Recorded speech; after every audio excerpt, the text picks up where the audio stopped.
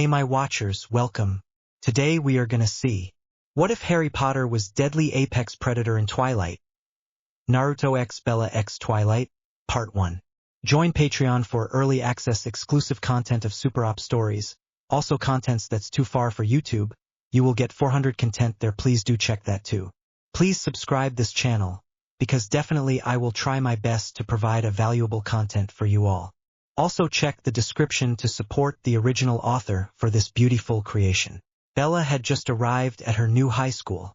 As a new kid, transferred mid-semester, she was getting quite a bit of attention. People were staring at her and whispering as she went. She should have expected it, really. She was stopped on many occasions by people wanting to talk. There was even a kid from the newspaper, saying that he'd be putting her on the front page. She'd almost begged him not to, and fortunately it seemed like he was planning on changing that plan. She made it through the first few classes after that, but the sense of unease, since many people still looked at her like an oddity, was still hanging around her by the time she went to the cafeteria. Hey there, new girl. A voice broke her from her thoughts as she looked around for a place to sit. Bella looked around and found herself face to face with a friendly smile. The boy was slightly taller than her, with black hair, grown out a little longer than she suspected would be acceptable in certain schools. He was wearing clothes that seemed comfortable, but still stylish enough to not draw negative attention to himself, and he carried a soft brown leather backpack. His most prominent feature, however, was his eyes. They were leaf green, with an almost unnatural glow to them, as her eyes seemed to lock with his. She said intelligently. Harry Potter. He introduced himself. And you? He asked leadingly, when she kept on staring into his eyes. Scene removed for guideline compliance. Visit Patreon for uncensored version. Hello, Miss Swan. Harry said, never having lost his smile. Let me be the first to greet you properly. As the most recent person to go through this process, let me put your mind at ease. The staring will continue for about a week, before people realize you're just another one of us. One of us? She asked. Another human being, Harry said, cocking his head and waving her to a nearby table, where he had already placed his sealed lunchbox and thermos. He tended to bring his own.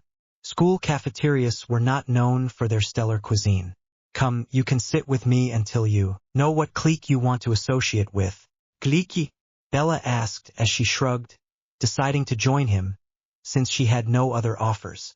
Intimate moment removed for platform safety. Visit Patreon for uncensored version. Which group catches your interest? Harry asked. I've been watching and should be able to help you find a spot with like-minded people. Why are you sitting alone, then? Bella asked. I like to enjoy my meal without the randomness which is the American high school experience. Harry said, as he cocked his head in the direction of another table where one guy was doing some kind of dance, with his shirt halfway over his head. Care to explain that to me? He asked. I wouldn't know where to begin, Bella said, just as confused as him. Changing the subject, she asked, so, you're from England? Picked up on that, did you? Harry smirked at her, as he opened his thermos and poured himself a cup of something steaming. You want some? He asked. Scene removed for guideline compliance. Visit Patreon for uncensored version. It's a blend I made myself, Harry said, producing a cup out of his backpack and pouring her some. I'm sure you'll like it, he added, before he unsealed his lunchbox and opened it. Bella was curious at the box, never having seen something like it before, and she was shocked to be hit by a smell of something delicious. Not wanting to give offense, however, she decided to take a sip from the cup, not even questioning why he had an extra. The taste of the tea was something new to her, but she couldn't help the smile that crossed her face. This is really good, she complimented. See, Harry said, not even looking at her, as he stuck a fork into the lunchbox and withdrew a piece of steaming chicken, drizzled with a sauce he was experimenting with and which had been pre-cut into bite-sized pieces. Bella watched as he stuck the food into his mouth and closed his eyes as if contemplating the flavor. What are you eating? She asked. Chicken, Harry said, after swallowing his mouthful. Still missing something. Bella didn't know what to think of that and decided that she'd given him enough attention, so she turned to her own meal. By comparison to the smell coming out of his box, Her food wasn't what anyone would call appetizing, but with the tea it was at least bearable. By the time lunch was over, Bella was feeling much better, and she even had a bit of a chat with the strange boy. She'd thanked him for the tea, and he'd taken her cup and stashed it in his backpack before he put his stuff away. She'd completely missed the arrival of the Cullen kids. But then, they'd not noticed her either. As she walked to her next class, she realized Harry was walking next to her. "Biology?" she asked. "Yes." Harry agreed. "I think we're on the same schedule. I was in your other classes too." "Really?" Bella asked. She'd not noticed him. "I try not to stand out in class," Harry said. "That way I can read without the teachers catching on that I'm not really paying attention." He whispered conspiratorially. Bella smiled at that. It was a skill she wished she could learn. As the new kid, doing something like that would be rather difficult for her at this point. As they walked into class, Bella saw Edward for the first time, just as Harry went to go sit next to him. "Sup, Eddie," Harry said with a bit of a smile, knowing that Edward hated it when he called him that. Edward did not respond to that this time, which was strange. He tended to have more of a response to Harry.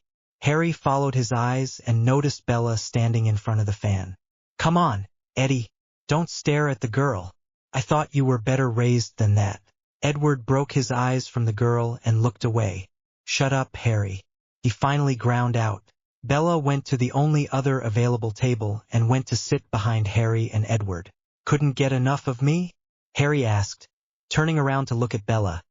But the smile on his face assured her that he was just joking. "Is your friend all right?" Bella asked. The boy next to Harry looked like he was in pain. "Spastic colon." Harry shrugged. "He's a little fragile at the moment." "Shut up, Harry," Edward said again, but with a bit more humor in his voice. Harry leaned towards Edward. "Listen, drama queen, if her smell is bothering you so much, maybe you should go hunt more often, to stay in control." He whispered. The Cullens were a family of vampires he'd met shortly after coming to this town. Having known something was going on here when he, scene removed for guideline compliance, visit Patreon for uncensored version. "I can't help it," Edward whispered back. "She calls to me." Harry decided to do something to ensure there were no consequences when the vampire lost control. So he concentrated for a moment before letting his power out. After a moment he asked, "How's that?" Edward wasn't certain what he had done, but suddenly the urge to bite the new girl was gone. Experimentally, he breathed in slightly, but found that he couldn't smell anything at all. "What did you do?" he asked. "That's a secret," Harry whispered again. "Feeling better, buddy?" he asked more loudly. "Much," Edward said as his features cleared.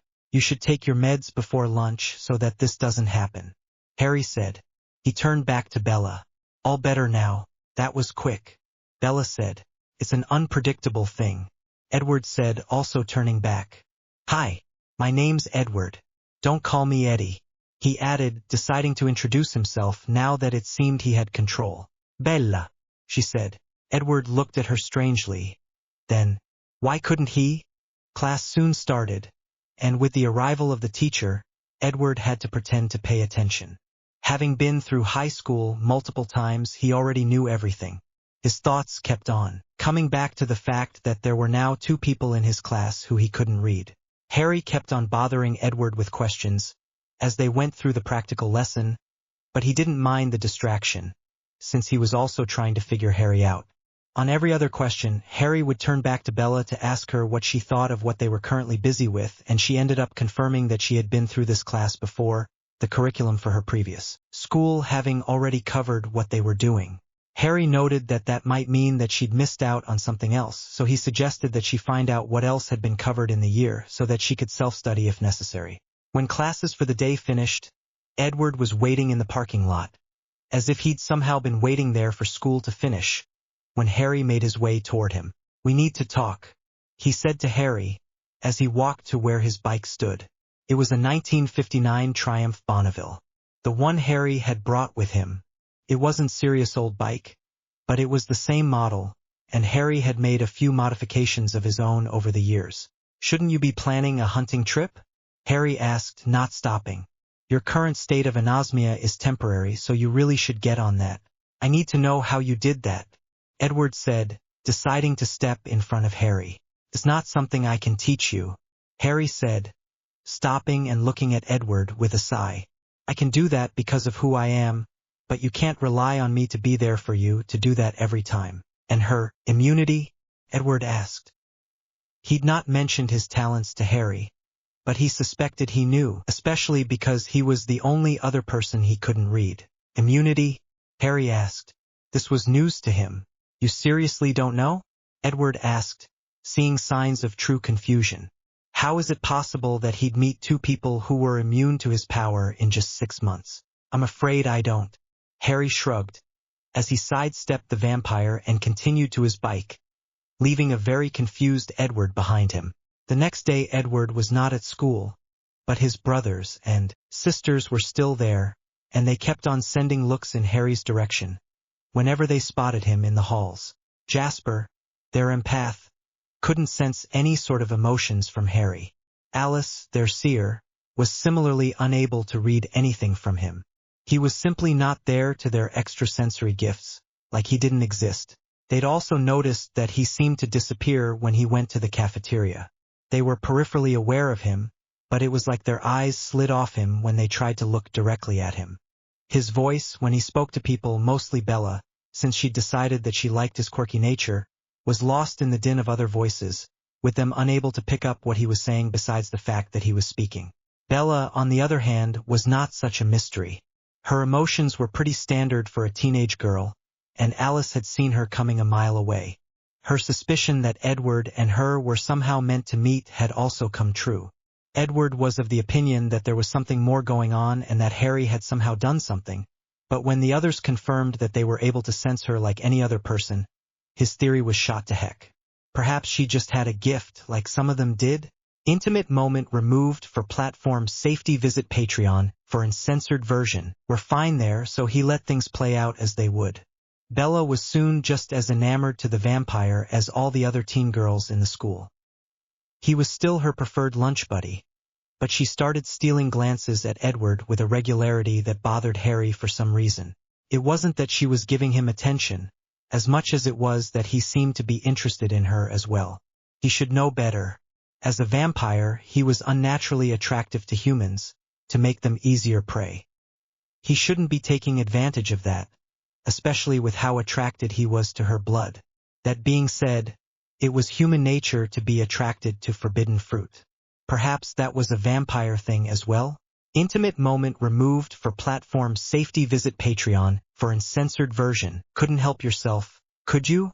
Harry asked Edward, when he approached him in the hospital, where Edward was internally freaking out about how he would explain this away. Couldn't let her die, Edward said, after looking around to ensure nobody was within earshot. He knew Carlisle and Rosalie were just around the corner, listening in. You could have, Harry argued. You didn't want to, he corrected. Would you let her die if you could help? Edward challenged. Of course not, Harry said. But I couldn't help her because you were in the way, you bloody pillock. What could you have done? Edward challenged. I'm not gonna fall for that, Harry said. It's pointless anyway. It's done. Now you have to consider the consequences. She's not an idiot. You're saving her will be the only thing on her mind until she figures you out. Edward was quiet for a bit, as he let that sink in. What about you? He finally asked. Got any tricks to help with this? Could, Harry said non-committally. But like I said before, I can't help you every time you screw up. I want to know what you are going to do. I'll try and explain it away, Edward said, after looking at Harry for a moment, before admitting. I don't have much of a choice. And you're all fine with this plan? Harry asked at the same volume, looking back down the passage, where his tracking charms felt two of the other vampires. Dr. Carlisle, Rosalie? They walked around the corner and approached. How did you know we were there? Carlisle asked, with a bit of worry on his face, while Rosalie just glared at him. I have my gifts just like you do, Harry said. Fair enough, Carlisle said. He'd heard all about the strange boy, but this was their first meeting. Carlisle Cullen. He introduced himself even though the boy already knew his name. I like a man with manners, Harry said, smiling at the doctor. Harry Potter. Nice to meet you, He turned to Rosalie. Rosalie, you're radiant as ever. Stop playing with us. Rosalie said, you could protect us, but you're having too much fun playing with our lives. I said I could help, but I don't think her suddenly getting amnesia would help at this point. Harry said, amnesia? Carlyle asked, precision removal or changing of perceived memories. Harry said, it's something that I'm capable of, but am loath to do for just any situation. Bella's also a friend, so I don't think I'll be going down that route. You just met her recently, Edward said. You couldn't be such good friends. And you saved her without thinking of how that would affect the rest of us. Rosalie retorted. She has a point. Harry said, how old are you? Somewhere around a century. I'm guessing? How have you not learned tact? You could have stopped the van and run away without anyone having seen you, so why did you stay for her to see you? That is a very good point, Carlyle said. You're the fastest. Rosalie was saying before her head shot up, and all three the vampires looked to where Bella had just exited a room, with her phone in her hand. Bella, Harry said happily, as he walked up to her. I was just asking the doctor how you were doing. I'm fine, Bella said, looking past Harry at Edward. Harry looked back at Edward, before turning to Bella again. Yeah, don't make a big deal about Eddie. He hates the limelight. He'd prefer you kept his involvement to yourself. Have you seen how many fangirls he has already? When Edward and Rosalie walked closer, he said more loudly, personally, I'm all for shouting it from the school's roof, just to see him sweat. I can already see the fan club. You've got just as many fangirls. Rosalie said, having caught on to Harry's ploy. Hey, Harry objected. Im noaru. If I were, I'd have been the one to run in to save her, he said. Seriously, though, I saw the dent in that door. Do you work out, or was it some sort of martial art, Kenpo thing? He asked Edward. Oh, I'm sure it was one of those things, Carlyle said, smirking as he walked past, intent on selling this ruse. It was better than hoping the girl was an idiot and believing Edward's plan to say it was adrenaline. Emmett is the martial arts buff, Edward said. I've not really put as much effort into it as he does. Could have fooled me, Bella finally said. That made sense. You really saved me. You're welcome, Edward said. Just, don't go telling everyone? He asked with a bit of a smile. As Harry said, I don't really want more attention. What do you say? Harry asked Bella. We can start on the posters and have them plastered all over the school, declaring the fan club is recruiting, and then you can tell everyone how he saved your life. Harry waggled his eyebrows at her. Then I get to watch as Edward has girls fawning all over him, while they start leaving me alone. Bella smirked, seeing a bit of fear cross Edward's face. I think I could retell the story a few times. She joked along. You're not helping, Harry, Edward said. Who said I was trying to help? Harry smirked back. How long have you known each other? Bella asked. She didn't know Harry was so close to the family. Intimate moment removed for platform safety. Visit Patreon for uncensored version. I'd like to see you try and steal her from Emmett. Edward chuckled. Oh, I don't have a death wish. Especially now that I know he's a fighter. Harry said. But you never know, he could mess up and then I'd be in the right position to make my move. Harry looked at Bella again and noticed she was holding her cell. Were you about to make a call? He asked. Bella seemed to remember something and hurried off to go call her mom, who was likely freaking out after her dad told her she was in the hospital. Think she bought it? Harry asked, watching her as she started speaking on the phone. Couldn't tell you, Edward said, also looking after her, listening to her speaking quickly, likely hearing both sides of the conversation. Do you normally, you can read minds? Harry asked in realization. Nice, Rosalie said. Why don't you just give all our secrets away? She asked Edward. Edward had been distracted, so he blamed that for the slip. You didn't know? He asked. He'd honestly thought the boy knew. I don't know all your dirty little secrets, Harry said. Thank God for a clemency. That explained the weird feeling he got around Edward, at least. A clemency? Rosalie asked. Mental defenses against being read. Harry said. Hey, if they were sharing secrets, mention of something like that wouldn't cost him. Was a very obscure and specialized skill. What are you?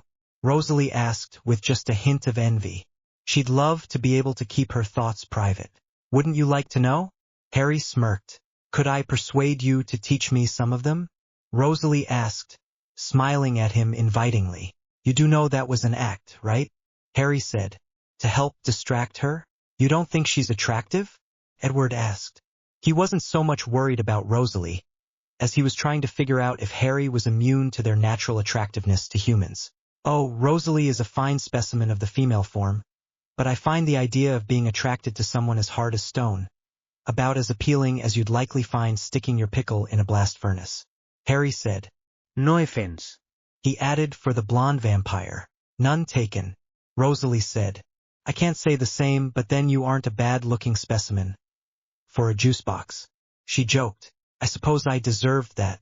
Harry allowed. Rosalie was internally actually quite pleased that Harry had been there. It seemed he'd smoothed over things nicely, and even if Bella continued questioning things, at least Harry was usually around to help distract her. Should worse come to worse, perhaps they could help each other out in the future. The Brits seemed to have many skills that might benefit them in the future, and perhaps they could one day even be of use to each other. Thanks for trying to help out, Edward said. He didn't think they'd covered everything, but perhaps there was hope for them to not have to leave Forks again soon. You should learn to moderate your words, Harry said back. You keep going like this, and she'll have you figured out in a month. Bella had not been fooled, but realizing that Harry was trying to cover for them, she'd kept her suspicions to herself and did her searching in her own time. In the meanwhile, Bella had been approached by a group of teens consisting of 2 girls and 2 boys. The girls, Jessica and Angela, were both seemingly interested in the boys, but both of them, Mike and Eric, were after Bella, while Jessica had a thing for Harry. Harry couldn't figure out why, since Jessica seemed to be the more attractive to his eye. Maybe it had something to do with the fact that Bella was new? Either way, when Bella was invited to go to the beach with them, Bella decided it was the perfect opportunity to drag Harry out of his comfort zone. He grumbled about it but didn't really fight it, since he didn't really have that much to do back home and he thought an excursion would probably not be all that bad. Whatever strange knack she had allowed her to approach him through his protections during lunch, which was interesting too. He had no doubt there was something special about this girl. On the day of the beach excursion, Harry decided to pay her back by showing up to her house on his bike. Chief Swan, Bella's dad, had answered the door. Hi? He asked. Hi, Mr. Swan. Harry greeted. I'm Harry Potter, right? Charlie asked. Bella's friend? Yes, sir. Harry said. I'm here to pick up Bella for the outing to the beach. Charlie looked at the bike in his driveway and back at Harry. On that thing? He asked. I assure you, sir, that I am properly licensed and have undergone an advanced driving course to ensure I don't get into any accidents. Harry said easily. Charlie just held out his hand, as if asking for Harry's license and registration. Harry smirked and pulled out the documents, like he had been expecting it. Charlie looked through them quickly and his face actually showed shock. Why so many licenses? He asked, having noted that the kid was registered for all kinds of heavy vehicles too. I like to keep my options open, Harry said. I'll be getting a pilot's license as soon as I'm able to. Keeping your options open? Charlie asked. I always liked the idea of being able to go where I want, when I want, Harry said with a shrug. This have something to do with why you were emancipated? Charlie asked. He checked the kid out once Bella told him of her new friend. It wasn't strictly necessary, but Harry was a foreigner and Charlie had been curious. Yes, Harry said, affecting a sad expression, which he quickly wiped off his face. But I don't like talking about it. The files had stated something about an abusive home. The boy's guardians had not been gentle on him when they found out his parents had left him a fortune, and they had tried many different ways to get him to share the wealth. The mention of neglect and starvation also explained why Bella always mentioned whatever food Harry had brought to school. It seemed that the kid had a taste for good food and was quite the cook, if what Bella had told him was anything to go by.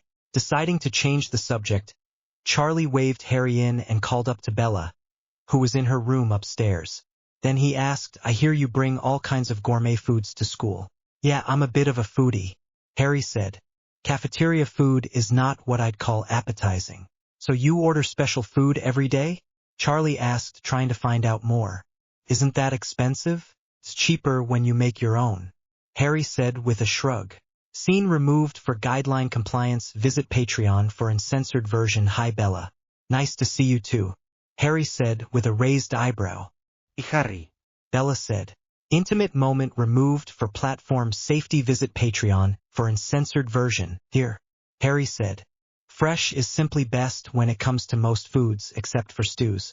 Some stews are best after it sits for a bit. It has to do with how the proteins break down. Like how a steak needs to rest for a bit after cooking. Both Bella and Charlie looked at Harry for a few seconds after that. Yeah, sorry about that. Like I said, I'm a bit of a foodie. No kidding. Charlie said, a little amusement leaking into his voice. Told you, Bella said. You talk about me? Harry asked. I was just curious. Charlie said. Bella was normally a bit of a loner, so he wanted to know about the boy who had befriended her. I've heard nothing bad. About you at least. Probably because I'm the only boy not sniffing around her. Harry said with a smirk. What? Charlie asked. He'd not heard anything about that. Oh, Bella is quite popular with the dunderheads that go to school with us. Harry said. Harry. Bella objected. Just because you don't notice or don't want to, doesn't mean I don't. Harry said easily. What about you then? Bella asked. I've seen a lot of girls looking your way. It's the accent. Harry said easily. Once my accent starts fading that will drop off, I'm certain. Ah, Bella said, non-committally. She hadn't heard the girls mention his accent. It was all about his mystery and those eyes. For them. Jessica and Angela had been asking her questions about Harry whenever he wasn't around. As far as she could tell, Edward and Harry were the most attractive single boys in school. Jessica had intimated that she'd rather go to prom with Harry, though. Apparently she wouldn't mind if he tried getting lucky either. Mike had asked her, though, and she'd agreed to go with him, because she didn't see Harry making a move anytime soon. He was a decent-looking boy, though, so she didn't mind. Intimate moment removed for platform safety. Visit Patreon for uncensored version. Wouldn't want to encourage close quarters. Charlie decided. While he didn't necessarily like the idea of Bella sitting so close to this boy, he at least wasn't after his baby girl. No doubt if she went with the other boys, they'd use the opportunity to take chances. Still, you'll be careful, right? He asked Harry. Sure thing, Mr. Swan. Harry said.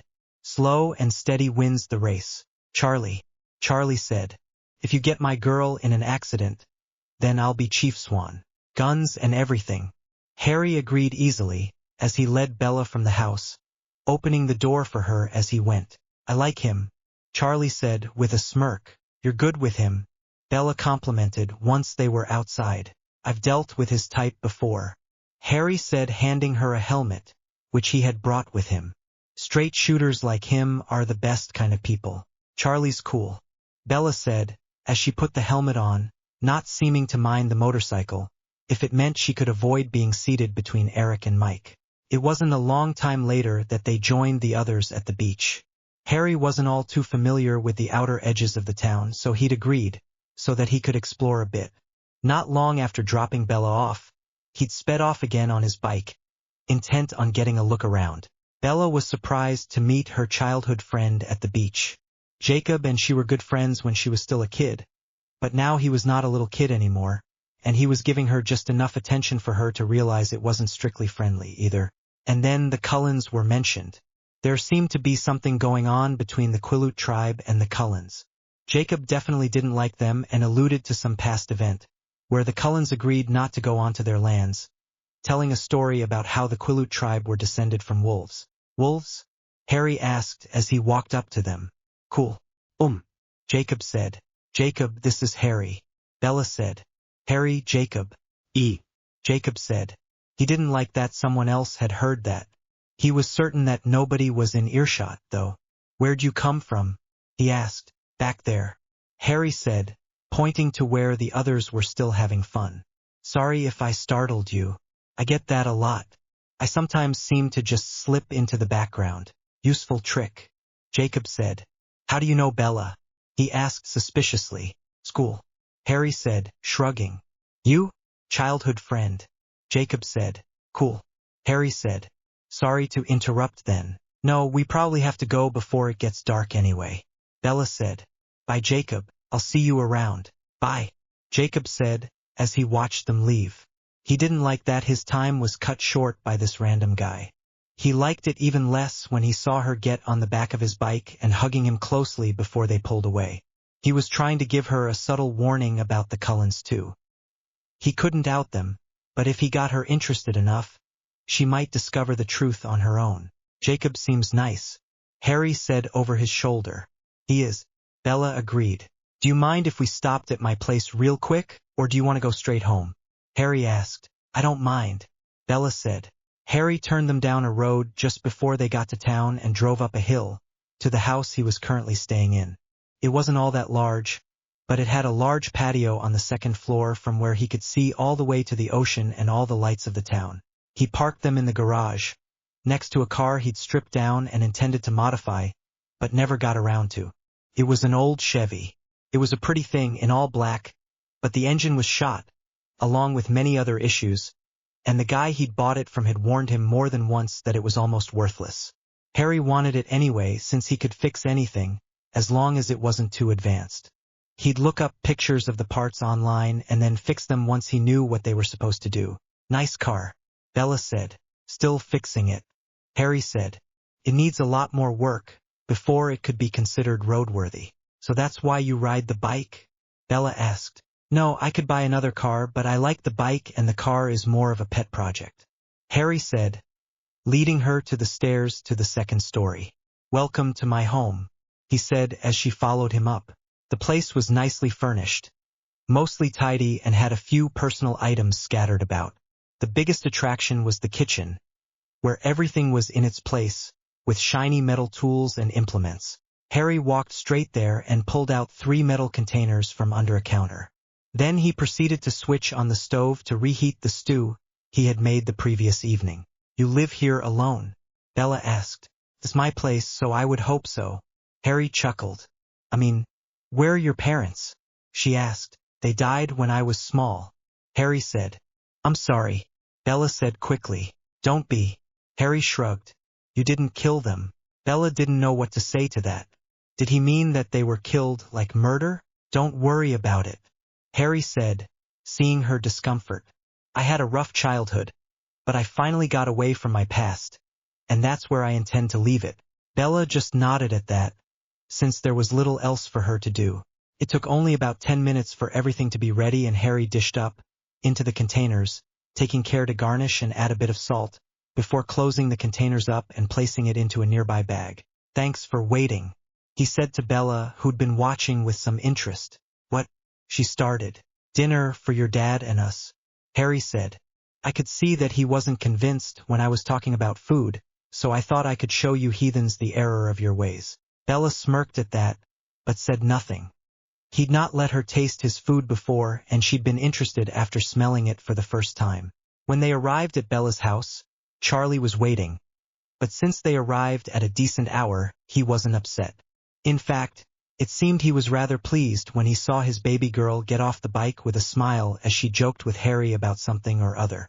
If she wasn't interested in him, then it seemed she'd have a good friend around at least. You're early, Charlie called as they walked to the front door. Harry decided food was more important than watching Eric shiver. Bella mocked. I just can't understand why anyone would be interested in swimming in this kind of weather, Harry said, as he followed Bella to the door. It's like they're trying to prove something, but none of them were actually enjoying the effort. Teens, was all Charlie said. Fair enough, Harry said. We can't all be reasonable or we'd break the stereotype. Come on, Dad, Bella said as she led Harry directly into the house. Harry brought dinner. I was going to, Charlie started. He had half-formed plans for getting takeout if Bella didn't want to do something healthier. We're having stew, Bella said. Stew? Charlie asked, realizing that Harry had mentioned something about stew earlier. Did you let it rest? That steak. Harry reminded him. But I made this last night, so it should be just right. What kind of stew? Charlie asked as Harry removed the containers and Bella went to fetch some cutlery. Instead of answering, Harry placed a container before Charlie and opened it. As the steam escaped and wafted to Charlie's face, his mouth began to instantly water and his eyebrows rose. You tell me, Harry challenged. Lamb. Charlie said as he took the offered cutlery, while Harry went to the fridge and took a beer from the fridge and put it in the freezer for after dinner. Nobody said anything much for the next few minutes, except for sounds of approval. When the food was consumed, Harry went to fetch the beer for Charlie and opened it for him. It feels like you're buttering me up, Charlie said as he took the extra chilled beer and took a swig. I'm just taking a moment to educate you in the finer things in life, Harry said, as he picked up the containers and went to the sink to clean them. Are you sure you don't like him? Charlie asked. You could marry him and die fat and happy. Harry's more interested in stealing other people's girlfriends. Bella mocked. I never said I want to steal her, Harry said. I specifically said that I'm waiting for him to screw up. In the meanwhile, I'm just laying the foundation. What are you talking about? Charlie asked. Oh, it's nothing, Harry said, while Bella said he's gunning for Rosalie Cullen. I am not gunning for anything, Harry objected. Frankly, Alice was the more attractive of the Cullen girls, as far as he could tell. He couldn't put his finger on it, but she reminded him of someone he used to know, long ago. Seriously, though, Charlie said, that was probably the best meal I've had in my life. You should consider becoming a chef or something, or a mechanic or a pilot or an interior designer, Bella said. She'd noted just the right amount of clutter to make Harry's place look live-in while not taking away from the aesthetic appeal. It had only been while he was finishing the prep for the food, when she was looking around, that she had noticed that it was all done to make the house seem more comfortable. Got many talents? Charlie asked. Oh, like you wouldn't believe, Harry said with a cocky smile. Honestly, though, I just have a wide range of interests, so I dabble in a bit of everything.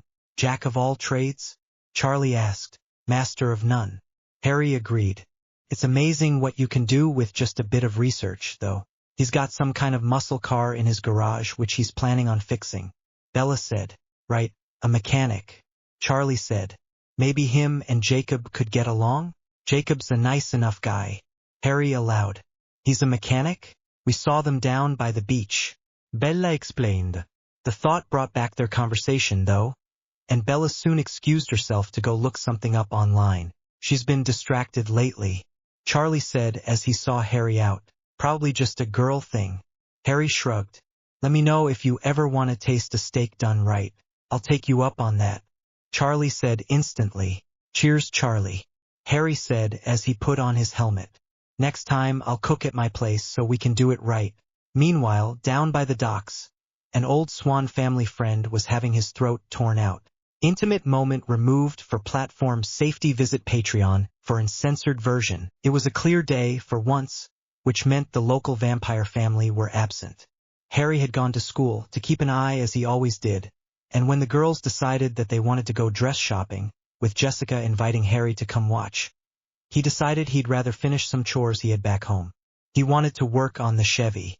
Harry was taking a moment to have some tea, when he saw the police lights flashing at the station. Well, this can't be good, he mumbled to himself as he got ready to leave. Edward had been following Bella, and some things may have happened that likely meant that she'd know what was going on pretty soon.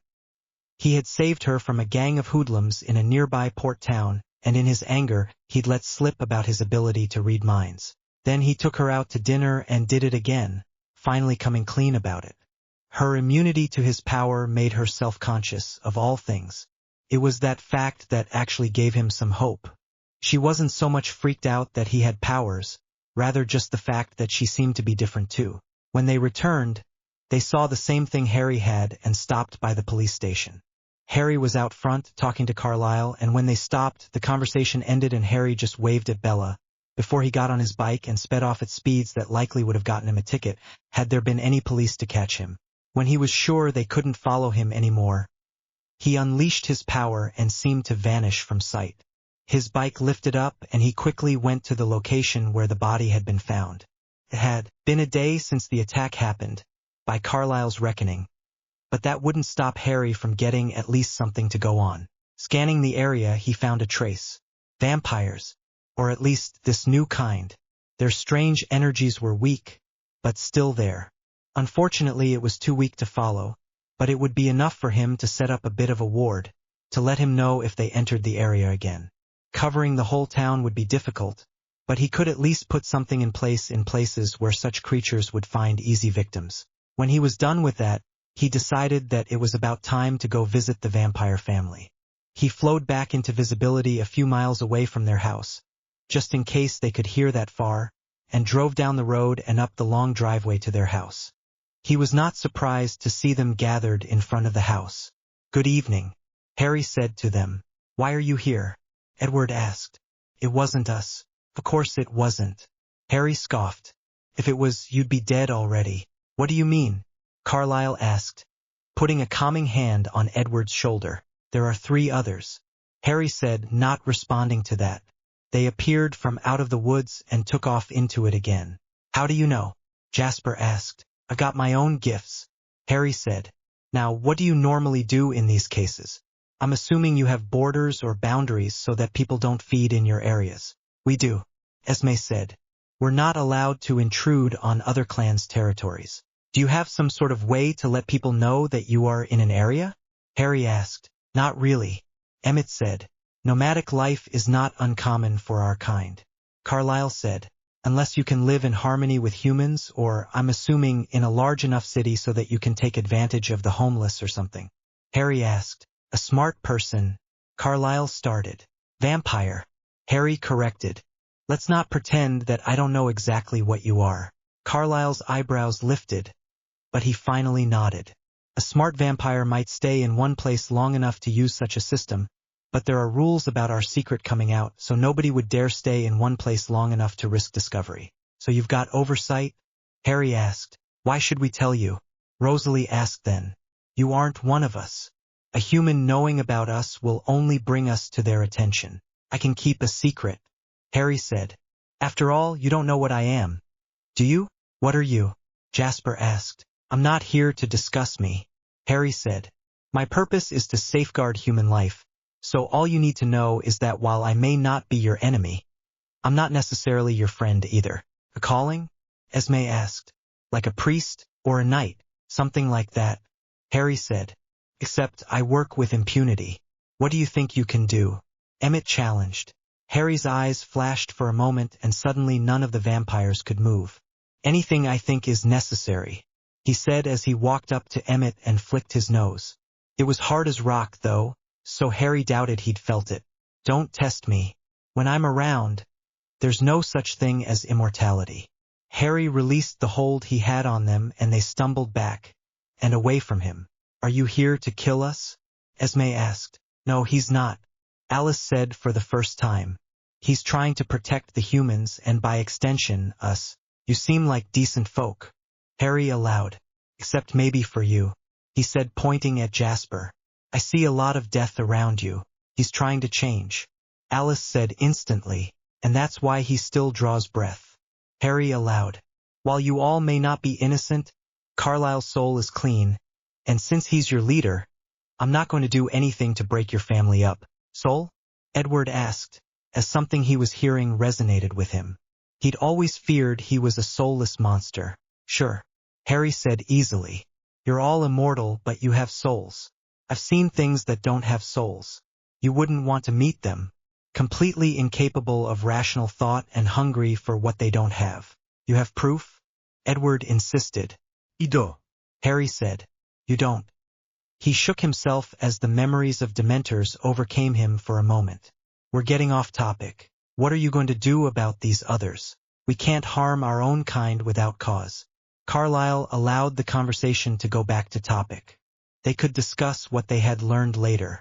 "Threatening humans in the area where you live isn't cause enough?" Harry asked. "I think you'd have a different arrangement with your government or something. We can interact more easily with humans so we don't threaten exposing our kind," Esme said, nodding. "And what if Edward outs you to Bella?" Harry asked. He was worried that she'd be in the crosshairs of whoever ran the vampire world.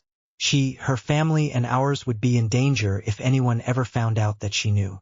Rosalie said, sending a glare at Edward. About that," Edward said, looking slightly sheepish. "You didn't?" Carlyle asked. "She felt how cold I am," Edward said. "So, she knows about your speed, strength, and your cold skin?" Harry asked. "Is that it?" because that's still something you can explain away. She also knows about my ability to read people. Edward said. How could she possibly? Oh, you bloody moron. Harry exploded. It's like you're asking her to, he said in realization as he ran out of steam. So you're hoping to share your life with her, is that it? He's not even considering her family, Rosalie exclaimed. Or her future. This was the first they were hearing of all this. Family squabbles later, Harry said. If she wanted to become a monster, that was her deal. It would by no means be an easy life, but if she was old enough to make the choice, she could. He'd stipulate that rule later. You'll have to actively look for these others. If one more person dies in this town, I'm afraid I'll have to resort to taking a personal stake in this. With that, Harry turned, put his helmet on and drove away, disappearing as soon as he reached the road. What the heck is that guy? Emmett exclaimed.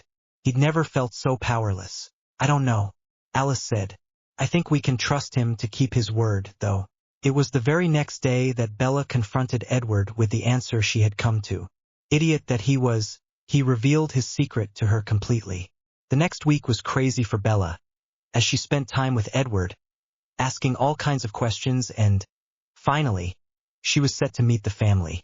They had yet to find any trace of the interlopers in their area and suspected that they had left. Edward led her into their house and was shocked to see not only his own family, but Harry, working in the kitchen to prepare a meal for her. She already ate. Edward blurted. She could eat. Harry said, even as Bella suddenly felt she was starving. She'd eaten because she knew vampires didn't. Harry, Bella exclaimed. What are you doing here?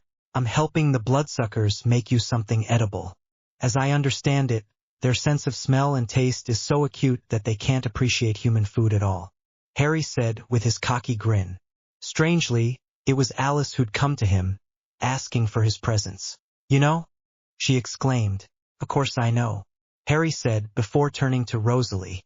You can just leave the vinaigrette on the table for Bella. The salad is perfect, thanks. You know? And you didn't tell me? Bella exclaimed again. I thought we were friends. Not my secret to tell. Harry shrugged. He turned to Carlyle, but before he could say anything, Carlyle was reducing the heat on the pan, which he was handling. Perfect, thanks. We may not appreciate human food, but I've been around long enough to know how not to burn something, Harry. Carlyle said. Fair enough. Harry said. Food's almost done, Bella. Go wash up or whatever. Harry didn't need to do too much, but his experience and talent just added a little something. The family soon all joined together and Bella went to take a seat next to Edward at the dinner table, with Harry sitting between Jasper and Emmett. With him as an unknown, they weren't allowing Harry near their girls.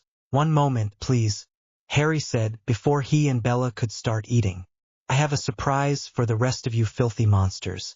He said it with a smirk and Emmett actually smiled, while Edward scowled and the rest showing different emotions, ranging from indignation to amusement. Harry looked up and a sound of a slamming door was heard. As everyone looked up, a plate with burgers and fries appeared before all of the vampires. Enjoy, he said as he started digging into his own food. Harry, Alice started, shocked at the food that hadn't been there before, but also not wanting to mention their diet while the humans were eating. How'd you do that? Bella asked. Sleight of hand. Harry shrugged. At their continued looks, he asked, just try it, okay. He'd taken the time to experiment a bit and then went hunting. He'd have some game to process at some point, but they were all thoroughly drained and he'd collected the drainage to transfigure some vampire-friendly food. Carlyle, the leader of their group, was the first to move, taking a small fry in hand and sniffing it. It smelled like human food, but there was a hint of something else in it. He looked at it curiously, before he stuck the fry in his mouth. His eyes widened as he chewed, before he swallowed. Deer, he said. Yes? Esme asked. No, I mean deer like antelope, Carlyle said in shock, taking another fry and sticking it in his mouth. Wonderful, he exclaimed. The rest of the family didn't take long to taste the food. Emmett was the first one to finish and then he started snagging food from Jasper's plate, right over Harry, until Jasper growled at him. Harry just clicked his fingers and everyone blinked involuntarily, only to reveal a whole new plate had appeared before Emmett. Emmett looked like it was his first Christmas and dug into the food again. "This is unbelievable," Alice said. "You can make food for our kind." Harry just smirked and stuck his arm into a pocket, pulling out several bottles of wine one at a time. He'd added a bit of spell work which might have a calming effect on vampires, but he'd not tested it yet. "It's not for normal people, obviously, but it should be socially acceptable," he said. Everyone stared. Bella was slightly freaked out. Those were obviously magic tricks, but the vampires seemed just as mystified as her. That was it for the doubters in the family. Harry had just fed them and showed them the benefits of cooperation. When Edward and Bella finished their meals, Harry remained behind as they went up to his room, pulling another bottle out of a pocket and pouring himself some whiskey. "Aren't you a bit young?" Carlyle asked, as he sat back sipping slowly from the red wine he was drinking. At least it looked like red wine. The taste was definitely alcoholic, but the majority of the flavor was dear and none of it had any negative reactions on his body. "I'm not sure how old you are, but I know for a fact that you don't know how old I am," Harry said easily. "Immortal?" Alice asked. "Secret," Harry said. "You're not going to tell us what you really are you?" Jasper asked. "Not on your life," Harry agreed. "But you have shown us your powers," Carlyle said. "Have I?" Harry asked. "These little tricks prove nothing." He indicated the table with the bottles of wine and the plates that the food had been on. "If you can change one thing into other things, could you make a vampire human again?" Emmett asked as the thought occurred to him.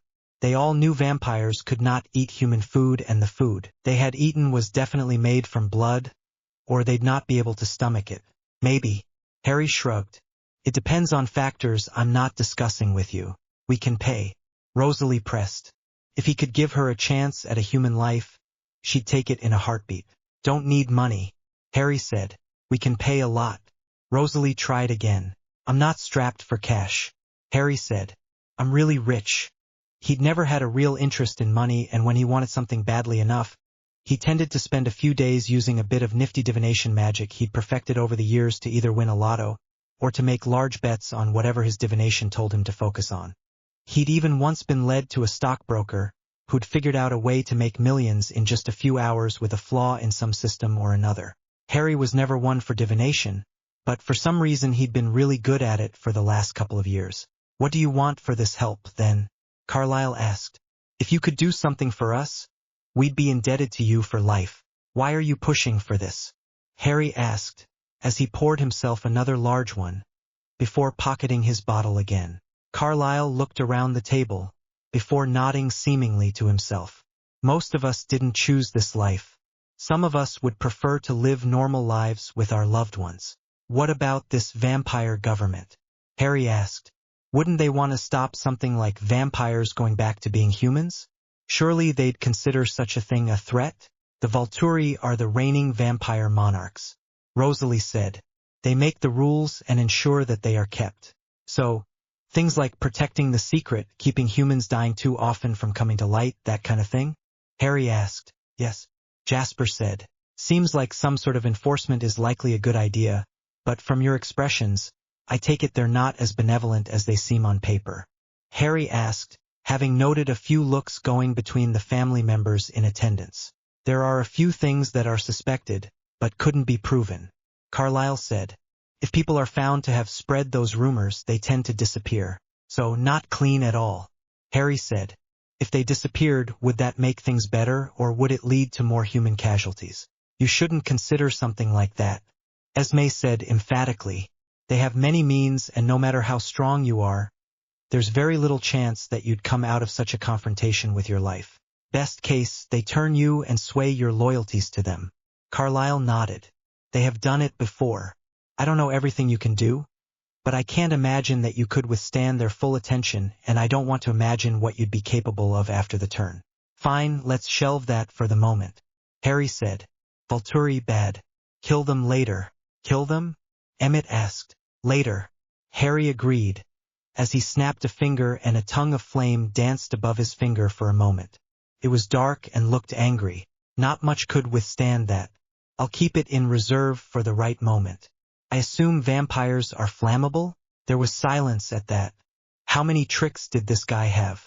He could immobilize their entire coven, and now it turned out he could have simply lit them on fire even then, all while they were unable to fight back. Don't worry, guys. I'm not planning on torching you, Harry assured them. I'm just demonstrating that I have means to protect myself and defend the humans. Humans. Rosalie asked. Aren't you a human? I don't think I could be counted among the ranks of Homo sapiens. Harry said. Not anymore. What about turning one of us into one of whatever you are?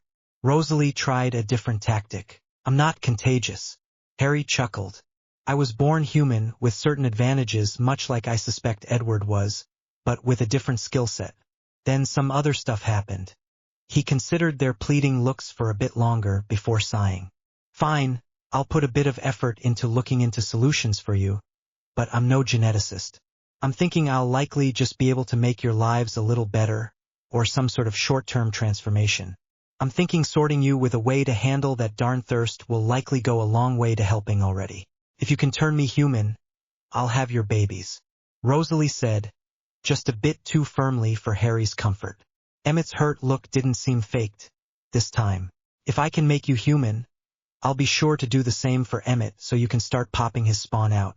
Harry chuckled at the looks being exchanged between the two of them. Rosalie seemed apologetic but also kind of not, while Emmett had a scowl on his face. No doubt he'd heard the rumor about Harry wanting to steal his girl. He'd thought it was a joke, but for Rosalie to say that, a part of her must have thought it was true. Don't worry, big guy. While I find your girl dead sexy, I'm not stepping on any toes. Carlisle was smiling. Rosalie is a beautiful girl, and I don't doubt that she still catches many men's attention, he said to Emmett. Anyway, I'm thinking we've discussed enough, Harry said. Then he remembered something. Oh right. Tell Edward that if he tries to turn Bella before she turns 18, I'll take it personally. This is an adult decision. She doesn't get to make it, unless her father agrees, or she reaches the age of adult consent. I doubt he plans on turning her at all, Carlisle said.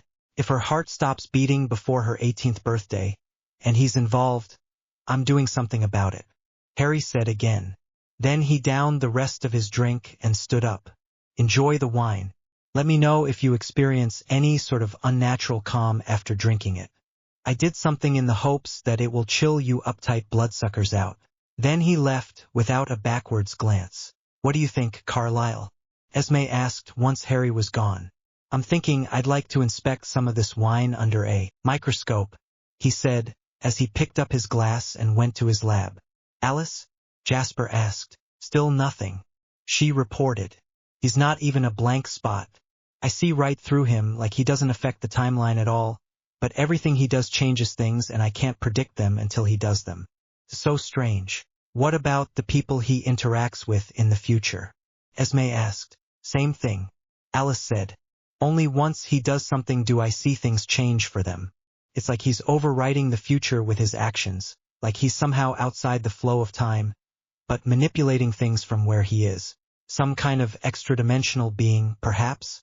Emmett asked.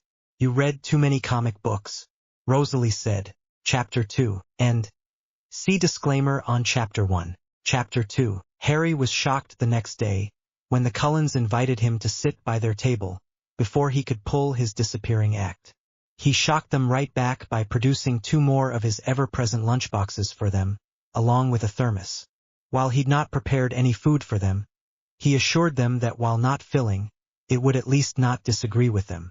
The conjured stuff would simply disappear after all. That way they wouldn't stand out so much, and since the food was almost completely flavor and odorless, it wouldn't offend their senses.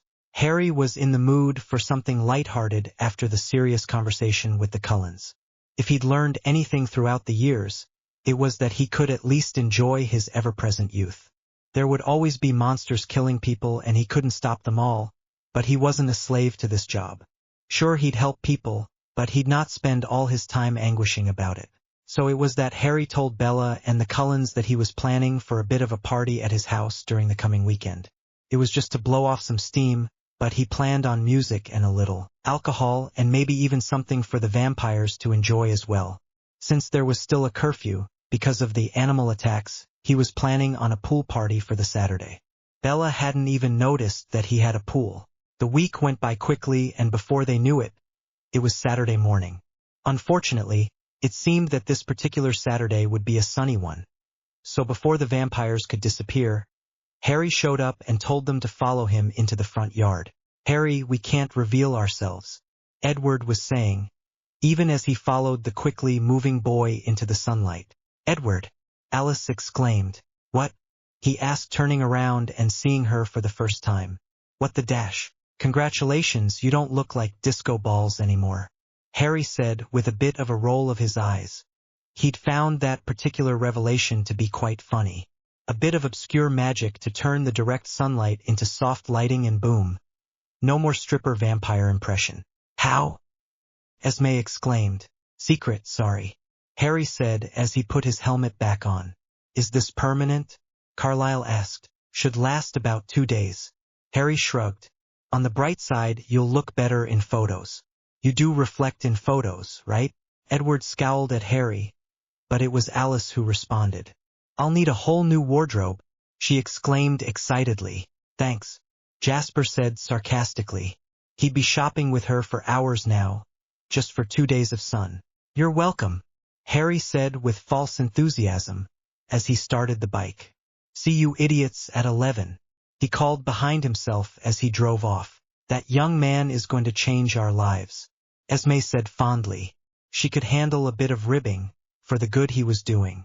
"Well, it seems I'm going into work after all," Carlyle said. "Don't," Esme said. "We'll have the house to ourselves now, and you already told them you're not going to be in." "Good point," Carlyle said, before looking at his kids. "You heard her. Get dressed and go help Harry get ready or something." The kids just smirked at that and moved into the house to see if they had anything that they could wear for a sunny day. Chances were small, though.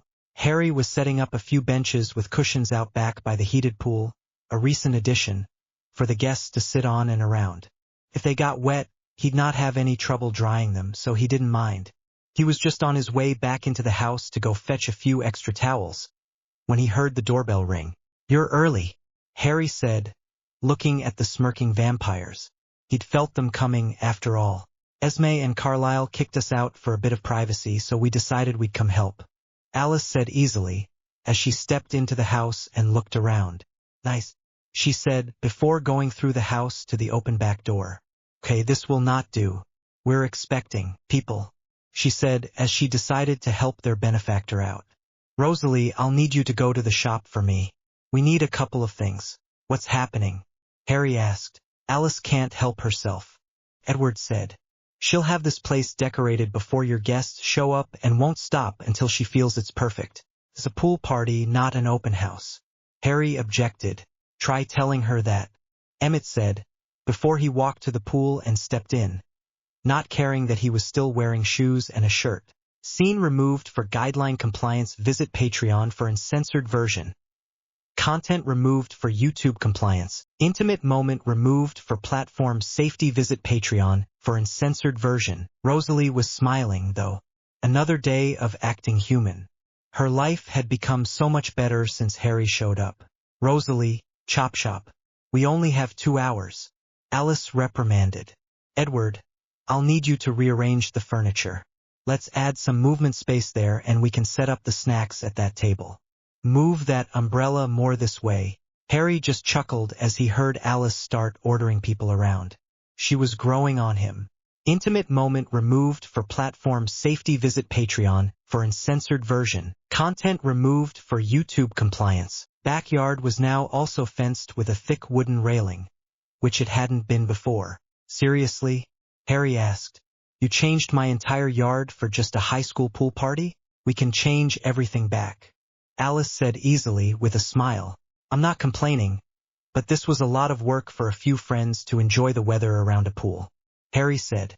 "You must not have realized, but high school parties tend to draw a crowd." Alice said. "You did tell Eric and he'll be spreading the word," Edward said. Eric was on the school newspaper, and he was probably the most prolific gossip in the entire town. "This will be a big party. Fortunately, I made enough snacks." Harry sighed. He'd expected a few extra people, but by the sounds of it, he was in for a bit of work cleaning up in the morning. Oh well. Oh right.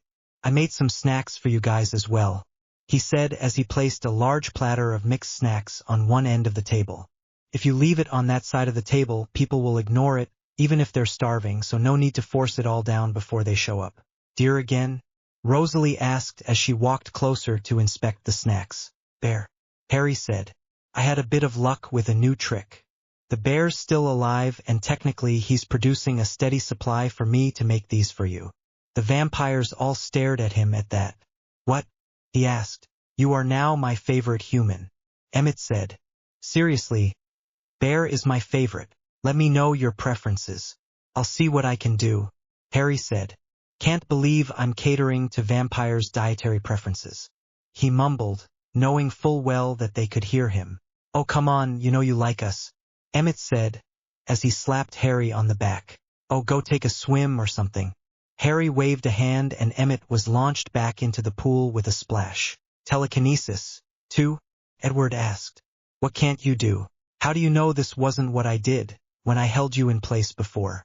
Harry asked. My muscles locked up that time, Emmett said as he appeared, as if nothing had happened, but dripping wet.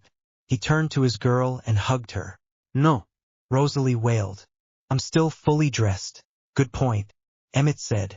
Can't have that, he said as he reached out to grab her top. Don't even think about it, Rosalie warned. Emmett just smiled, before Rosalie vanished, Emmett disappearing a moment later.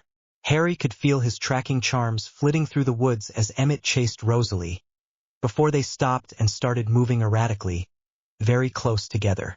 Are they Dash? Harry asked, with a look of bewilderment. You can tell? Alice asked, smirking. Yeah, they can still get that way very easily, like to brag how many beds they've broken. Edward agreed. And trees and houses, Jasper said. I need to go get Bella, Edward said. She still thinks I'm not coming. He smirked. You didn't tell her? Alice exclaimed. She'll not have time to get ready. She'll be fine, Edward said. Well, call her from the car at least, Alice said. Give the girl a moment to tell her dad. She was gonna come to my party, you know, Harry said. She doesn't need Edward here to want to be here, but she might decide to actually wear something nice for once, Alice countered. Harry doubted she'd be too adventurous, but shrugged anyway and carried on arranging the platters of food. You should put the Alice started, only to be silenced by a look from Harry. When it comes to food, you're not the trusted expert, Harry said. I was planning on putting the punch bowl there, Alice said tartly. Darn, she had a point. Sorry, Harry mumbled, moving the tray up a bit, with Alice looking on smugly. Ever feel like she needs to control every little thing? Harry asked Jasper, who was standing next to her. He was quiet though. The first guests are here, Alice explained. He tries not to breath too much to keep from losing control. You need air to talk, so, got you, Harry said. Feel free to breathe again, he said as he walked into the house to go greet the first guests. Jasper took a small whiff and smirked. Anosmia, he said. Edward had told them about that. I could get used to having our new friend around. Not a fix, Harry called back. And go get those siblings of yours before they bring the forest down, trying to prove a point. Jasper volunteered and soon disappeared. He'd be able to calm them down with his empathic powers, so that they could get themselves presentable. The guests soon started streaming in and Harry was glad he'd decided on a rather large pool, since it seemed like most of the senior class had decided to show up, with a few of the more adventurous younger kids. No matter Harry's planning, the snacks proved to still not be enough, and he was back in the kitchen 2 hours later, preparing more. This time he didn't do too much besides a large bowl of dip and an equally large bowl with all kinds of mixed chips. Once placed, he brought out the grill and started preparing hot dogs, wearing an apron that said, "Kiss the cook," just for the fun of it. He did not expect nearly every unattached female to decide it was an open invitation. Every time he prepared another hot dog for one of them, they'd take it and kiss him on the cheek. Jessica, however, had no compunctions with pressing up against him in her two-piece swimsuit and kissing him full on the mouth. Scene removed for guideline compliance. Visit Patreon for uncensored version. If you were hoping to get lucky, all you had to do was give her a certain look and a smile. Jasper said from where he'd sidled up to Harry, carrying a drink Harry had brought out for his vampire guests. She's already got a plan to tell her parents that she's sleeping at Angela's place. Edward agreed. The spiked punch is also giving her all sorts of thoughts. I didn't spike it, Harry said. Mike did. Jasper said. I'm thinking he was hoping for her to do to him what she did to you, if the look he's sending your way is any indication. Harry glanced at Mike and saw a look that might intimidate a kindergartner. Yeah, he can have her, Harry said. Are you gay? Edward asked. You think I'm what? Harry asked. I can usually just tell, you know. Edward defended himself. He's not gay, Bella said as she walked up to them. I've seen him check out both Rosalie and Alice. Bikinis look good on them, Harry said easily. Not that you don't look good too, he told her. Would you care to tell me why there is almost no wind here? But there is up there, Bella asked, changing the subject, even as she blushed, quickly looking up to where the smoke from the grill was going straight up, until it suddenly veered off as the wind took it away. Probably a peculiarity of some kind of updraft as the wind goes over the mountain. Harry shrugged. Wind doesn't work like that, Bella said. But the average teenager with no knowledge of my skills would believe that and not think twice about it. Harry said. You'd be surprised what people will believe when strange things happen. It's not like the supernatural really exists after all. Rosalie and Alice were having their own conversation, from where they lounged on pool chairs next to each other. Not that they didn't hear the others chatting with Harry and smiling at him for his compliment. You know, if Harry does end up screwing one of these girls, she'd likely become a constant visitor. Alice mused. That could end up making things difficult for us, if we ever need him to help us with things. Rosalie agreed. Already planning on taking up more of his time? Emmett asked from where he was floating nearby. He was really enjoying not simply sinking like a rock. I was just thinking we may want to introduce him to one of our cousins from the Denali. Rosalie mused. Irina's been looking for a mate for a long time. Then he'd never get laid. Emmett chuckled. She'd crush him like an insect, unless he has a trick to prevent that too. Rosalie argued. I don't see that being an issue. All else fails, it motivates him to figure out how to help us sooner. Can't we just let him be? Emmett asked. I'd rather not ruin a good thing. He has a point, Alice said. If we start forcing our company on him, he may decide we're not worth the effort. I suppose I see your point, Rosalie said. I'd still not like to have to work around any of these floozies. Jealous of the attention he's getting? Emmett joked. Just, I don't know, Rosalie finally said. Somehow I feel like I want to protect him? She asked. Are you getting maternal or possessive? Alice asked. I suppose a bit possessive is probably right, Rosalie said. He's our new friend, and he fits in so well. He is older than he looks and he's going to high school with us. Alice said. It makes sense that we feel a bit of camaraderie with him. Then there's the fact that he's a good-looking guy. Emmett said. He's not even one of us and he's already getting all the attention. Imagine he got turned. Is that even possible? Alice asked. We don't even know what he is, let alone if he's human enough to change. Not that we're considering that. Rosalie interjected. Of course not. Alice said.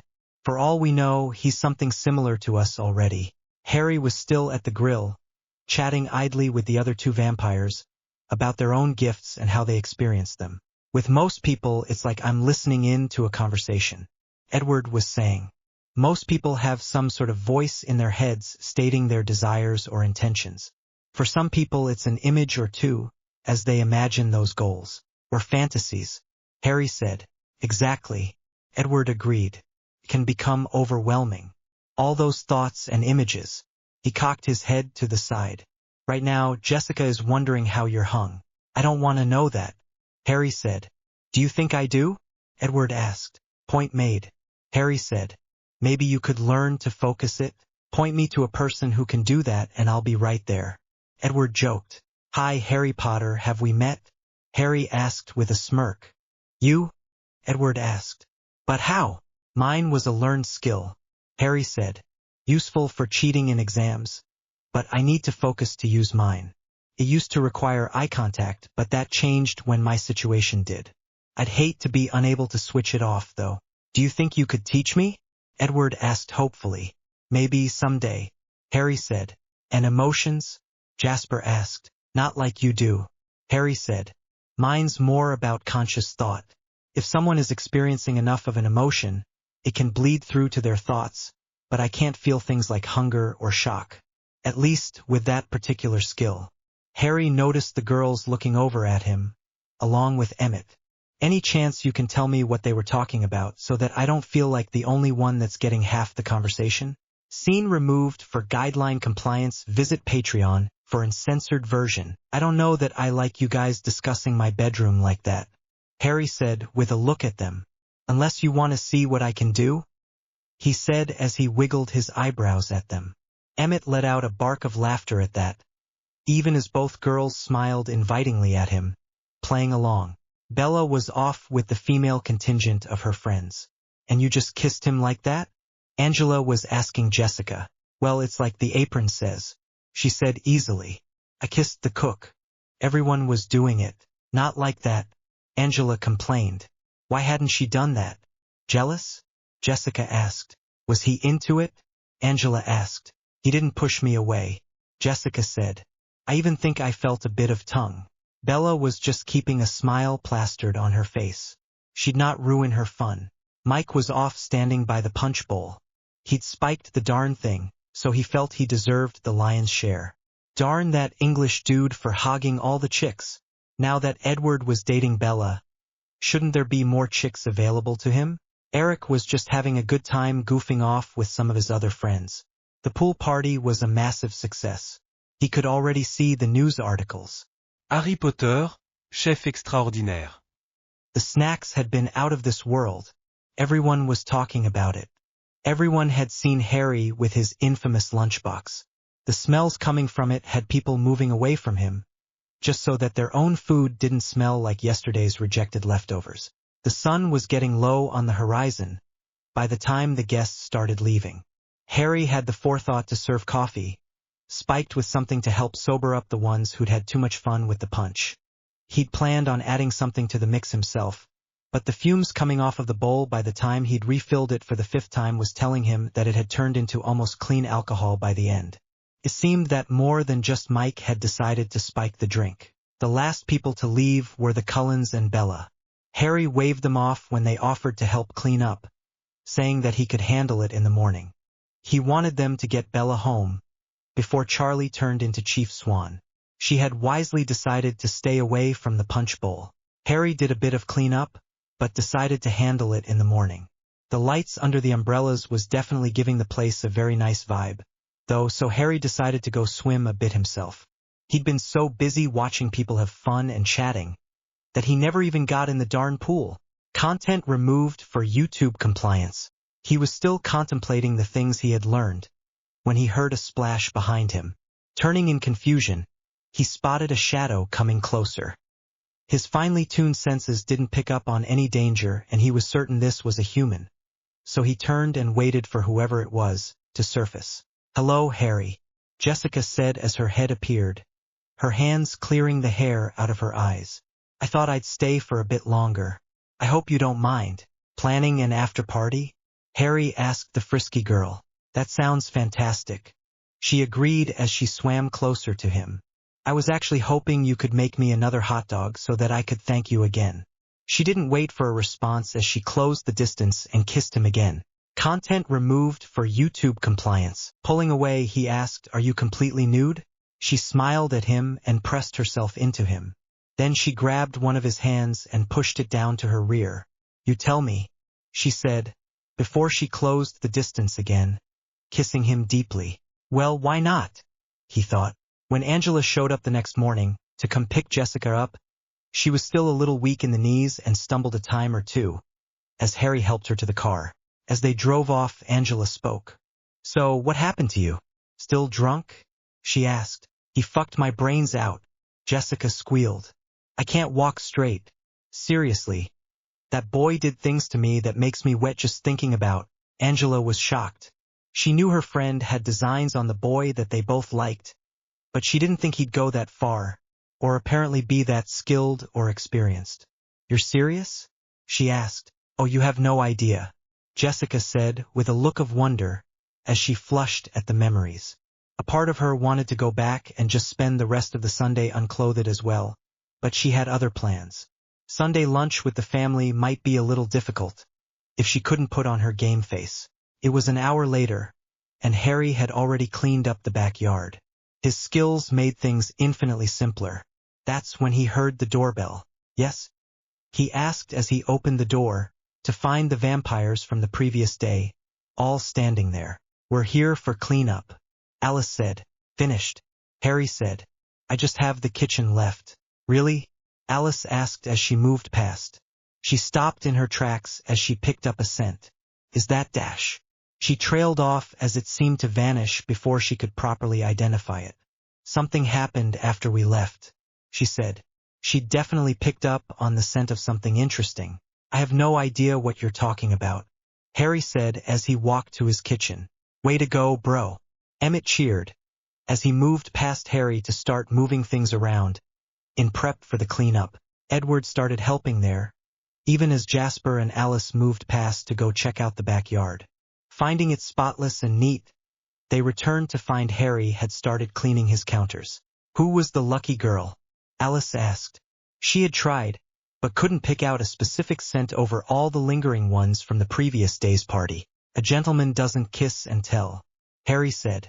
"You know, we'll just find out when whoever it is starts telling their friends in school," Rosalie said. She decided to look through Harry's music collection. His was not nearly as extensive as Edward's. "I'll be able to hear it," Edward said. He was not looking forward to it if the girl spent any time remembering it. "Or I'll be able to tell from her emotions," Jasper said. "Or the smell if he was any good," Emmett said. "Oh, shut up," Harry said. "It wasn't anything big. Just a bit of fun between consenting adults?" He wondered at which term to use. "Whatever. Good luck with that," Edward said. He knew well how quickly these things grew for school-age kids. "It won't be a problem," Harry said. He did have a few tricks after all. He doubted he could stop them from finding out who, but he could help dissuade any unnatural attachments. Jessica was fine, it seemed. The next day at school, she just sent him a smirk and a wink, but she continued on with her life, or so it seemed. "Yeah, there's a lot of horny coming from that table," Emmett said. "You can tell?" Harry asked. Emmett pointed at his nose. "Right. What is that? Pheromones or something?" "Scene removed for platform compliance. You'd be surprised how often that happens at school." Emmett shrugged. "Doesn't save me from Jessica's memories and Angela's fantasies." Edward groused. "Angela?" Harry asked, looking over to a suddenly blushing Angela, who had apparently been looking at him. "Jessica shared with her best friend, no doubt," Rosalie said. "Aren't you too old?" Bella started, but a look from Harry going between her and Edward shut her up instantly. "That didn't stop Emmett. Says the one who's permanently—" "Stop," Edward said. Bella blushed heavily, realizing that they had picked up on her own situation. "It's completely natural," Alice said soothingly, "and Edward gets that reaction a lot." Strangely, that did make Bella feel better, and she nodded in thanks to Alice, who smiled brightly at her. "So, I've got a test to run and need a volunteer," Harry said, changing the subject. "What kind of test?" Rosalie asked with sudden interest. "A temporary one," Harry said. "I'll do it," Rosalie said instantly. "I'm afraid not, Rosalie," Jasper spoke up. "I'm thinking this will likely be my turn to be a gentleman." "You don't even know what he's planning," Emmett said. "And none of you will know what I did either," Harry said. "I'll need Jasper to myself for at least a few hours." "Can Carlisle not join you?" Alice asked. Carlisle was a doctor and a scientist, after all. "Let me just run the test first," Harry interrupted, before they could bring up more points. "I'll take Jasper's assistance for this preliminary test. If something goes wrong, one of us could restrain him," Edward suggested. Jasper had the least control of the lot of them. "I can too," Harry pointed out as he finished off his cup of tea and looked into the cup. Intrigue and lightning. Looks like the coming week could get exciting." "Tea leaf reading?" Alice asked excitedly. She'd also seen lightning in their future. You can read the future? I'm not the best at it, but I'm usually pretty accurate. Harry said. The weather is pretty predictable here, but this will be my first lightning storm since moving here. He held up his cup for her to see. See that pattern there? That's the intrigue. Could mean anything really, but it promises to not be dull. He pointed at the other part. That's the lightning. That looks nothing like lightning, Rosalie said, as she looked into the cup. It's more of an art than a science. Harry shrugged. I see lightning, Alice said. She pointed. See, that's the streak right there with another just behind it. And there's another. What do you mean behind it? Rosalie asked, looking at the leaves. There was no depth, it was a flat surface. You must not possess the inner eye, Harry said with a smile. Don't worry about it. I didn't have any luck with this for a long time either, but it's right there, Alice exclaimed. How could they not see it? She turned to Harry. Could you do that for other people? Do you think you could stomach a good cup of tea? Harry countered. Alice deflated. She knew she couldn't. She took Harry's thermos and poured another cup, before handing it to Bella. Drink up. I want to try this. Bella sighed, but obediently drank the cup. When she was done, she handed it to Alice, who took it and got up to sit next to Harry. They inspected it for a bit, and Harry pointed out what patterns he saw, but not telling her his interpretation. So that's a spinning wheel. Alice tried. Maybe a trip? Ooh, and there's more lightning. Like I said, the weather is pretty predictable. Harry agreed. He took the cup and turned it slightly. That spinning wheel? What's it look like now? A skull? She asked, before her eyes widened. Death? That's the shadow of death. Harry agreed. It's pretty common for me too these days. Why? Alice asked. The company he keeps, Jasper said. Harry nodded at him. Pretty much. That could mean she's in imminent danger, or that she's in the company of immortals. Death surrounds you and casts a shadow on your future, etc. What about crystal balls? Alice persisted after putting the cup down. Card reading? Tarot cards was something I never really tried, since they are influenced by personal prejudice. Harry said. You read what you want to see in them and can be interpreted to mean most anything. Like most normal forms of fortune-telling, it relies on the perspective and skill of the reader. Crystal balls? I don't know. There are said to be true seers, but at best all I got were distorted images that only made sense after the fact. But you saw images? Bella asked, also finding it interesting. Are you a witch? She asked. Or a warlock, I suppose? Aren't warlocks people who made deals with devils for powers or something? Harry asked. He got a few looks for that. What, I read fiction too, so that stuff isn't real? Bella asked. I don't know, Harry said. I never met a warlock. He had met demons, though. Had a relationship with a half-succubus, even. But crystal balls and seers are real? Emmett asked. Harry just pointed to Alice. Fair point. He conceded. As far as I can tell, there are people with gifts born all the time. Harry said. There is usually a reason that they have those skills. The more powerful a gift, the more likely they are to be necessary at some point. So, destiny? Alice tried. People with power, born for a purpose. Oh yeah. Harry agreed instantly. Destiny is definitely a thing. She can be a real bitch too. A prophecy was why my parents were murdered when I was a baby, and why I lost many of my loved ones before Yeah, destiny is real. That shut the group up and Harry soon left. Jasper turned up at Harry's house an hour after school. Harry opened the door before he could knock. Why is it that I never want to bite you? Jasper asked as he walked in, not surprised that Harry had known he was there. Probably not human enough. Harry shrugged, as he closed the door and led Jasper up a flight of stairs that he'd not seen before. In fact, he was sure the house had only 2 floors, with the garage taking up most of the bottom and the top having facilities, the main bedroom a guest bedroom and the living and kitchen area. The house was built into the hill, which was why you could exit into the backyard from the living area upstairs.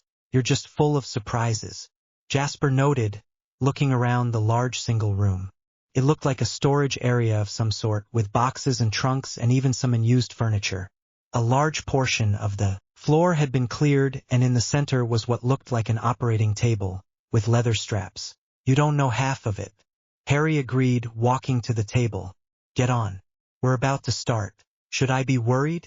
Jasper asked as he walked to the table. You should be fine, Harry said. This is only a preliminary test.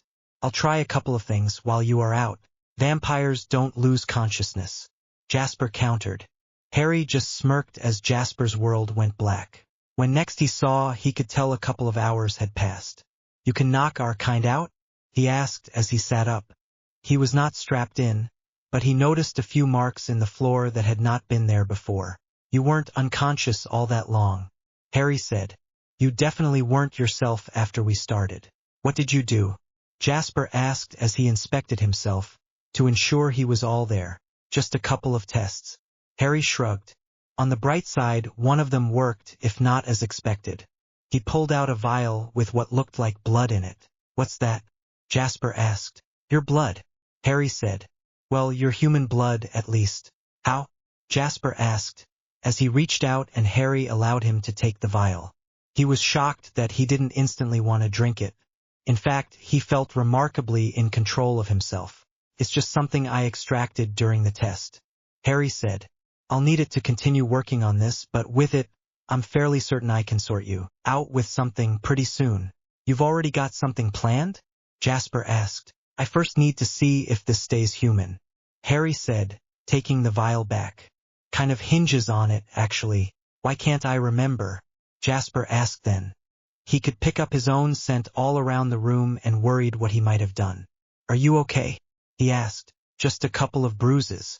Harry shrugged as he cracked his neck. Jasper could see that there were small bruises, like he'd tried to bite him. I'll be fine in just a few hours. Maybe next time you should have one of the others here, Jasper suggested. If he could get out of restraints and break through Harry's control, he was worried what he could do. Not that he knew what he did do. Don't worry about this, Jasper, Harry said. You're not a threat to me. I'd be more worried for your family, actually, so let's rather not invite them, on the off chance that this happens again, which I'm certain it won't, since I've ruled out that particular approach. Are you sure? Jasper asked. He didn't like having a gap in his memory, but he also kind of did. He'd not slept in a long, long time. Positive, Harry assured him. Why can't I remember? Jasper asked again, as Harry led him from the room. Part of my experiment allowed your animal instincts to take over while your mind was asleep, Harry said. Your animal instincts do not like confinement. Jasper nodded in understanding. Probably a good idea not to do that again. Don't intend to, Harry agreed. Still, the knowledge could be handy down the line.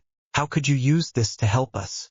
Jasper asked. If our enemies are too busy ripping each other apart, we don't have to kill them all ourselves, Harry said.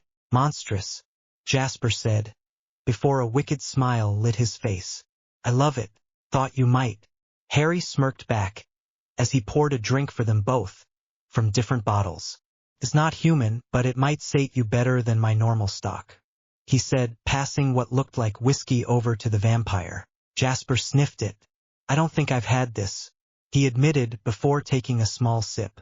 Then he sighed as a shiver ran up his back. What is this? He exclaimed. Would that I could tell you, Harry said apologetically.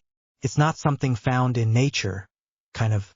He didn't have a lot of dragon blood stocked up, but he could afford this much. He also doubted giving the vampire some of his last blood replenishing potions would be a good idea. He lifted his glass and clinked with Jasper, who smiled at him in thanks. I could get used to this, Jasper said, as he took another sip. Take your time, Harry suggested. It's a very limited resource of mine. Jasper nodded and resolved to enjoy it slowly. Probably not a good idea to tell the family about this either. This or where we went and what we did. I'd appreciate your telling Edward to keep his trap shut too. Done. Jasper agreed. Harry was making astounding progress. He'd not betray his confidences. They chatted for a bit about Jasper's past and some stories, which Harry edited to keep his past private. But when their drinks were done, Jasper got up and said his farewells. He was certain the family were waiting to hear what had happened. He'd be keeping his thoughts off of the events of the evening, while Edward was around. He had developed some tricks of his own over the years, after all. By the end of that week, the Cullens were looking forward to a game of baseball, and both Bella and Harry were invited. Bella would be umpire, while Harry had decided he'd like to try his hand at the American pastime. They drove out into the wilderness, to a field they had used before, and they were soon set. They seemed really excited at the prospect of a friendly game, and Emmett was looking forward to how Harry would shock them. Harry took to the field while Rosalie would be the first one to bat.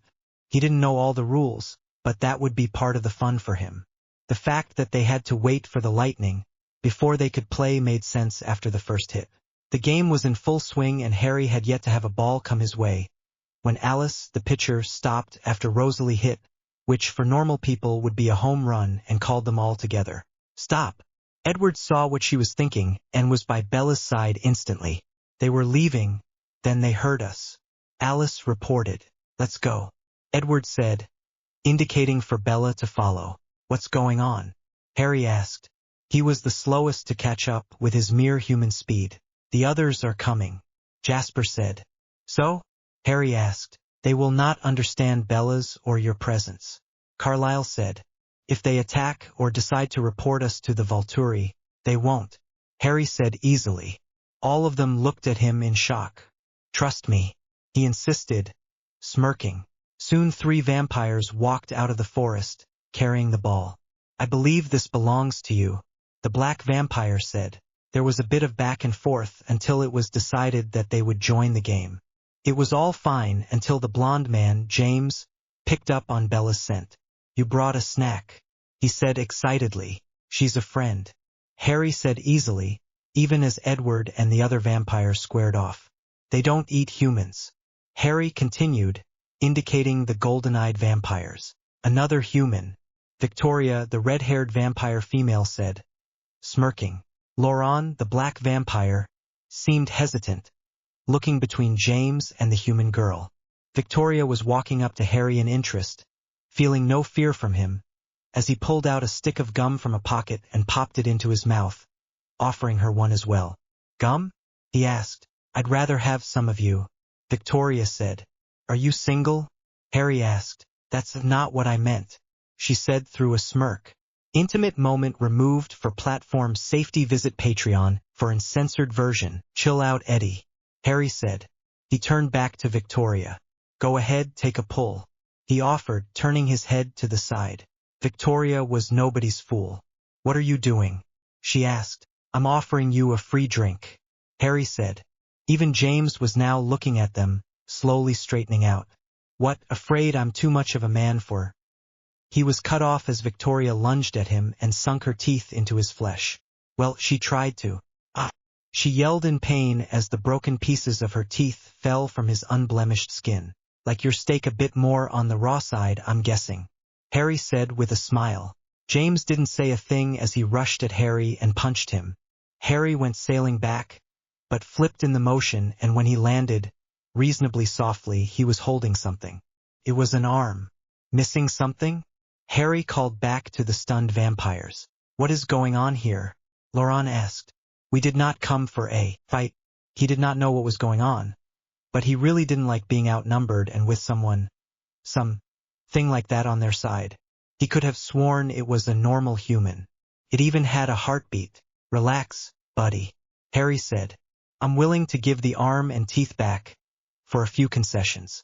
Victoria and James both hissed at Harry before turning tail and running, only to stop as they hit some sort of barrier. "Yeah, I can't allow you to leave either," Harry said. "You killed humans in my area. If you're not willing to change, you're likely not going to survive meeting me. We didn't know the area was claimed," Laurent exclaimed. He'd said as much before. "You don't understand. Earth is my area," Harry said. "Non-repentant repeat offenders will be forced into compliance or die." "What do you mean, change?" Laurent asked. "Let's discuss that, shall we?" Harry said, as he walked up to the vampire, put an arm around him and led him away. "We've currently got 3 options open to us. You can feed solely on murderers and other evil humans, you can turn to a diet of animals, or, if you're interested, I'm working on a way to turn immortals human again." As Harry walked off with Laurent, Edward looked back at where the other two had been just a second before, to find they were missing entirely. Did they get away? He asked. They just vanished. Alice said. I was watching them and they simply vanished. Like magic. Now you're catching on. Harry called behind himself, before he continued his conversation. Seriously, it took these people forever. Magic? Jasper asked. He said he wasn't a warlock. Bella pointed out. She was relieved. Really? James had a look in his eye that scared the heck out of her. Perhaps it was time for her to tell Edward that she wanted to be like him. He's probably called something else or doesn't need a description. Alice offered. Maybe he just is, like a god or something. Emmett asked. No, he had parents. Carlyle reminded him. He must have been born with his power and changed into something else. That's what the pieces to the puzzle they'd all been contemplating were telling him. If he was some sort of god, he could likely just do things without needing time to work it out. He also seemed to not know everything. The shock he showed at learning about them was something that didn't fit that picture either. Harry was far enough away that he couldn't hear them, so to make things fair, he silenced their area. So what'll it be? He asked the vampire. I'm inclined to simply run for my life, to be honest. Laurent admitted. He'd heard the other conversation clearly, until a moment ago. You don't really have a choice, Harry said. Now that I've met you, I can find you again no matter where you run. If I have no choice, I'd like to find out about the second option. Laurent admitted. Living off animals is better than trying to find killers and avoiding suspicion at the same time. So be it, Harry said, in a voice that had a slight reverberation to it, suddenly all serious. If you attack another human, or betray me in any way, you will be forced to throw yourself into a fire and die by your own hands for the crime of turning against our compact. So mote it be. He finished as Laurent felt something he'd not felt in many years. His heart had beat for a moment. What are you? Laurent demanded. Intimate moment removed for platform safety. Visit Patreon for uncensored version. Nobody was in the mood for a game, though, and everyone, excluding Laurent, left soon after the confrontation was finished. To my house, please? Harry asked Alice, who was driving the car he was in. With them were Emmett, Rosalie, and Jasper. James and Victoria? Jasper asked. Yup, Harry said, pulling out their frozen shrunken forms from his pocket. We need them contained for a bit until they learn the rules. That, or we toss them in a fire or something. Can we discuss this magic thing? Alice asked, having glanced at what Harry held in his hands. Later, Harry said. These two are unconscious, but I want to keep my secrets where I know they'll stay. We talk about things at our place all the time. Emmett pointed out. You're welcome, Harry said. You did something? Rosalie asked. Magic was definitely her new favorite subject. Yup, Harry said again. When he saw more questions on their lips, he interrupted. Later, he said again. Do you think Laurent will be an issue? Emmett asked. He knows the rules, Harry said. But Rosalie trailed off, even as Alice got the hint and started accelerating the car to go faster.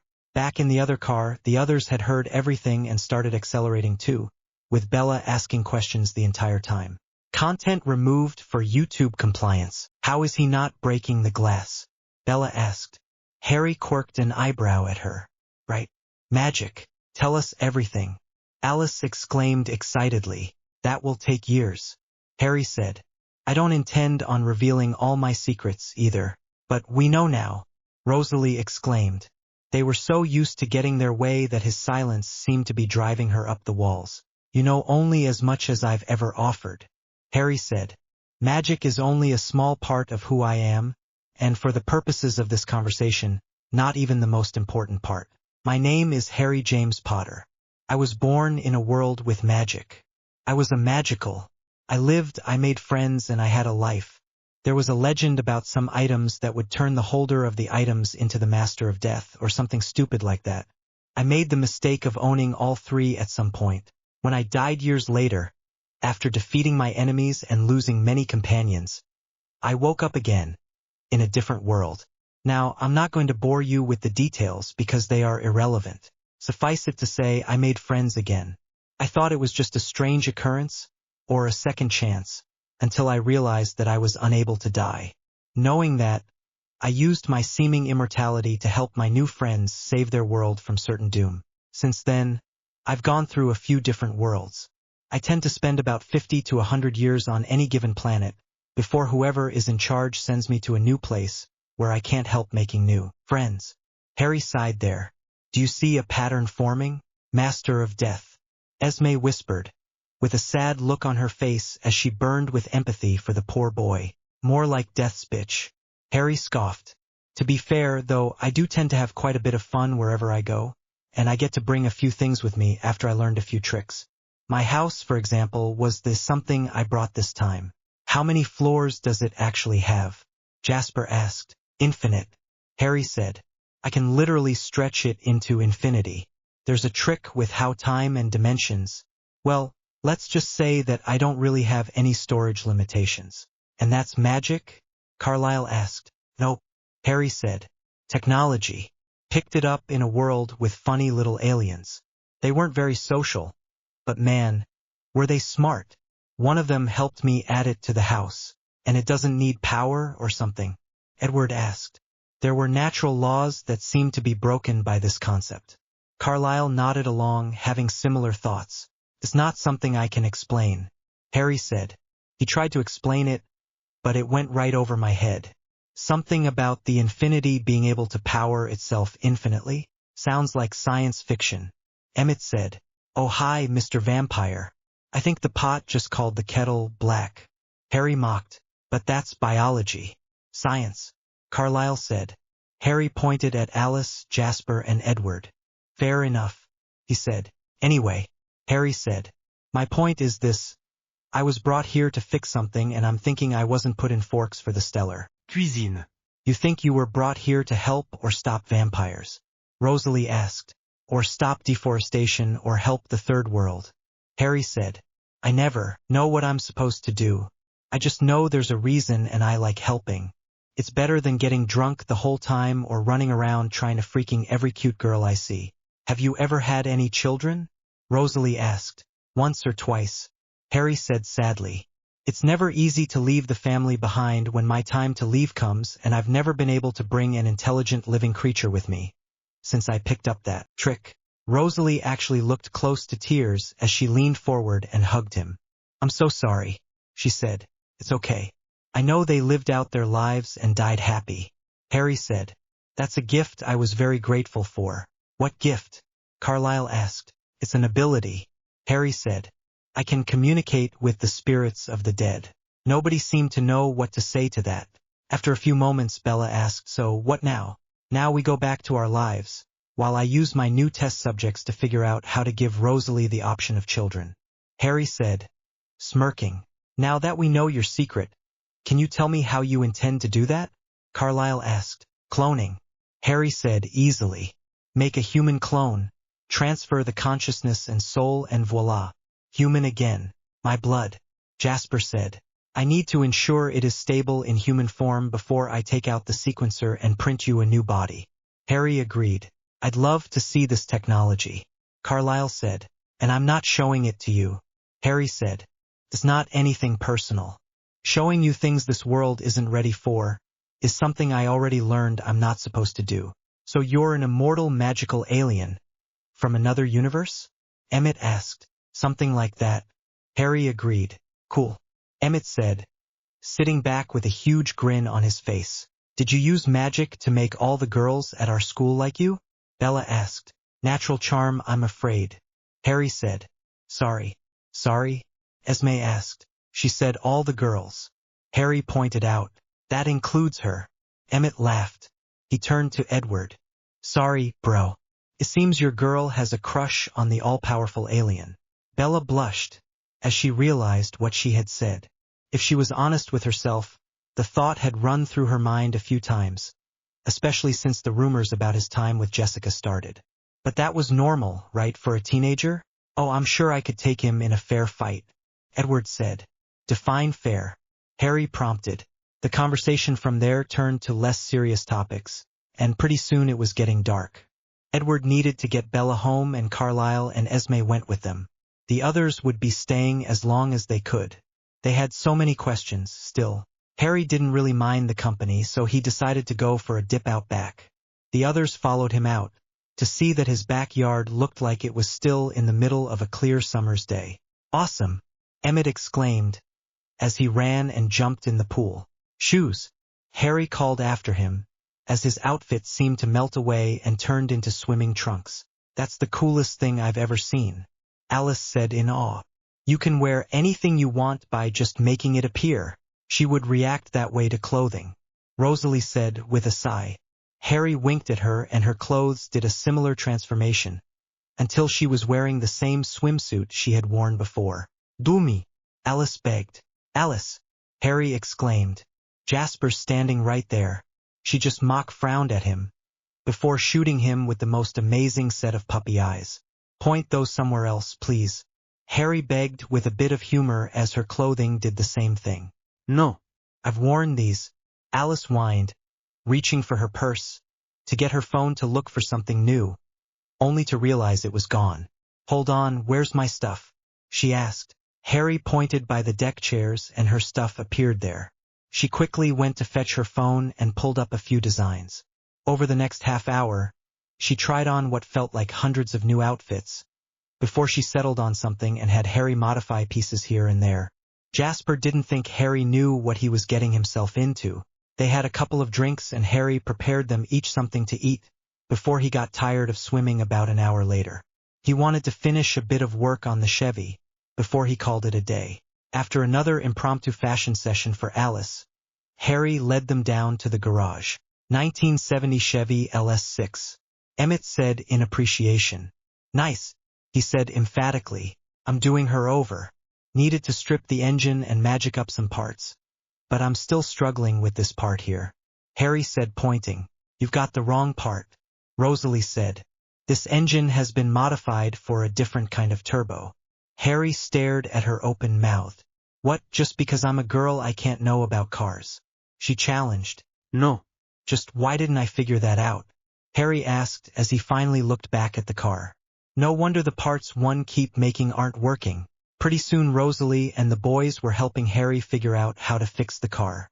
It seemed all of them had some experience working on cars and the Chevy was completely reassembled and ready for the road an hour later. Should we take her out? Emmett asked. No, I still need to apply the magic. Harry said without thinking. I want all the stealth and flight options on her, before she leaves the garage. He looked over at them, to see them all staring at him again. Oh right, I never did tell you about that, did I? Flight? Rosalie asked. She looked at him hungrily. You can make cars fly? Harry should really have expected that. People all seem to react that way to flying vehicles. Sure. My bike already, me first. Rosalie interrupted him. Harry sighed. Fine, but I'm not flying the lot of you tonight. The garage door started opening. You got the doggy bags? He asked Jasper, who lifted the paper bags, with the meals he'd prepared for the rest of the family. Good. I'll take Rosalie home on the bike. Race you. Rosalie dared. The rest of the vampires were instantly gone, and a second later the Jeep's engine roared to life before it sped down the driveway. Harry just rolled his eyes and got on the bike, with Rosalie taking up position behind him the moment the engine started. He looked back and saw a dazzling smile, as she waited in anticipation. Not being able to help himself, he shot off as well, but also down the road. Took him a minute, but he caught up with the Jeep. He slowed down next to them, gave a little wave and then lifted up, before shooting away ahead of them, with Rosalie yelling at the top of her lungs. Her arms stretched out above her head, pure joy on her face. Harry was enjoying her enthusiasm, so he added a few high-speed loops, before coming in for a vertical landing right in front of the Cullen house.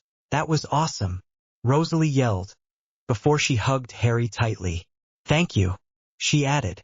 You're welcome, my dear, Harry said. I enjoy flight myself, so I appreciate it when I can show off to like-minded people. Can you make our cars like this?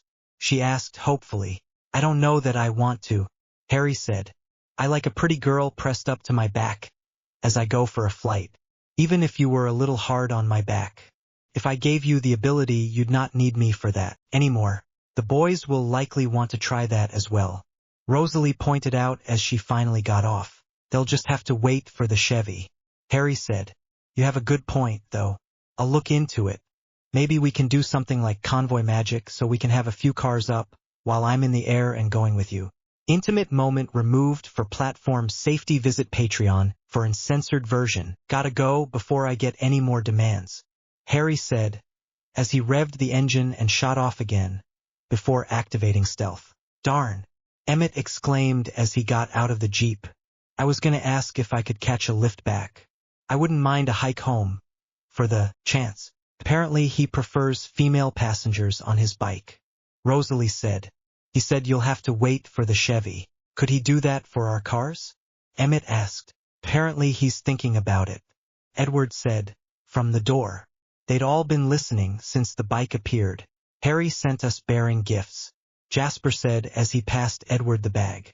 Oh, that boy spoils us. Esme said with a fond smile as she took the bag from Edward. She loved the meals, and the fact that they hadn't needed to go hunting for a while was definitely a bonus. Edward didn't wait to follow her into the house, with the others trooping behind him. Only 3? Carlyle asked, seeing the containers, clearly marked for their recipients. We already had some, Alice said sadly. He said he made them especially for each of you. Rosalie said, I don't know what he did, but that meal was very filling. Scene removed for guideline compliance. Visit Patreon for uncensored version. How does he keep on improving his recipes?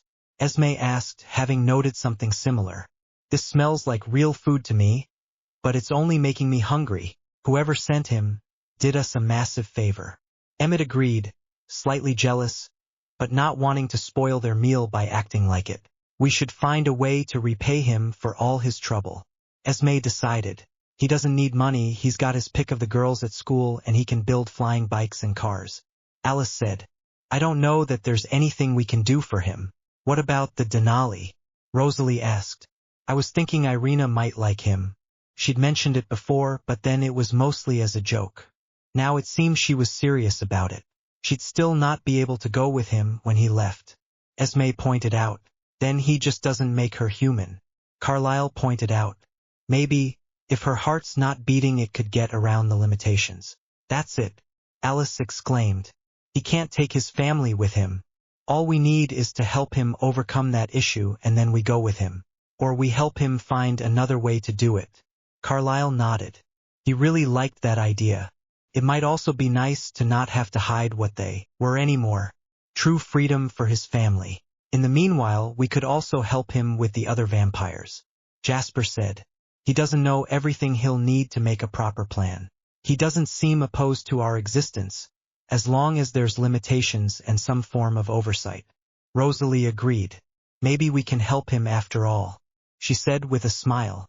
In the meanwhile, Harry had made it home, only to spot a car he recognized out front. It was reversing out of the driveway when he rode up it. He pulled in next to it and said to the opening window, Igiros. Angela and Jessica were smiling at him. Fancy running into you here. Harry. Jessica said. We were in the area and thought we'd drop by. Where were you? Angela asked. Out for a drive. Harry said. What brings you here at this hour? Oh, just a bit of decent company, away from our parents. Jessica said. Harry chuckled at that, before he indicated for them to pull the car in after his bike. There was enough space if he parked the bike right. Pretty soon both girls were sitting in his lounge, on the soft carpet around a coffee table. He'd started a fire to ward off a bit of the chill, and some music was now playing in the background. Intimate moment removed for platform safety. Visit Patreon for uncensored version, something like that. Jessica said. We thought, with the thunderstorm and all, you might be feeling a little lonely up here in the hills all alone. Angela was trying for confident, but she didn't know if she was pulling it off. That, and with the animal attacks, strength in numbers, Jessica said. And both your parents are fine with you spending the night alone at some boy's house? Harry asked, grinning at them. Well, they think we're at each other's house. Jessica said. Couldn't see my parents agreeing to this. Angela agreed, a bit of nerves showing in her face. And if I wasn't here? Harry asked. It doesn't matter. Jessica said, flippantly. You are here now. I suppose the guest bedroom is big enough for you to share. Harry mused. They chatted for a bit longer, sipping a mild wine, which Harry went to fetch. It wasn't going to get them drunk, at least. Before long, the girls started relaxing as Harry made them laugh and he listened to their stories attentively. When it became late enough to consider going to bed, Harry went to go fill the large tub, adding some bubbles for them and told the girls that they could go first, while he went to go get their room ready. He was just placing down some extra pillows when he heard a call. He walked to the door and knocked. "You called?" he asked through the door. "There's a problem," Jessica said. "What's the problem?" Harry said. "You'll have to come in." Jessica said. "Are you sure?" Harry asked. "Are you decent? Just come in already," Jessica demanded. Harry opened the door and looked in. Both girls were submerged under the bubbles. "What's the problem?" he asked. "The problem is that you're not in here with us," Jessica said. Harry considered this. He'd been expecting something, but not quite this. He looked at Angela. "Is that what you want?" he asked. She didn't say anything, but nodded slowly. Harry smiled. Then, "Sure. I wouldn't want my guests to feel like I'm not being attentive enough. I'll wash your backs or something." The girls stumbled from Harry's house the next morning, smiling all the way. Hopefully Jessica had more sense than talking about her friend's first time, without permission. Apparently someone didn't have sense. It wasn't even lunch yet on the next school day, and Harry was receiving incredulous looks from many kids, jealous ones from others and awe from another portion. By lunch he'd heard that apparently he'd pulled the elusive ménage à trois, with Jessica and some unknown third person. Jessica wasn't denying it either. Apparently she thought it was something to brag about, and if the looks she was getting from the other girls was anything to go by, she wasn't wrong. Angela had enough sense to seem incredulous through most of this. Even if Jessica didn't mind if this rumor followed her home, she didn't think she could hide her guilty face from her parents. So she instantly took the position of innocent bystander, so that the rumor hounds wouldn't even consider her as a likely participant. Edward easily confirmed that, once again, there were a lot of memories and fantasies following him around. "Could you not start dating college chicks?" Edward asked. "If the girls find out you've moved on to older girls, they'll stop having all these thoughts." "Oh, I'm sure it's not that bad," Harry scoffed. Edward indicated a girl as she walked by. "She already wrote her number on a pair of panties for you. She's just too shy to give it to you in the cafeteria." He pointed off to a table of whispering lower years. "That bunch is actually discussing starting a Harry Potter fan club, with hopes of impressing you with their fanaticism. One of them mentioned something about an orgy, but I don't think she was serious about it." Emmett agreed. He was smiling, though. "She wasn't," Edward confirmed. "She's just hoping to get you to herself for one night." Scene removed for guideline compliance. Visit Patreon for uncensored version. Nothing better to do. Alice said impishly. "Are the rumors true, though? I've heard everything from giant instruments to multiple performances. It's a bit of magic." Harry said softly. "My tool fits all sizes. It looks impressive, though, since a large part of the female experience is mental, initially. As for performance, well, I'm sure Eddie could confirm that." He smirked at the uncomfortable vampire. "I'd rather not discuss it," Edward said. It really wasn't something he was comfortable with. Vampires could go at it basically permanently if they didn't need to worry about feeding. "That's confirmation enough for me," Alice said. "No wonder they're all basically in heat. The smell is getting a bit much."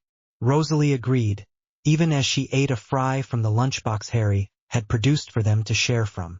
"Don't you need to worry about pregnancy or STDs?" Bella asked. "I'm protected from both," Harry said. "One is voluntary, the other is just my natural circumstance." "That's good at least," Rosalie said. "The disease part, you're not likely to start an outbreak or anything if you become too prolific." "Hey, it's not like I go out looking for it," Harry countered. "I'm just not in the habit of looking a gift horse in the mouth. It's actually been quite a while for me, and I'm still just a man." Emmett coughed something that sounded suspiciously like, "Whore. He's not being paid." Rosalie countered. "He's a slut, Master Key," Harry said easily. "What?" Alice asked. "It's a joke." Harry chuckled. "A girl once asked a wise man why a promiscuous girl is looked down on, while a promiscuous man is celebrated. He told her that a lock that any key can open is a shitty lock, but the key that opens any lock is considered the master key. One is obviously better than the other. There's a grain of truth in there from a cultural perspective, but from a purely logical one, there's really no difference between the two, besides the obvious possibilities of pregnancy and disease. It's still not fair. Bella said. Life, I think you'll find, seldom is. Harry said wisely. How are your test subjects working out? Jasper asked, changing the subject. Haven't had time to get to work, honestly. Harry said. Of course. Jasper said, in realization, as he looked back at the school's current hot topics. Jessica was smirking as Mike glared at her. Told you. Rosalie mumbled to Alice, below the range of human hearing. Well, then ask Harry if he'd want to meet our cousins. Alice whispered back at the same volume. What cousins? Harry asked, having seen Alice talk and not being able to hear her. They looked at him incredulously. I read lips too. He shrugged. Scene removed for guideline compliance. Visit Patreon for uncensored version. You do know that you'll be punished for that, right? Harry asked. Emmett rolled his eyes and reached for another fry, but he was suddenly unable to reach the container. He looked up at Harry sharply. That's not fair. He whined. Harry ignored him and turned back to Alice and Rosalie. Cousins? He reminded them. Chapter 3, and see disclaimer on Chapter 1. Chapter 3. It turned out that the Denali coven were another vegetarian clan, who considered themselves cousins to the Cullens. They lived in Alaska. Harry wasn't opposed to meeting them. Not that he knew why they wanted him to meet them, but he warned them to not share his secrets with them without permission, which they easily agreed to. Lunch ended with Emmett not being able to convince Harry to let him have any more of their food. He didn't need it, but he really wanted it. Just before the end of the day, Harry was called into the principal's office. Apparently the rumor had spread to the faculty, and there were concerns that Harry was taking advantage of the female students. Nothing specific was mentioned, but the tone of the conversation led Harry to believe they'd heard about everything and that he'd better stop doing what he was doing. He'd refused to comment when he was asked about it, and they decided to suspend him from school for a week, for his wish not to name any names or confirm anything. That's why Harry spent the next week at home. He had not actually minded, since he had other things to do, so he went home with a smile and took out the 2 vampires, which he placed in proper cells. When we get out of here, you will regret, James was saying. Blah blah blah, I'm an angry vampire. Blah. Harry mocked, as he muted the creature, who instantly tried to break the bars of his confinement.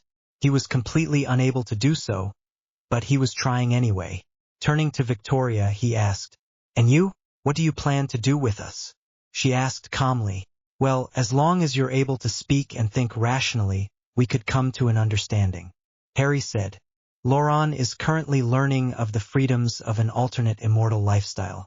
What alternate lifestyle? She asked. You'll learn all about it if you're good. Harry said easily. For now, I'm just informing you that you'll be helping me with a few experiments.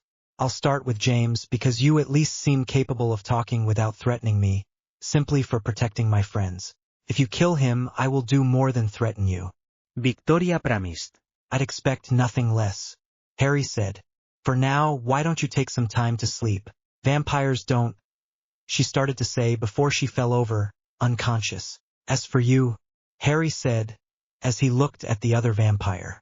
By the time school was let out, everyone had heard that Harry had been suspended for undisclosed reasons. The female student body nearly revolted. But calmer heads prevailed and many of the girls started planning on going to visit Harry, to keep him updated. The Cullen girls would not let that happen, though. Alice and Rosalie publicly discussed going to Harry's place to give him his assignments and to keep him up to date on what he was missing, ensuring that the biggest gossips heard them. It might lead to rumors about more shenanigans, but that was hardly their main concern. There was also the fact that Harry was publicly friends with the Cullens and none of the girls wanted to compare themselves with the beautiful vampires, which would just add another buffer.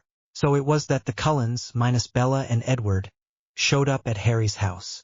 Bella actually needed to do her homework and study, but Edward tended to sneak in and help her when she could keep her eyes off him, which was what he was doing. Harry knew it was them, so he made the door open itself and yelled, I'm in a hidden room. Give me a minute. The stairs are not there, Jasper said, indicating to where the staircase up had been before. Invisible? Emmett mused as he walked over and felt for anything they couldn't see. He felt nothing. Probably in some other dimension or something. He guessed. I was in a space a few hours from now, I think. Harry said as he appeared out of nowhere. Hours? Alice asked. It's part of the whole infinite space thing. Harry said. The space is empty in a few hours, so the technology manipulates the empty space from then so that I can use it now. How does that work? Rosalie asked interestedly. I have no idea. Harry admitted. I only barely understood some of the concepts those people used. What were you doing? Jasper asked. Setting up the next part of testing. Harry said. I'm growing a human body for James. It should be ready by tomorrow. Just like that? Rosalie asked. Yes, just like that. Harry said. The problem is one of security.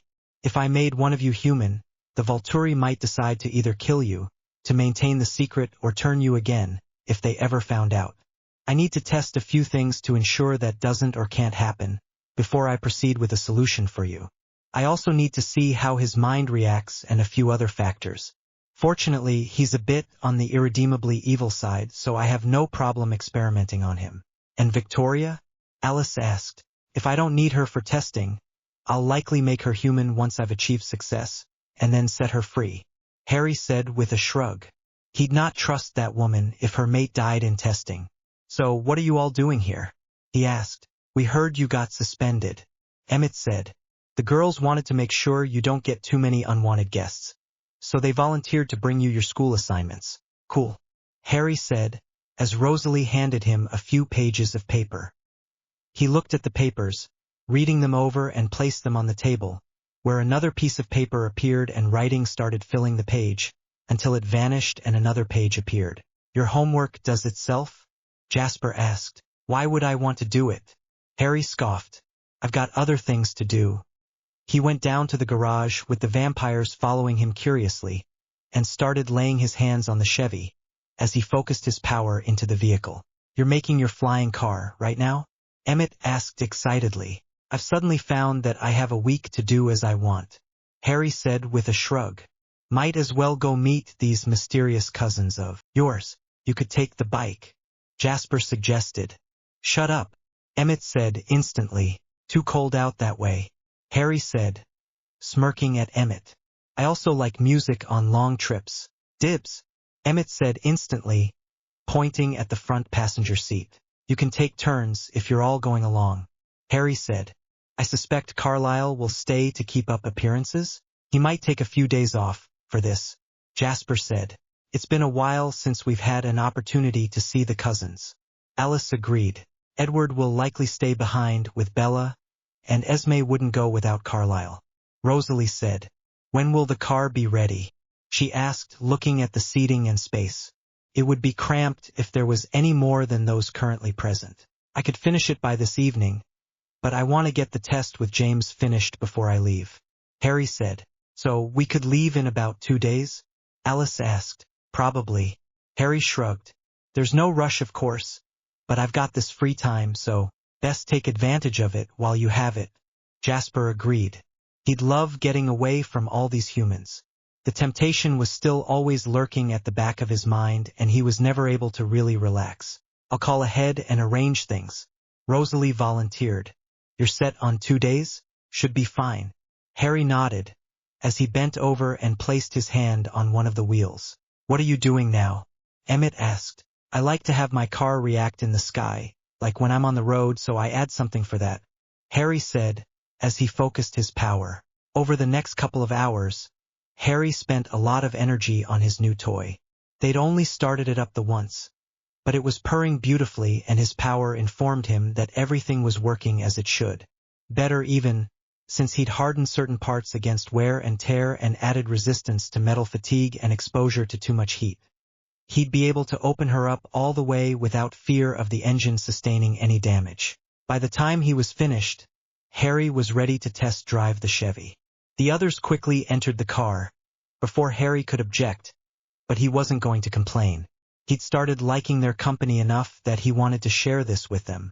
The Chevy roared to life and Harry revved the engine a couple of times, loving the sound of the turbo as it kicked in.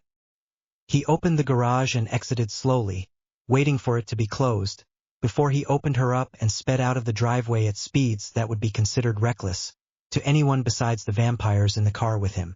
He intended to test the limits of the car on the road before he took her up, so he turned away from the town and raced out of it at maximum acceleration, which was quite a lot with the magical modifications. This engine should not be able to handle this kind of power, Rosalie stated calmly, even though she smiled. You modified something? She asked. Strengthened and protected the parts so that I can push her past her limit. Harry said. That's why I love the older cars. No computers that do things which I can't modify easily. But you could do that? Emmett asked. Sure, but without computers it becomes infinitely simpler. Harry said, as he took a corner at a speed that should have seen the car skid out or flip, but it was sticking to the road like it was magnetized. The others had not known to expect that, and their excitement grew as the rev counter entered and passed the red, while he just kept on accelerating. Pretty soon the engine started being too loud, becoming a high-pitched note, so he silenced it and continued accelerating. The vampires were still too shocked to speak, and Harry was now doing things, still on the road, that they had not known to expect from even him. His reflexes were definitely on another level to normal humans. There was still a limit to what could be reached on the ground, however, and pretty soon Harry slowed them down to only 3 times the speed limit before he activated flight.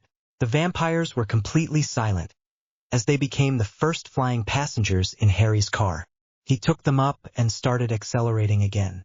They were all experiencing the thrill only Rosalie had experienced before, as Harry flew them in a large circle around the town, quickly exceeding the speed that commercial airliners could even achieve. We'll be able to visit the Denali in just a few hours at this speed, Rosalie said excitedly. We're not even at max speed yet. Harry said, I still need to add more for us to go faster than this, but with a bit of a wind shear effect I'll be able to triple this speed easily. More if I can get us to a higher altitude to further reduce air friction. I really like you, man, Emmett said. This kid was just opening so many doors for them, and he was feeling quite attached to him. You're not my type, Harry said easily, as he turned them back to his house. He'd need more time to add vertical maneuverability, so he'd need at least the distance of his driveway to get them safely to the ground. Scene removed for guideline compliance. Visit Patreon for uncensored version. The next day, Harry set to work on James. He was surprised that he felt the presence of Esme in the woods behind his house while he was working, and went out to go see what was going on. Esma, Harry said, startling the vampire by his sudden appearance. Harry, she exclaimed. How did you do that? I've got quite a few tricks I haven't shown you. Harry smirked at her. What are you doing here? He asked. She had the decency to look apologetic. Jasper didn't say why, but he felt that some backup might be a good idea for you while you did your experiments today. He didn't tell you? Harry asked. He said that he promised you to keep it between the two of you. Esme said. I can only assume it has to do with your initial experiment with him? There was a situation that happened while I was working with him, yes. Harry allowed. That shouldn't happen today, though. You don't need to worry. All I'm hearing is that should you threw in there. Esme said sternly, adapting a reasonable impression of a stern maternal figure. Fine. Harry said with a roll of his eyes. You can come watch when I do the next part. It should put your mind at ease at least.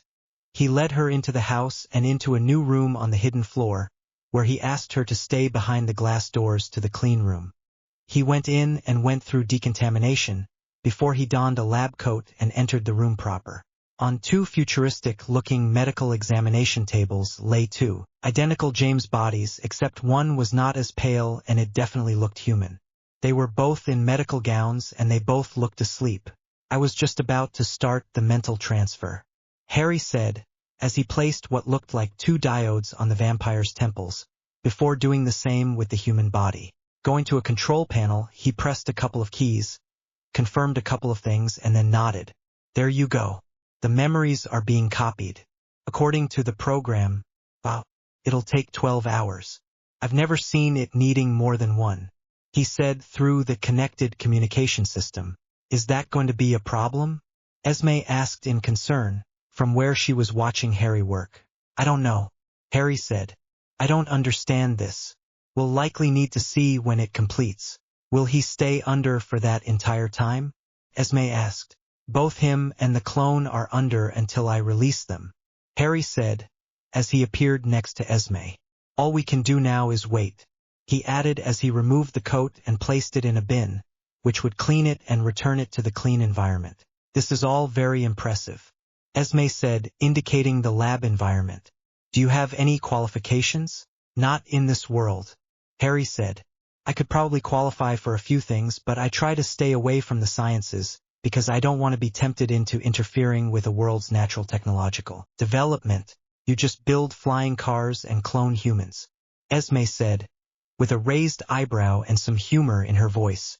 I'm not giving this stuff out or teaching people how to do it, Harry countered, as he led her downstairs again. The staircase disappeared as soon as she was off it, and she showed shock only for a moment, before following him into the kitchen, where he was already planning on putting something together for them. Intimate moment removed for platform safety. Visit Patreon for uncensored version. What's that? Esme asked in shock. Your dinner, Harry said easily. He filled the bowl halfway and then placed the hose away again. He held his hand over the blood and a bit of it separated, flowing up and formed a bubble over his hand, where it started reforming into something else. Sirloin steak sound good? Harry asked as he pulled out a pan and started heating it on the stove. Harry then took a bit more of the blood and turned it into oil, which covered the meat. Then spices made the same way. That's how you've been preparing our meals? Esme asked in wonder. No wonder everything was edible even though it smelled like normal food.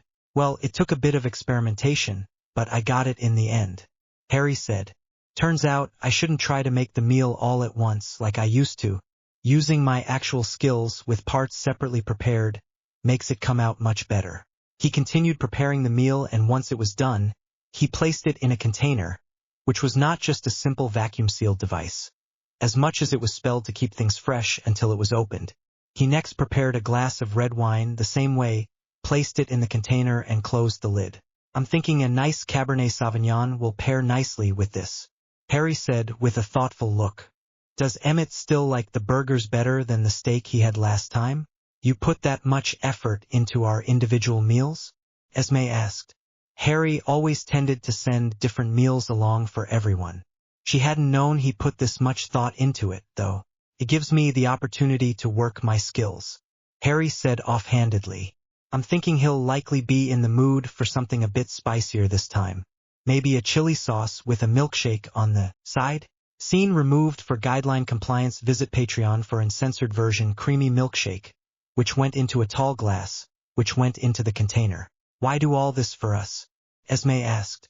Harry considered this for a bit before deciding to be honest. You all seem like nice people just trying to coexist and putting in the effort to seem like regular folk. I can appreciate that. I've been in similar situations and would not have minded someone helping with the day-to-day. You're a really generous young man, Esme said. Deciding to stop standing around, she rolled up her sleeves and started cleaning the implements he was using to prepare the food. You really don't need to, Harry said. I can clean them easily by my own means, but this gives me something to do other than feeling useless, Esme countered. Also, it's fascinating seeing you work. With the ingredients you make, I can finally start grasping why you do things the way you're doing them. The smell is different, so my senses are actually picking up when the flavors combine and in which ways. So, you're saying you want to help making the food? Harry asked. If you don't mind, I'll watch for a bit, Esme said. Maybe I can help you in the future and we could do things more quickly? You're trying to play the mom role you normally portray, Harry said in realization. He could accept that. If you can keep how I make this all to yourself, he countered. I kind of like being able to provide something you can't make for yourself. The fact that you can make any ingredient you feel is necessary probably helps keep this interesting, Esme said, nodding along. I'll keep your secret, though now you'll likely be seeing me more often. You're good people, Esme, Harry said, smiling at her. If you want, I may even send some ingredients home with you to make something for your family at some point. The answering smile Harry received was warm and grateful. He soon continued preparing more dishes. Rosalie and Alice would be eating sushi. Edward would get a burger with a garlic and mushroom sauce. Carlisle got a chicken salad and Jasper got a nice T-bone steak. The bone was conjured, though, since it would be pointless to use blood to transfigure something he could not eat. By the time all the meals were prepared, they'd spent a good few hours in the kitchen, and Harry decided to do something nice for Esme. He made her a chilled beer and some salty nuts to enjoy with it, while he poured himself some real beer. They were soon sitting on the balcony, while Harry sat back to relax after having stood in the kitchen for so long. Harry was surprised to see a police cruiser drive up his driveway, when he'd only half finished the beer. Y Charlie. Harry called from the balcony, as Charlie exited the car. Or is it Chief Swan today? That depends, Charlie said, as Harry indicated for him to join them on the balcony. When he reached the top, Charlie spotted Esme. Mrs. Cullen? He asked. Hello, Chief Swan. Esme smiled at him. What are you doing here? Charlie asked. Harry's been showing me a few tricks in the kitchen. Esme said. That makes sense. Charlie allowed. He knew of Harry's talent in the kitchen. Do you mind if Is that a beer? He interrupted himself as he spotted the beer next to Harry's seat. Yup, Harry said. You're underage. Charlie said. True. Here in America I'm not allowed. Back in England I'd have been legal for a drink. Harry said. But you're not in England. Charlie said. I'm not driving, Charlie, and one beer isn't going to turn me into a delinquent. I even have adult supervision. Harry said. I only gave him the one, Charlie. Esme said calmly, trying to cover for him. The rest is going home with me, she said, indicating her own drink. He's supposed to be suspended, not having fun chatting up his friend's mom. Charlie said. This ties in with what I wanted to come talk to you about. He said sternly. I know that you had a party here and rumor has it that there was alcohol. Yeah, some of the older kids did sneak a drink or two. Harry said. I even think they spiked the punch. And you did nothing about that? Charlie asked. I'm not stupid, Charlie. Harry said, showing a bit of his maturity as he straightened. I made sure nobody that drank drove, and I made sure nobody went home with someone they didn't show up with. Did you want me to call you and commit social suicide? Charlie wasn't expecting that honest of an answer, so he sighed. If they didn't drink here, they'd do it somewhere else. He agreed. I didn't mean to insinuate that you were irresponsible. I just don't like hearing the rumors I have been. Oh right, Harry said. That makes sense. Yes, I did get intimate with someone, but I'm not telling you who, just like I wouldn't tell the principal, since that's between me and her. And I'm not apologizing, since it was both consensual and I was sure to be safe. It wasn't Charlie started, but he saw the look in Harry's eye. Right, Bella's dating Edward. Scene removed for guideline compliance. Visit Patreon for uncensored version. Charlie looked at Harry through narrowed eyes. The kid was playing him, telling him exactly what he wanted to hear. Don't think I don't see what you're doing, he warned. Charlie, if I wanted to hide what I was doing, I'd have lied to you, Harry said. I could have gotten rid of the beer before you made it up here. I could have denied getting laid, or made it sound like less than it was. Instead, I'm being completely honest with you, without betraying any confidences and giving you no reason to doubt my words. I don't want you to have reason to dislike me, so I volunteered things as well. Harry is a very honest person, Esme said. I don't think he'd tell you things he feels are private, but he'd never try to deceive you. The only reason he's even having that drink is because I believe he's mature enough to enjoy it like any man would, after spending hours on his feet teaching me how to not burn water. You're not that bad, Harry said back to her. You just need to slow down a bit and learn the steps we're working on. Harry's been feeding the kids, Esme said. I felt terrible that they prefer his cooking to my own, so he's offered to help me. Charlie had a lot of respect for Dr. Cullen, and he'd be inclined to let this one go, but he still needed to know something. Okay, fine. One beer won't kill you, but what about this other rumor, the one you were actually suspended for? He asked. While I do consider that private and I feel I have every right to my privacy, I'll admit to the fact that I had an intimate situation occur that involved myself and two others. Harry admitted. If you heard the rumors, you already know that it's something no man would pass up if the opportunity presented itself. I didn't instigate that either. Intimate moment removed for platform safety. Visit Patreon for uncensored version. Were they at least sober and old enough? Charlie asked. They're both in the same year as me, Harry said.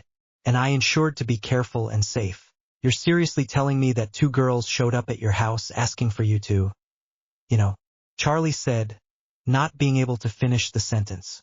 Well, apparently one of them were bragging so much that the other wanted to try it. Harry chuckled. Like I said, what man in his right mind would turn that down? Charlie agreed internally but wouldn't be admitting to it. I suggest you start taking it slow, he finally said. I understand having a bit of fun, but these things could start getting out of hand. Trust me, 1 woman is enough to ruin a man. 2 could make your life a living. Heck, we're not dating, Charlie, Harry said. We were just enjoying ourselves. There's nothing wrong with that as long as I'm careful, right? No, not all right, Charlie decided. This isn't a large town. There's parents breathing down my neck because they are worried for their daughters. As a father, I don't like hearing these things either, so slow down before you have an angry mob at your door. Harry sighed. Fair enough, he said. If any more adventurous girls decide to make a move, I'll gently dissuade them, and I'll make sure they all know I'm not looking. Okay? I've got other things I want to spend my time on anyway. Charlie visibly relaxed after that. Thanks for understanding. I know that it can be hard giving up on something like this, especially at your age. Especially with how popular you seem to be. It's no trouble, Charlie, Harry said. I can always get lucky when I'm older. I'm not saying become a monk, Charlie said, finally having regained his humor. Just let this die down a bit and then limit yourself to properly dating someone before they start spreading rumors about your skill. I doubt that's possible, Esme said. According to rumor, Harry has a huge... Stop, both Harry and Charlie said. Charlie turned to Harry. You're not thinking of seducing Mrs. Cullen, right? Dude, she's my friend's mum, Harry objected. Sure, she's attractive, but just no. Had to be sure, Charlie said, especially with what she had just started saying. I was going to say talent in the kitchen. Esme finished, smirking. Apparently there's a lot of people who want to taste his cooking. I'll just be going now. Charlie decided. We're still on for steak, right? Harry asked. Next weekend? Charlie stopped, thought about it and then nodded, before leaving. He'd not thought the kid would still want to do that. This had been a difficult conversation, but he'd needed to address it with how many people were complaining. At least now he could say that the kid was closing his bedroom door for a while he focused on his other passions. That was uncomfortable, Harry said. Why didn't you? Esme asked. What? Harry asked. Esme said. It would have been easier than to have to say all that. I don't like lying, Harry said.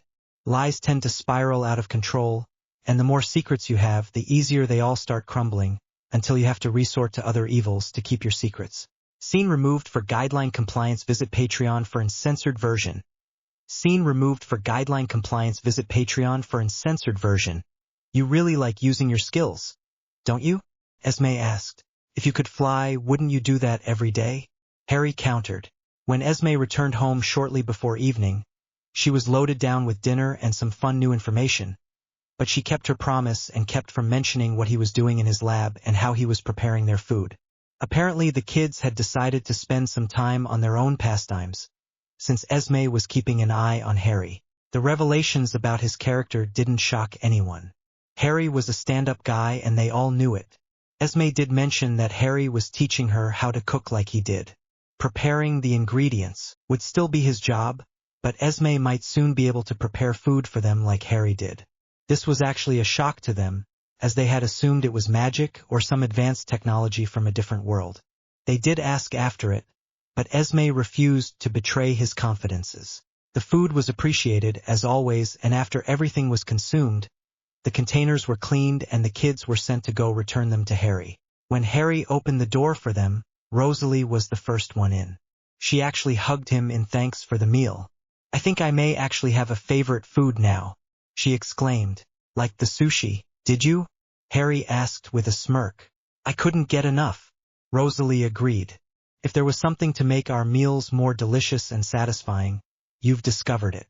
I must admit to feeling more satisfied after one of your meals than our standard fare, Jasper said, his Texan drawl coming out as he gave his heartfelt thanks. Thank you. It really means a lot to us that you are making the effort. Yeah, Esme wouldn't tell us how you do it, and Edward said she's not even thinking about it, to help you keep your secret, Emmett said, as he pulled out a stack of bills and placed them in Harry's hand. What's this? Harry asked. Apparently you've been using your culinary skills to cook for us for a while, and Carlyle requested that you get a payment that reflects both your skill and our gratitude, Edward said. We know you don't need the money, but we all feel you deserve it for your effort. But this is way too much, Harry said, looking at the fat stack of bills. Money really isn't an issue for us, Alice said. Don't think that's your only reward either. We're still thinking of something you might actually appreciate. Information is always appreciated, Harry said. I don't know everything about your culture, and I'm interested in any information about the Volturi and other supernatural things in this world, he said as he led them to the backyard. Not that I did it for that, he added quickly, knowing it may seem like he was trying to bribe them to give away secrets that could get them in trouble. He was putting up some glass walls and a domed glass ceiling, so that the pool area could be enjoyed even with how cold it could get in this area. Despite the fact that the water was heated, getting out in the cold was simply not healthy. For humans, at least. Ooh, this could work nicely, Alice said. Maybe a bit of ventilation is a good idea, though. And you can add a couple of lights and— Why do you always do that? Harry asked. What? Alice asked. Make suggestions and add things. Harry clarified. This is what I do, Alice said. Emmett, could you— The shops are closed. Edward interrupted. Alice frowned at that. If only they had access to places that had— Harry, could you fly us to a place that has 24-hour shopping? She asked sweetly. Intimate moment removed for platform safety. Visit Patreon for uncensored version. I'll go, Alice said instantly. She'd wanted to go on the bike anyway. Come on then, Harry said, walking to the door. He turned back to look at the others. Don't go breaking down my house while I'm out, he requested. Harry and Alice went to the garage and Harry mounted the bike, Alice jumping on behind him. Harry didn't open the garage, but he did start his bike and floated them up slightly, before they disappeared and reappeared floating in the air above New York. Welcome to the city that never sleeps, Harry said as he started them moving. Any particular places you want to visit?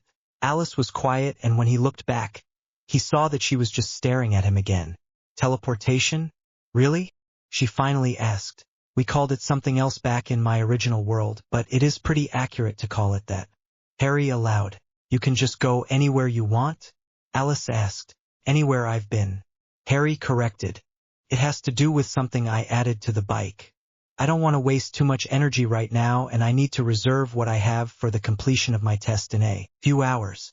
Alice was in her element and, keeping in mind how much they could carry on the bike, only stopped at a few places to get decorations and things that would add something to Harry's pool room. When he started shrinking and placing things in his pocket, like he normally would, her eyes developed a gleam, and quickly their short trip became a longer one. Intimate moment removed for platform safety. Visit Patreon for uncensored version. Expected reaction. Then Harry was told to finish the room so that they could take over. By the time Harry left to go finish his experiment, Alice had many ideas and had told him that he was forbidden to enter the pool room until they were done. The others just sighed. Sometimes not needing sleep worked against them, and they had no excuses to being pulled into the work. A few hours later they'd not heard from Harry at all, and they were starting to get worried, since he had told them it should only take a short while. Edward went to go check his room and found he wasn't there. On his way back, he noticed the stairs Jasper had mentioned. He quickly called the others together and they sped up the stairs to see if they could find Harry. Harry had confirmed that the process had completed and went to go check on the human body. Seemed fine, but he needed to confirm that there wasn't something strange going on, since there was that long copy. He went to the human body and focused his power to skim the memories that should have been copied. That's when he hit the floor. The next thing Harry knew, he had a massive headache, which was disorienting him, and he was in his bed. He didn't remember going to bed, either. Harry? A gentle voice spoke up before he even opened his eyes. It was Carlyle. Harry, are you all right? He asked. Harry said intelligently. Migraine, he said. Hold on, I've got something for that, Carlyle said. And Harry heard the sound of movement as the doctor likely went to get something from his bag. Do you have any issues with normal medicine? Carlyle asked when he was next to Harry again. A glass of water in his hand and 3 pills in a small cup. Help him sit up, he added to the side. Potions work better, Harry said, as Esme, apparently also in the room, helped him sit up. But I can use the normal stuff. He took the small cup and popped the pills into his mouth, before he drank them down with the water. What happened? He asked. We don't know, Carlyle said. Edward and the others found you on the ground next to the human body. Your nose was bleeding and you wouldn't respond, so I called Carlyle. Rosalie said. From the door. What do you remember? Carlyle asked. It's fuzzy, Harry said, as he closed his eyes and thought back. I confirmed the copy was done and then, just nothing. Was James still knocked out? He asked. Neither of the bodies have moved, Edward confirmed. We weren't certain how you were keeping him contained, so we've been watching. Did you follow cleanroom procedure? Harry asked instantly. I'm afraid we didn't know the procedure, Jasper said. All the Cullens were now in the room with him. The glass doors will need to be replaced, and I suspect your cleanroom cannot be considered clean anymore. That's a problem, Harry said. That equipment needs to be carefully maintained. If something got in, I might not be able to fix them. We already cleaned it up and sealed the room. Alice said. You should have just retrieved me and left it alone. Harry whined. I'm not ungrateful. It's just that stuff can be very fragile. We didn't wear our clothes, and Rose and I cleaned ourselves as best we could before entering. Alice offered. The decontamination thing still works. It's just not as well sealed as it used to be. Harry thought about it. That might have helped, actually. Thanks, he said. We realized it was a clean room, so we tried to keep everything as it was, and we didn't go near your equipment. Rosalie said, nervously. She was really worried that there was damage.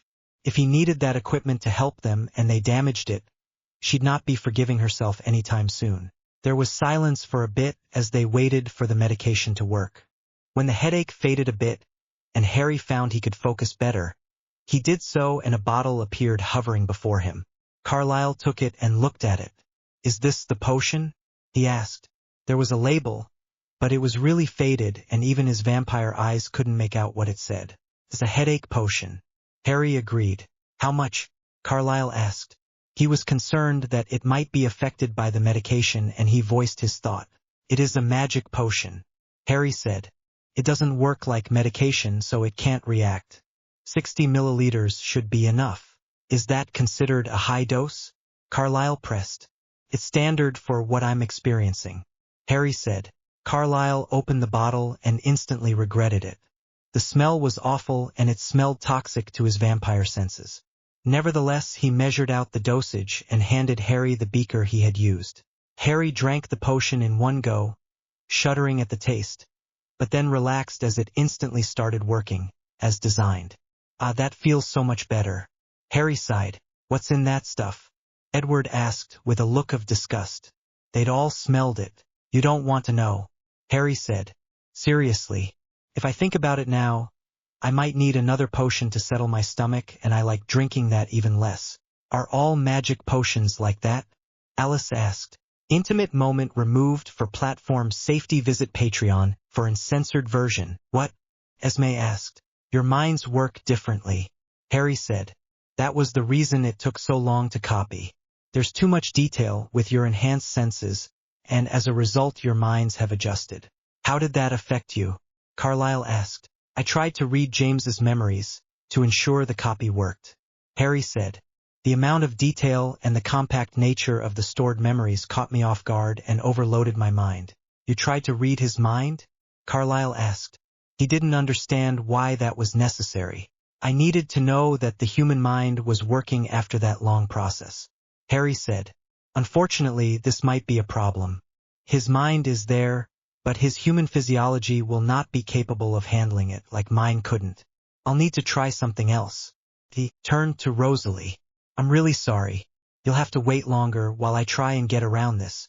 You don't need to apologize. Rosalie said. If it takes you years, I'll not mind, as long as you don't do something like that again. We like having you around enough to not want you to threaten your mind. We were really worried, Harry.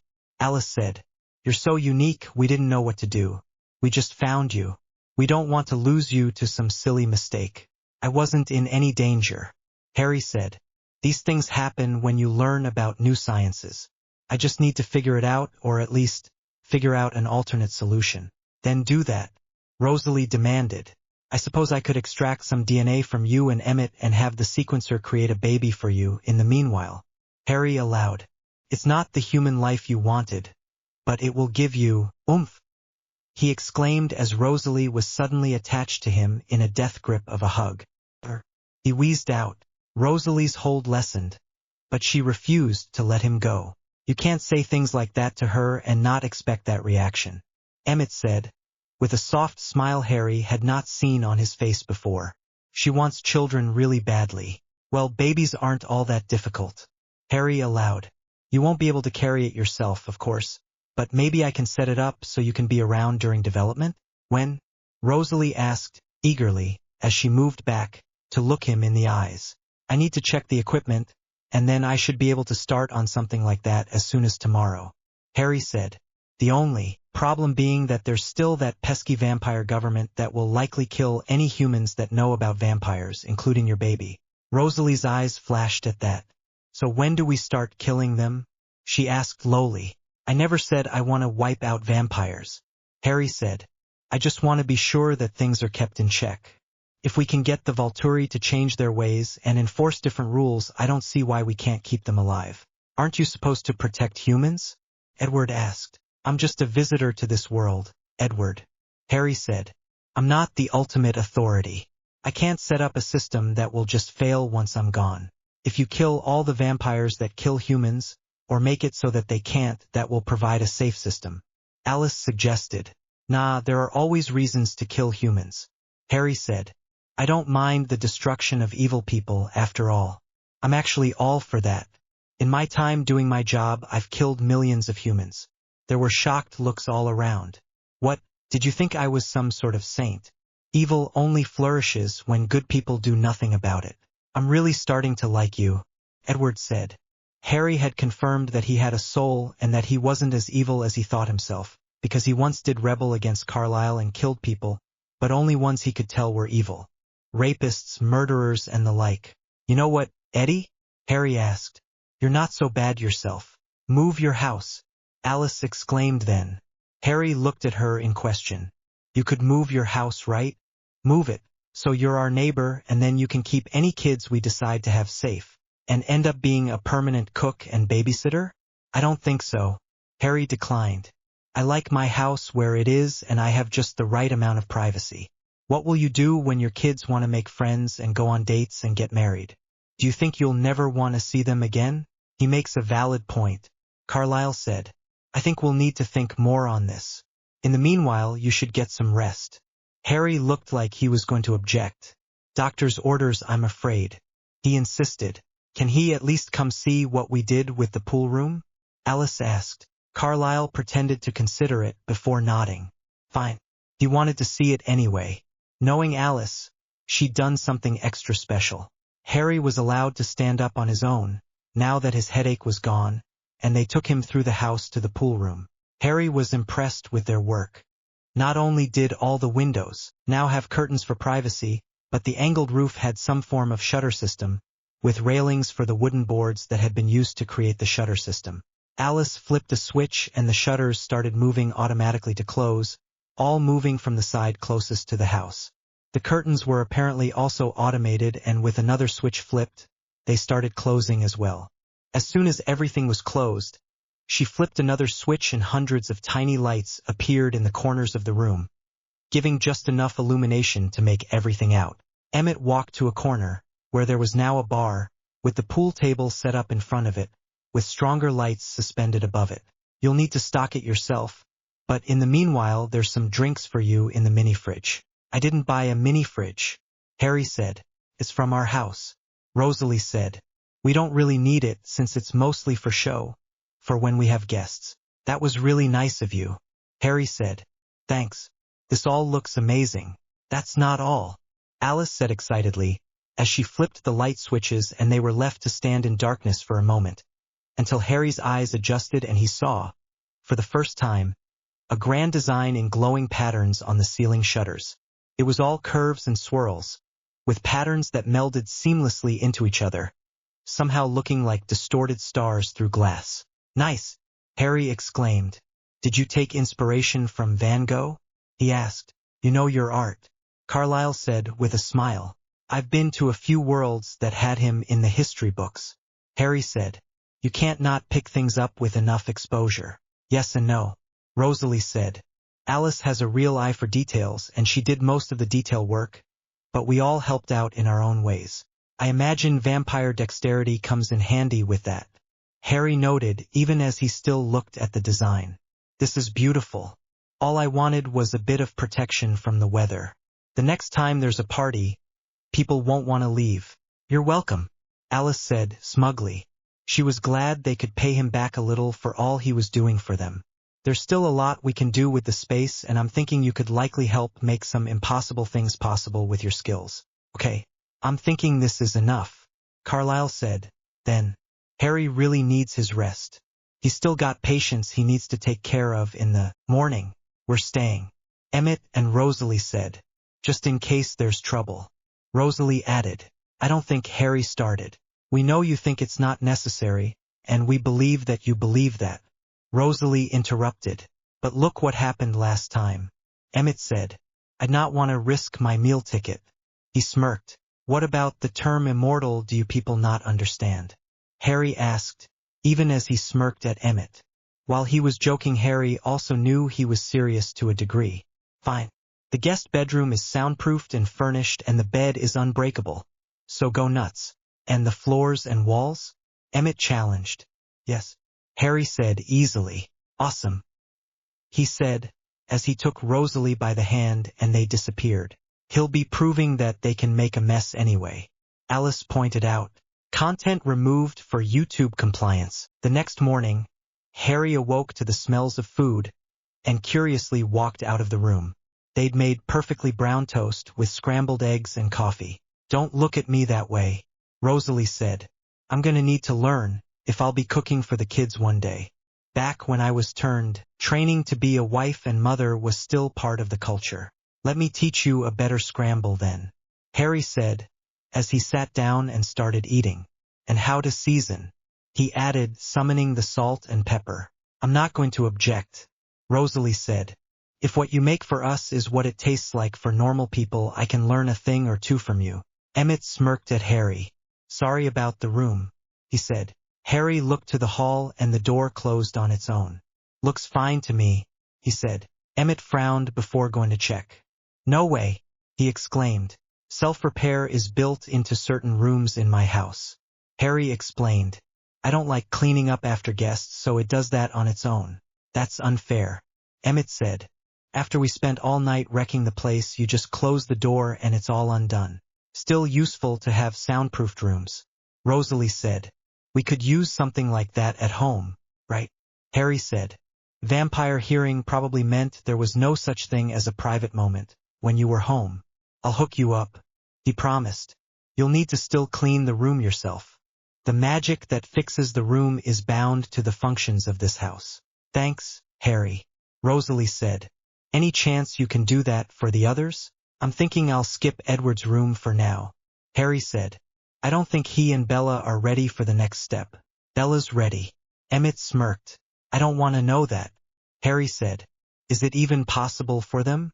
It's probably a good idea for them to wait until she's been turned, Rosalie said. Humans can be fragile.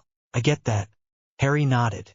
I have to consider that as well sometimes, though I'm not usually as tough as you saw against James and Victoria. Had to add protections for that. And ripping off James's arm? Emmett asked. Enhanced myself, Harry said. Still only temporary. How strong can you make yourself? Emmett asked. He really wanted to know how he'd fare against him. I've picked up a few tons in the past, though it takes a toll on the body after a while, Harry said. It's meant for short bursts of power. The human body is simply not constructed for such things. Could you enhance other people? Rosalie asked. Why? Harry asked. Edward is worried that he'll hurt Bella. Emmett said. I could add something for that. Harry shrugged. But if they want to get physical, I'll need to add other protections. You male vampires still produce baby batter. We do? Emmett asked. I had to do a thorough investigation before I started experimenting. Harry said. My equipment revealed quite a bit about your genetic code and physical limitations. You went that far? Rosalie asked. I was looking into the possibility of reverting the change on the genetic level. Harry said. That wouldn't work, though. The change doesn't just add something, it modifies what was there. I could likely still produce a serum that changes it back, but I don't have a mechanism to do that, which has a 100% success rate, as it resets some things and would end up turning every cell in your body into stem cells. Well, that and the mind issue, you're like a science fiction mad scientist. Emmett said. From your perspective. Yeah, I suppose I am. Harry allowed. He stood up then. Thanks for breakfast. I'll be going back to my lab to repair it so that I can continue my research. You guys probably have school to get to. Give it a minute. Rosalie said. Esme will be here by then. Do I need a babysitter now? Harry asked. No. Rosalie said. We realize you don't need it. We want her there for you, for our peace of mind. Harry thought about that.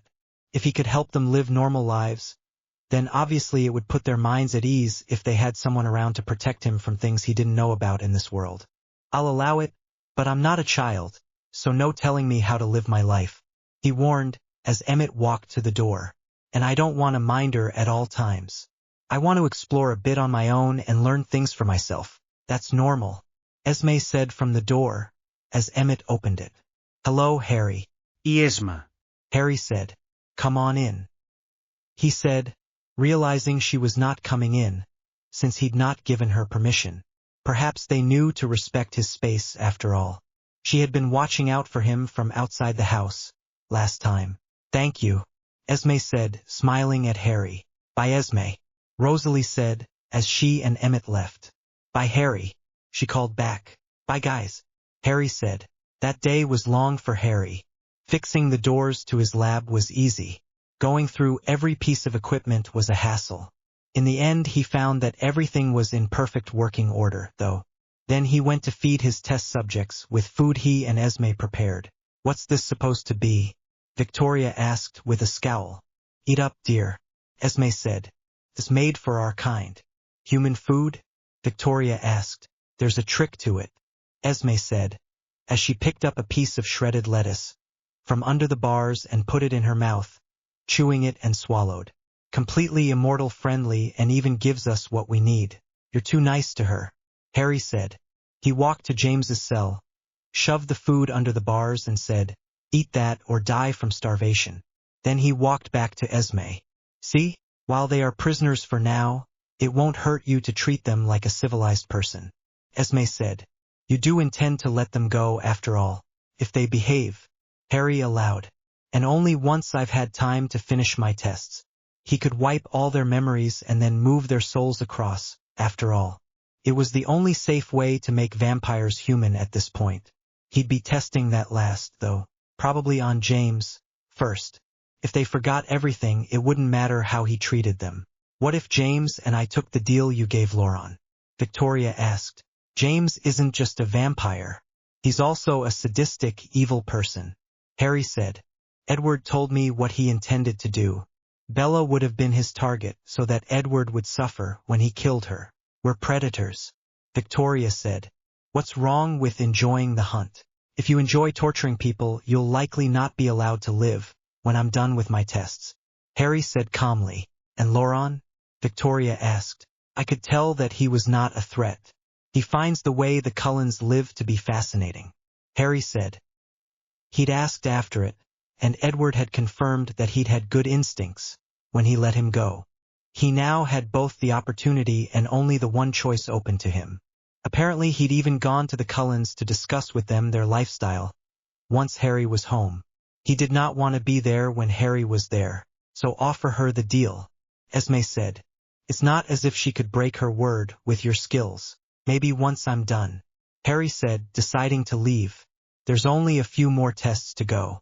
2-3 days tops, but I'll also be going to visit the extended family tomorrow. Oh right, Esme exclaimed. We'll have to make some food to take along. She suggested. Not a bad idea. Harry said. Put the best foot forward and all that. After that, they went back to the kitchen and started making food again.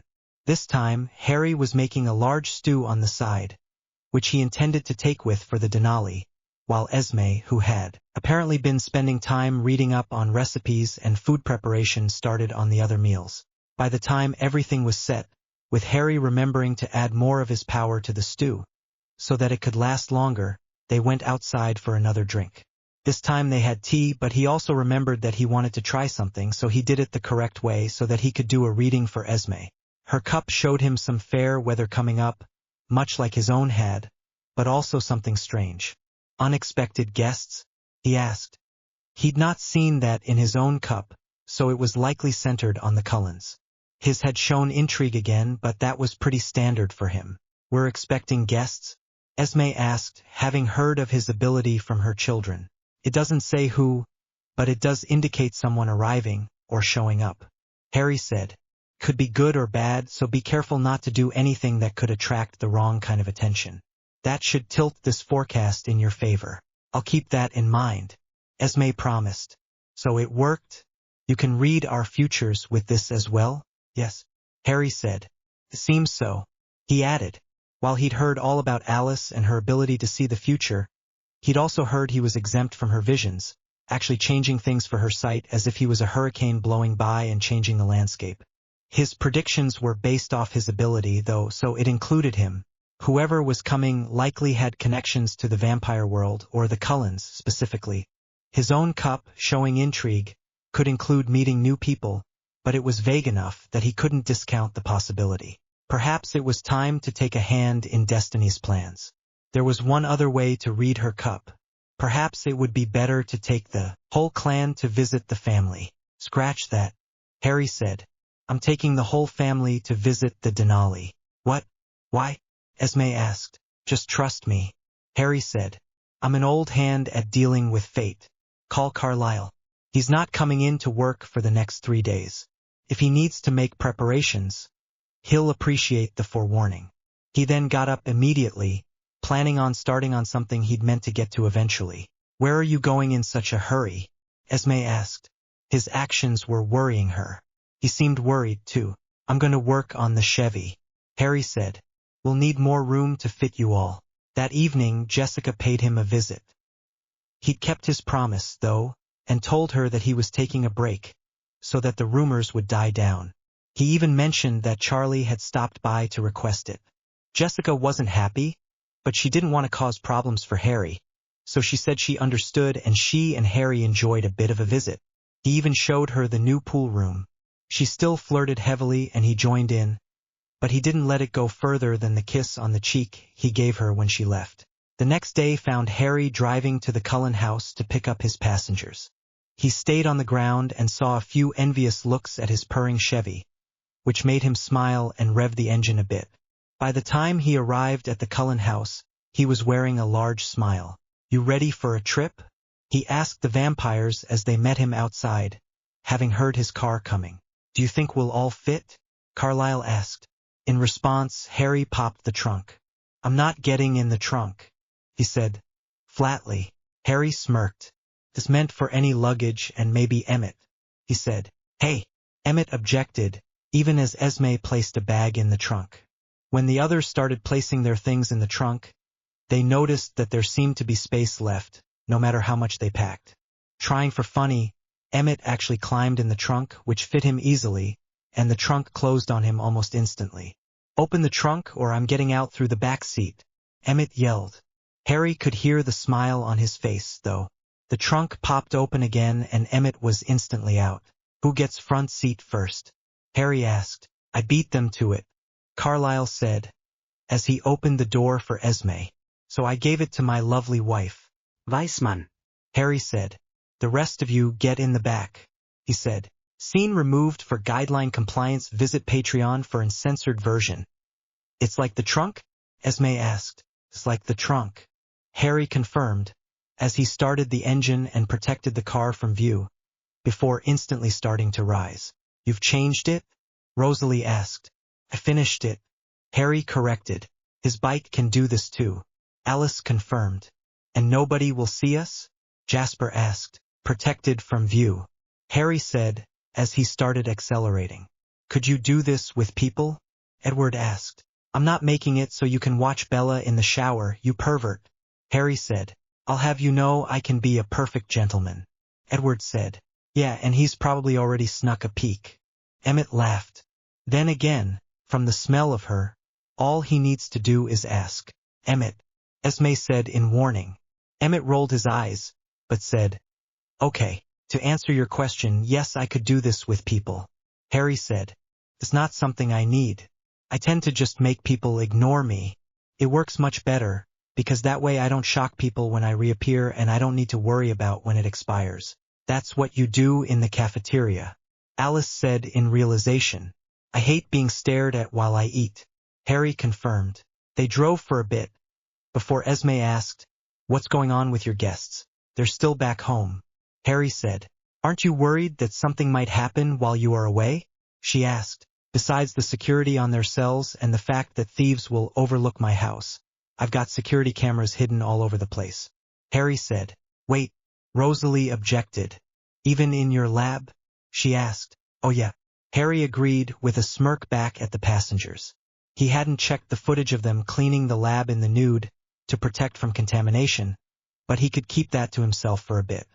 He'd realized that they had mentioned it to gauge his reaction, back when they told him. From all kinds of angles. He added, Harry, if I find out you've been watching my wife in the nude, we may not stay friends. Emmett warned, seriously. Harry had not seen that side of him. Don't worry, Emmett, I've not looked at the footage. Harry said. Tempting though it may be, I'm not a pervert like Eddie. That brought a bit of a smile to Emmett's face. Could you delete the footage? Rosalie asked, just a bit self-conscious at the moment. If I told you I went looking for the recording to find it, and delete it, would you not rather worry that I'd have to see it to find it? Harry asked. Good point. Rosalie said. So, we're just supposed to trust that you won't in the future? Edward asked. Yes. Carlyle said emphatically. We are. Rosalie smiled at Harry at that. I trust you, she said. I'm not saying I don't. Edward said. It's just, he did mention that he likes what you look like. That he finds you attractive even, that's because it's true. Harry said. She's FNG gorgeous. Yes, she is. Emmett agreed instantly. Content removed for YouTube compliance. Pervert just because I know I can. I mean, if I wanted to, I could see anyone unclothed. All it would take is a bit of power.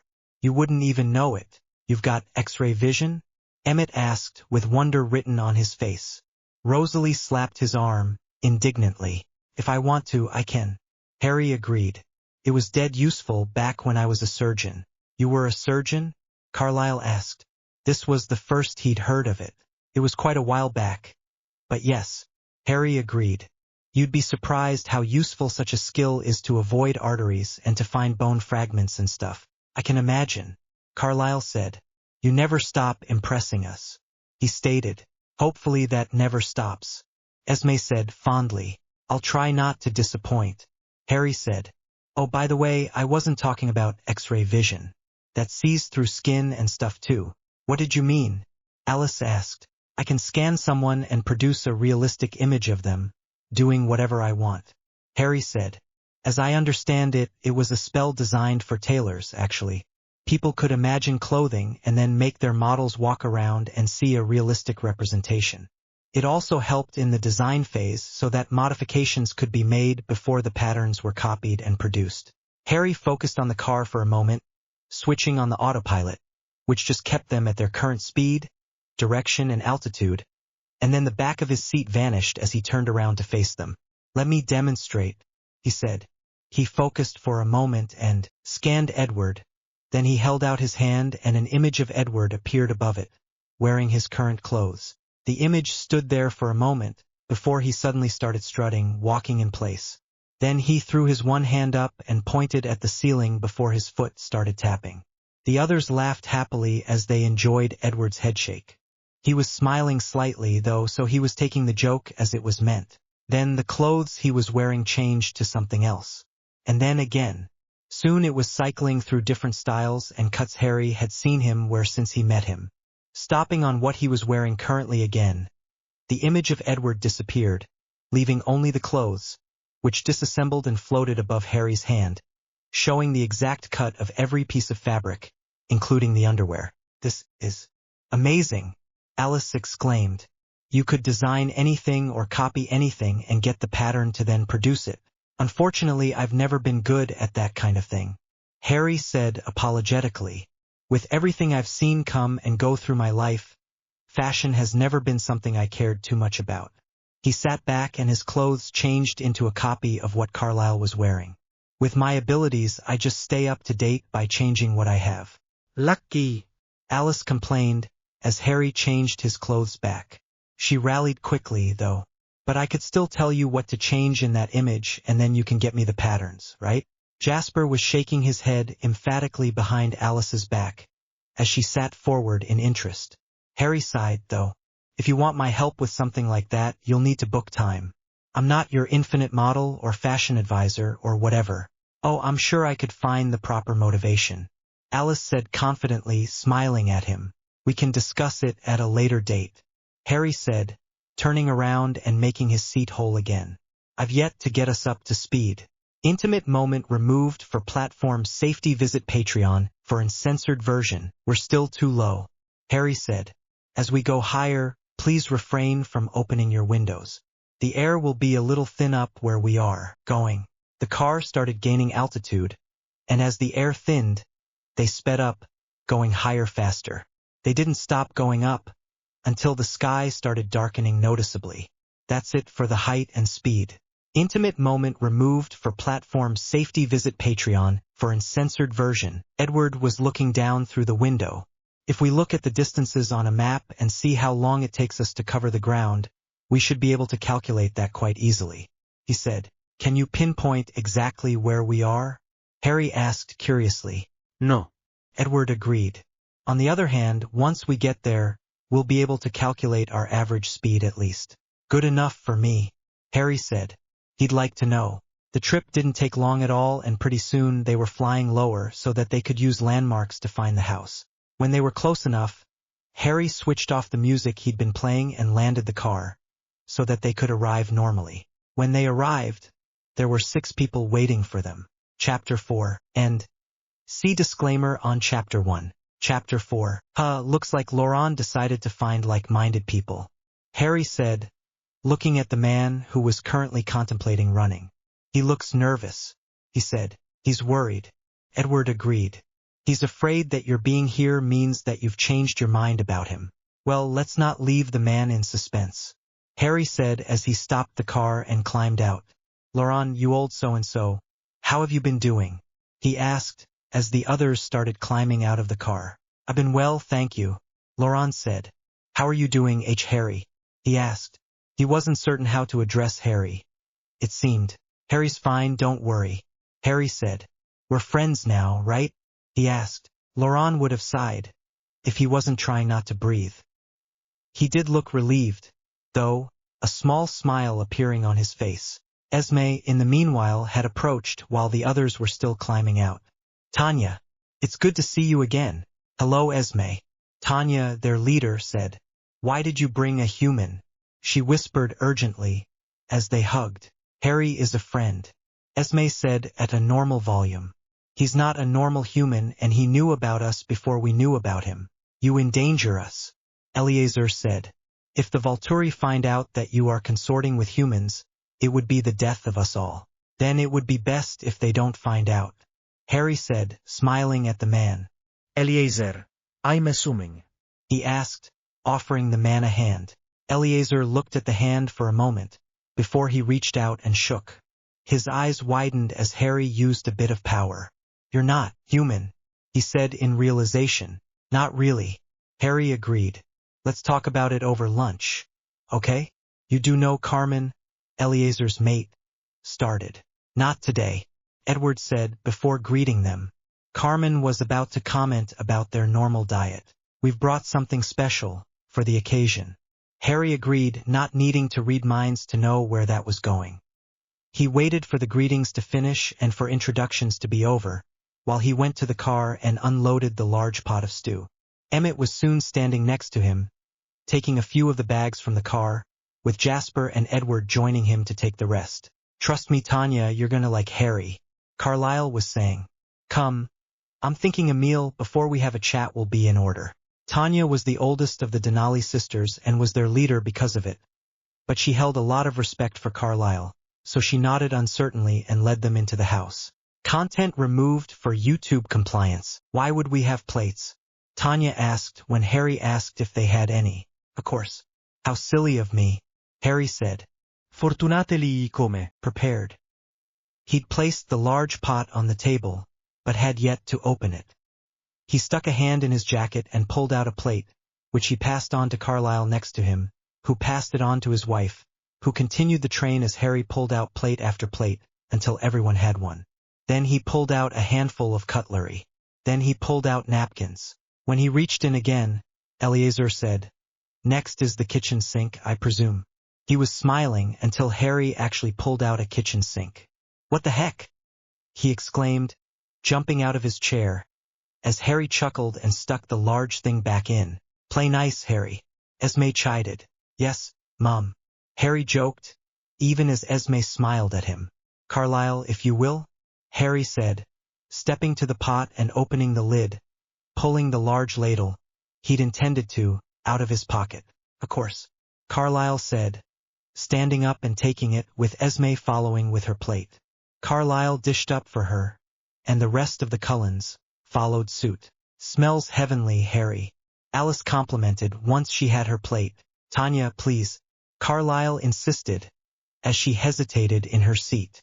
She finally sighed and stood up, followed by the rest of the Denali. When everyone had a plate of steaming food, some of the Denali were looking at theirs as they smelled the strangely appetizing human food. Harry took a seat where the pot had been, which Carlisle had put aside, to make space for him. "Dig in," Harry suggested as he pulled out his famous lunchbox, which also had stew, but the normal kind. "It's best warm," he added before sticking a fork in and starting to chow down. Emmett was the first to start stuffing his face.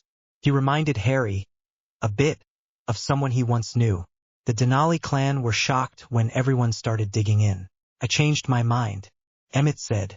"This is my favorite. Every time you eat something new, it's your favorite," Harry pointed out. "When will you settle on something?" "Once I've tasted everything," Emmett said, past his mouthful. "Swallow before you speak," Esme chided. "It's unappetizing to see your food in your mouth like that." Emmett swallowed. "Sorry," he said before he started eating again. It was Eleazar to have the guts first to try the food. He put a small amount on the fork and put it in his mouth. He chewed twice, before his eyes widened, and then he started eating at a pace that almost matched Emmett. Seeing Eleazar's reaction helped the others make the decision to try it as well. "My God!" Laurent exclaimed. "It's edible. It's delicious," Irina added her voice. "You're welcome," Harry said, smiling. His smile soon faded. "Forgot," he exclaimed, as he reached into his pocket and started producing several bottles of wine. "I had some success with this batch, I think," he said to Carlisle as he passed the bottles along. "Really?" Esme asked. "Did you decide to—" "Oh, sorry," she said in realization. She couldn't talk about it, but her mind had obviously gone there, if Edward's eyes was any indication. "One word, Edward, and you're cut off for a week," Harry threatened. "I wouldn't dream of it," Edward promised. He'd not risk telling someone if Harry's cooking was the price. "Still, it's nice to finally—" "No," he admitted. "Know what?" Eleazar asked, as he took the bottle that was passed to them, opened, while Harry proceeded to produce glasses. "And how the heck are you doing that?" he exclaimed. "The secret to the food and magic," Harry said. "Is that what I'm feeling?" Eleazar asked. "You can feel it?" Harry asked interestedly. "Eleazar has the gift to detect and identify other people with gifts," Carlisle said. Well, I don't know what you're feeling, but it could be that or a number of other things. Harry said. Harry is very gifted. Alice confirmed. According to all the girls in school, yeah. Emmett threw in there. Scene removed for guideline compliance. Visit Patreon for uncensored version. But they don't know. Emmett said. It's only fair to warn the men who'll soon feel inadequate. Do you? Rosalie asked. Of course not, but I'm also the best specimen of a man. Emmett said, winking at Rosalie, who smiled back at him indulgently. Carlyle smiled at the conversation, as he poured, first for his wife, and then himself. The others all followed suit instantly this time, while Harry pulled a chilled beer from his pocket. The beverage was so cold, you could see that the glass was covered in frost. How is that not warm? Tanya asked. Magic. Harry replied again. To the magic. Carlyle toasted. To the magic. The rest of the Cullens joined. To the magic. The rest followed, but with less certainty. Their first sip, however, changed that, as they all looked at their glasses in wonder. I should thank you for allowing me this, after our initial meeting. Laurent said. I do apologize for James and Victoria's behavior. I was supposed to be their leader, but I could never control their intents for violence and savagery. It's not your fault. Harry said. Some people are just born that way. Even humans. Laurent nodded in thanks and lifted his glass to Harry, before taking another sip and savoring it before he returned to his meal. Silence reigned for the duration of the meal after that. Those that finished sipped from their wine and watched jealously, as the rest continued their meal. There's more if you're still hungry, Harry offered. Emmett was instantly next to him, bowl in hand. Thanks for volunteering. Harry smirked. You can take the pot to our hosts and your family first, I think. Emmett rolled his eyes, but did as requested. He understood that this was a show to a degree, so he went around dishing up for the hungry vampires. When the pot was completely empty, and all the hunger was properly sated, the question started. What was that? Eleazar asked, indicating his bowl. Food, Harry said. Before the man could ask for elaboration, Harry continued. It's technically blood from a bear, but I use my special means to turn it into what you ate. He has a special process which he's been improving every chance he gets. Carlyle said. In the beginning, it tasted like blood, with only a hint of what it was being represented as. But now, I seldom taste the blood and it's even more enjoyable. We've not hunted in weeks, Jasper said. Not even I've had a craving for quite a while. This could change our world, Tanya exclaimed. There's unfortunately only one of me, Harry said. I can't feed the entirety of the vampire world. I'm good, but I'm not that good. There's also the fact that Harry is a very good chef. Esme said. What he makes isn't this good only because it was made with blood. It's because it was made with skill. He's teaching me, though. I'm hoping to one day be able to provide a meal at least as satisfying as this to my family, with Harry doing his part, of course. So you meant real magic? Irina asked. Like Merlin and dragons and you shall not pass? Wow, never heard it phrased quite like that. Harry admitted. But for the purposes of this conversation, let's say yes. What can magic do? Eleazar asked. Many things, Harry said, but not everything. Rosalie said. He's working on that, though. So he makes you your meals? Carmen asked. It's wonderful and all, but it's not going to change your lives that much. He can allow us to go in the sun around humans, Alice said smugly, and many other things that could likely one day see us able to live mostly human lives. Esme said proudly. Really? Tanya asked. That is impressive. Why haven't you turned him? It was a valid point. Nobody would want to lose such a skill to mortality. He cannot be turned, Laurent said. Victoria tried to bite him and she broke her teeth on his skin, just before he ripped James's arm off with seemingly no effort. Truthfully, that was magic. I was protecting my friends, Harry said. But it's a moot point. I'm immortal anyway. What kind of immortal has a heartbeat? Tanya asked. This kind, Edward said. I don't know the specifics, but the evidence he's shown us is very convincing. Scene removed for guideline compliance. Visit Patreon for uncensored version. You had other options. Harry reminded him, Become human or only feed on evil men? Laurent agreed. The becoming human thing is proving a little tricky. Harry admitted. I can do it, but you'd lose all your memories in the process. Human or vampire? You never told us that. Rosalie said. I only just figured it out recently. Harry said. I'll wait for another option. Rather, Rosalie said. I'm finding I'm enjoying my immortal life a lot better now. Especially with the option you recently presented us with. What option? Tanya asked. She knew of Rosalie's wish for children. He believes he can help me achieve my goal. Rosalie confirmed. It would even be mine and Emmett's. How is this possible? Tanya asked. Magic can do this. Allow a vampire to conceive a child? No. Harry denied. But I don't just rely on magic. Harry has a very special circumstance which I don't think we can discuss. Carlyle cut in.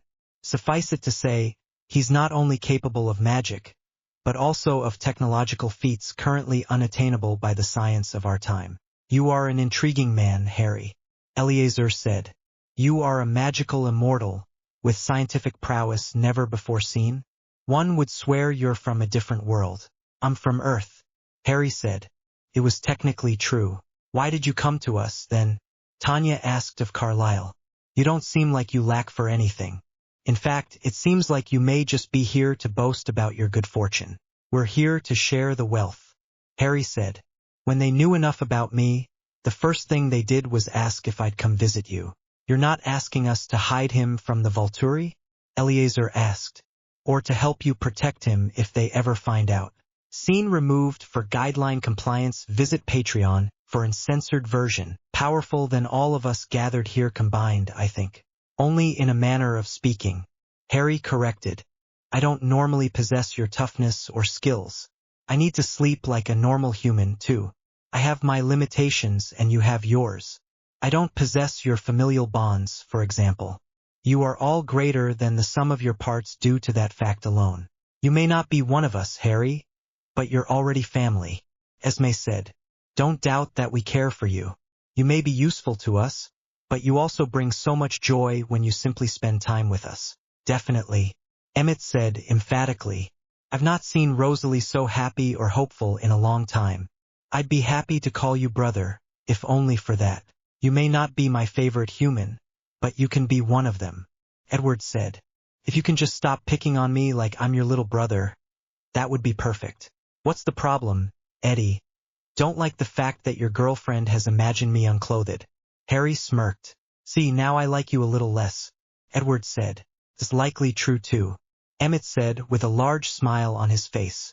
Harry's got all the girls at school so revved up after one girl told her friends what you can do in bed, and the swimming pool and the bathtub and the kitchen, Rosalie added. Never the kitchen. Harry interjected. That he's basically got a fan club and followers. Emmett finished. I didn't ask for that and you know it. Harry defended himself. I just showed a lady a good time and suddenly I'm a party favor and a threat to decent people everywhere.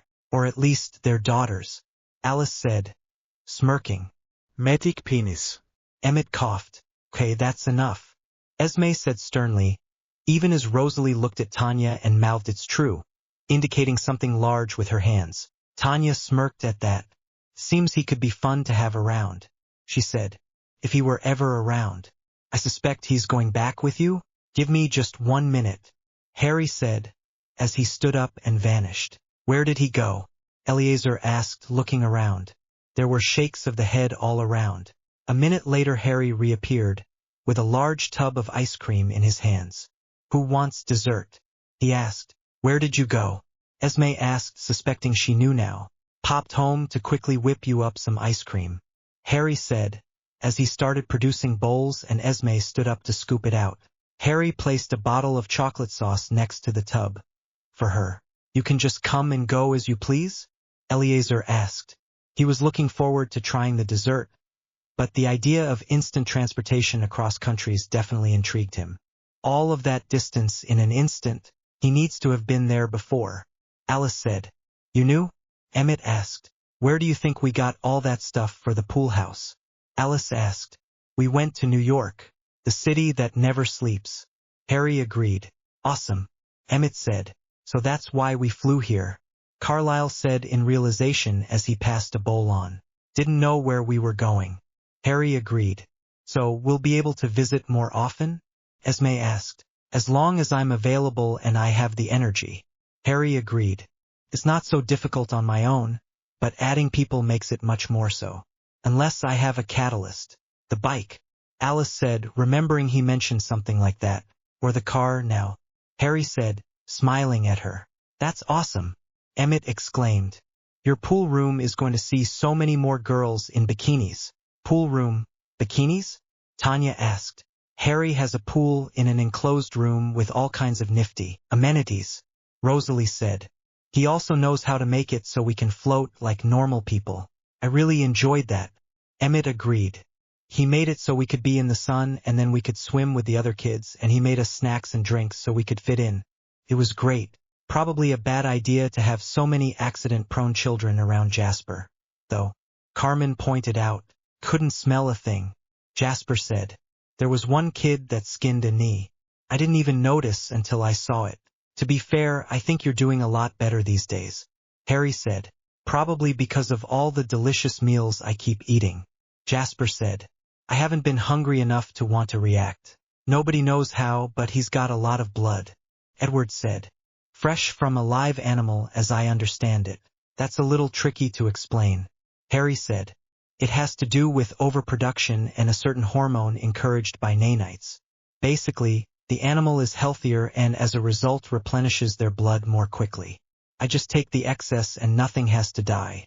The animals do end up eating more as a result, and I may end up not having fresh bear blood when it hibernates, but I'm keeping an eye on everything, don't worry.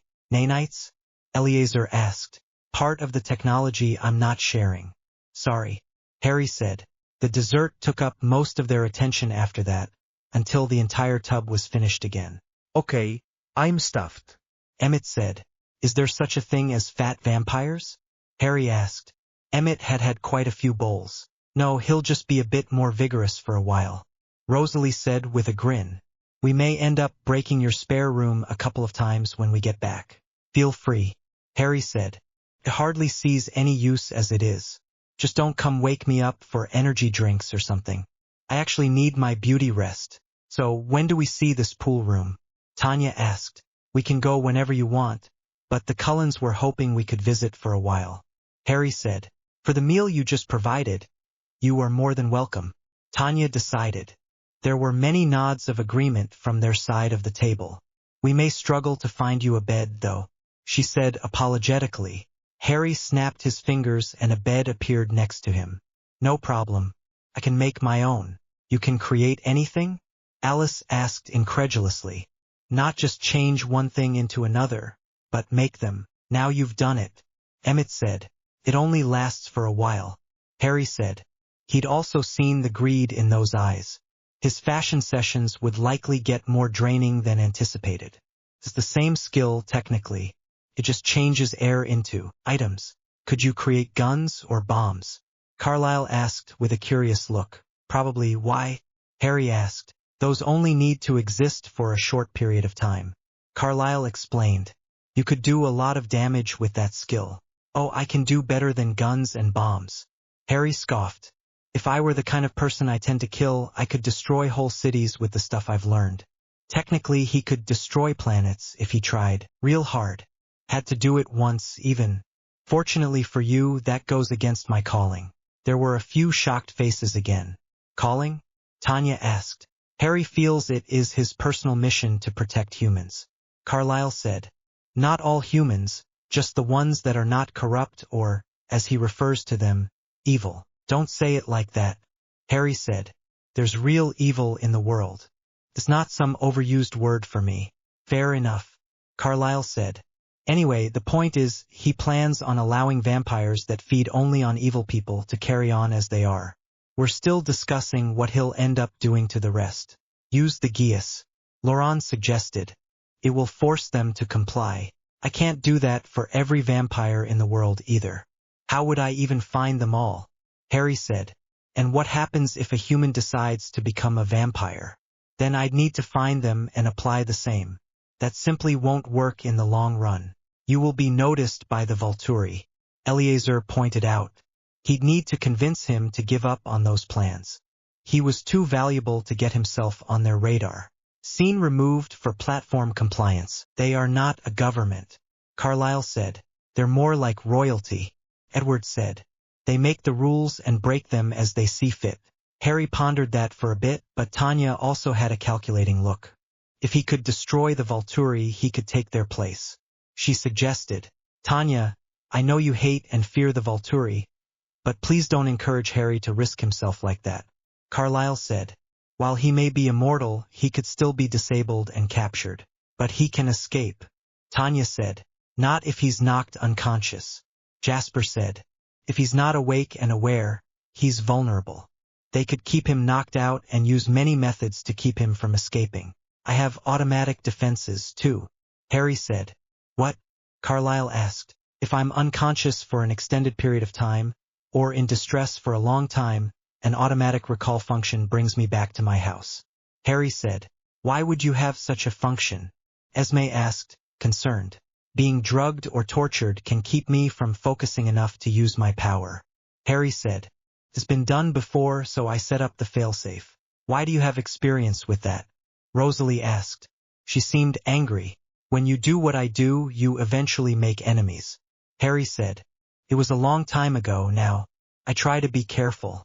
I don't like being surprised, which is why I'm gathering information before I decide how to move on the Volturi.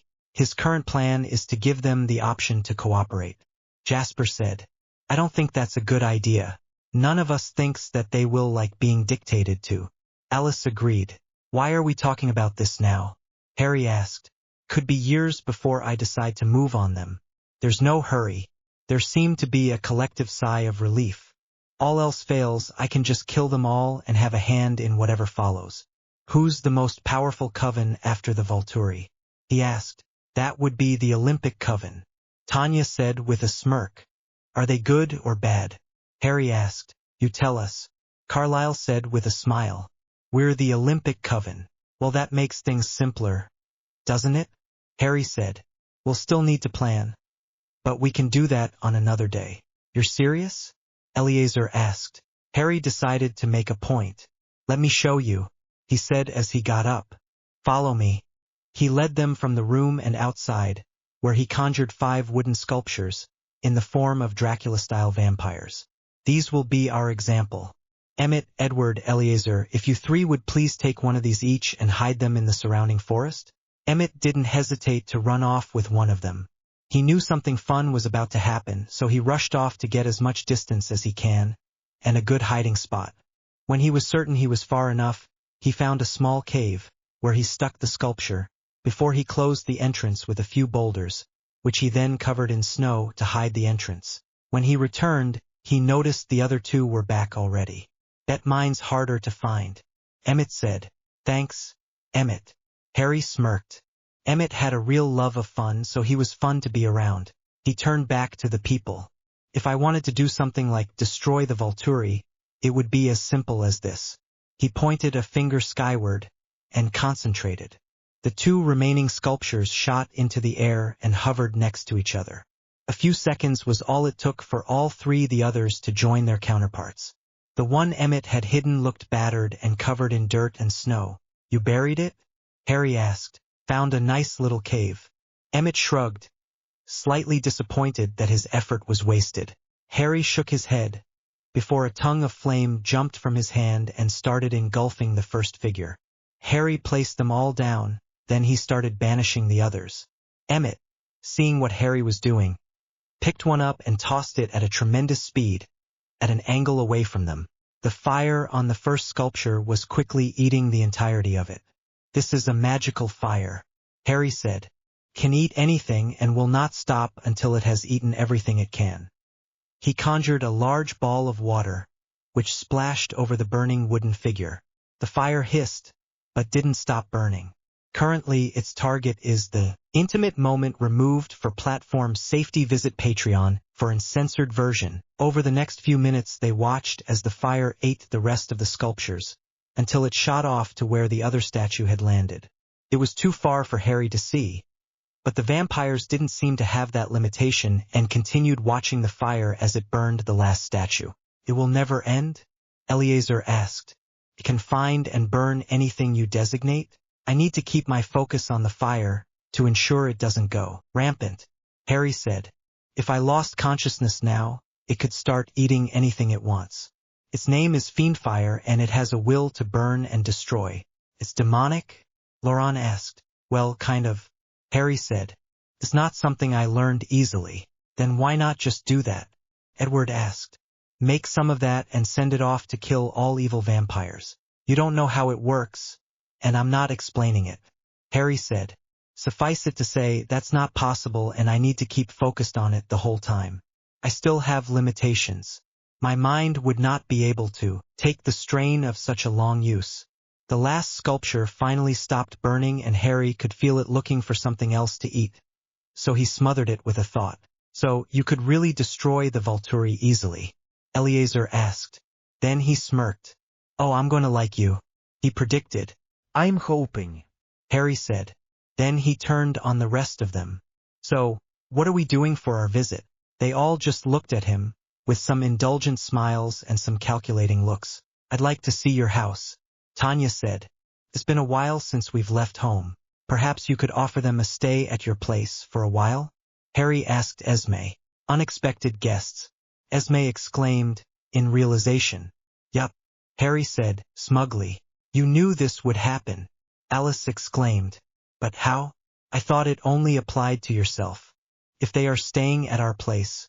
Esme enjoyed a cup of tea with me yesterday. Harry explained. Your new trick, Alice said, bouncing in excitement. Now I can learn it properly. What are you talking about? Irina asked. Harry can use a form of fortune-telling. Jasper said. Alice is apparently able to use it with her own gifts, but has been unable to do it for us because we don't drink tea. She's only been able to read human fortunes, because they could stomach it. But your trick with food and drink has been able to bridge that gap. Carlyle said, in understanding. When we get home, we're all having a cup. Alice said excitedly. Let's let your current meals settle first, please. Harry said. My stock only stretches so far in a day. He reminded them, referring to the blood he used to make their current main form of sustenance. Good point. Alice allowed. She'd sacrifice a meal or two to practice this skill, though.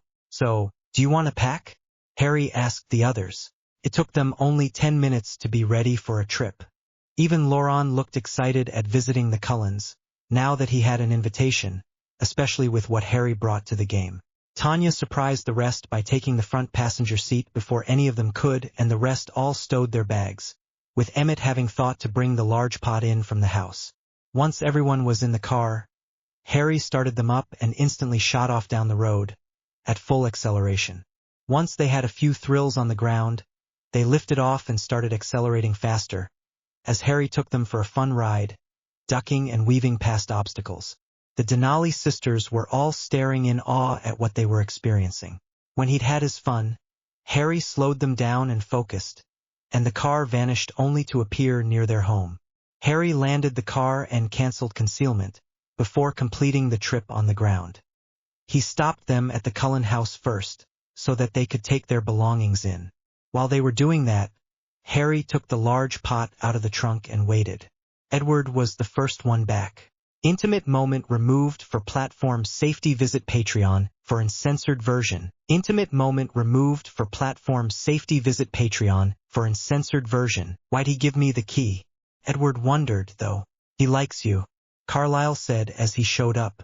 He wouldn't pick on you if he didn't enjoy the game, after all. Edward smiled a bit at that.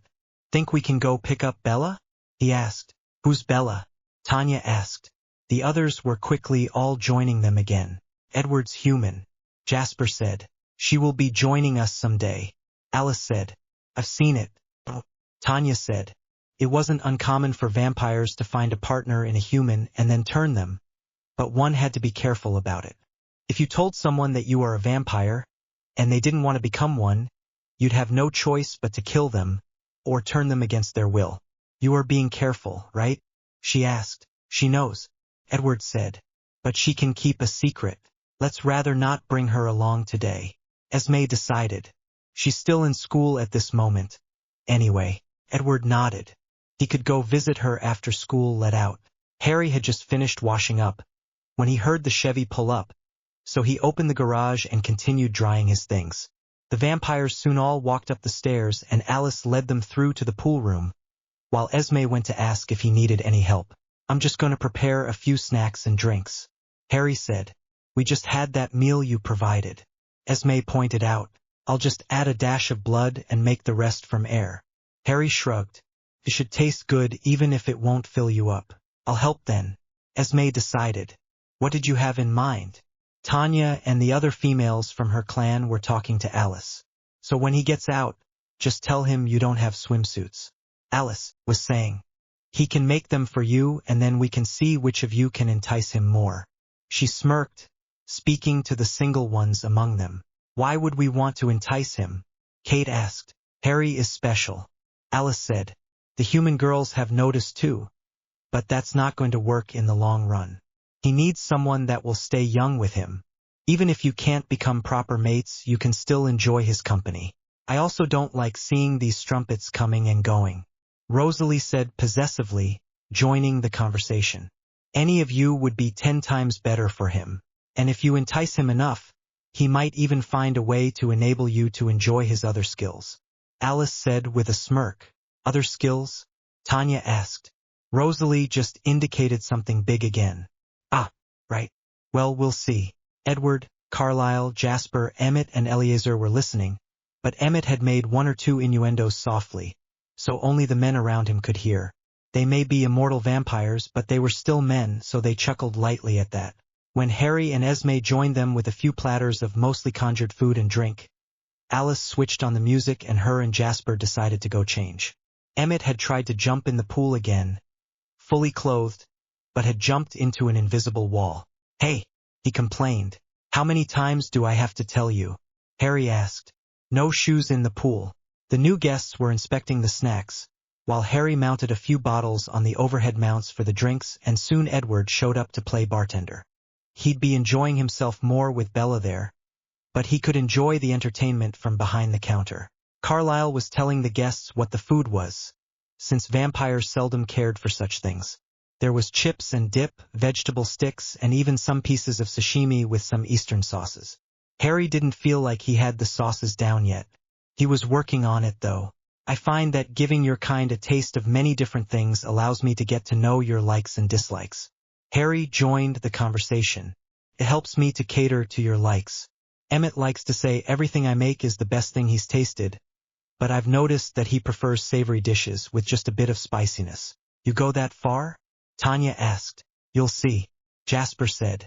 The chance for variety is soon going to make you appreciate his talents even more. It is quite satisfying to try something new on a regular basis. Carlisle agreed. I didn't know how much I had missed it until I had the option again.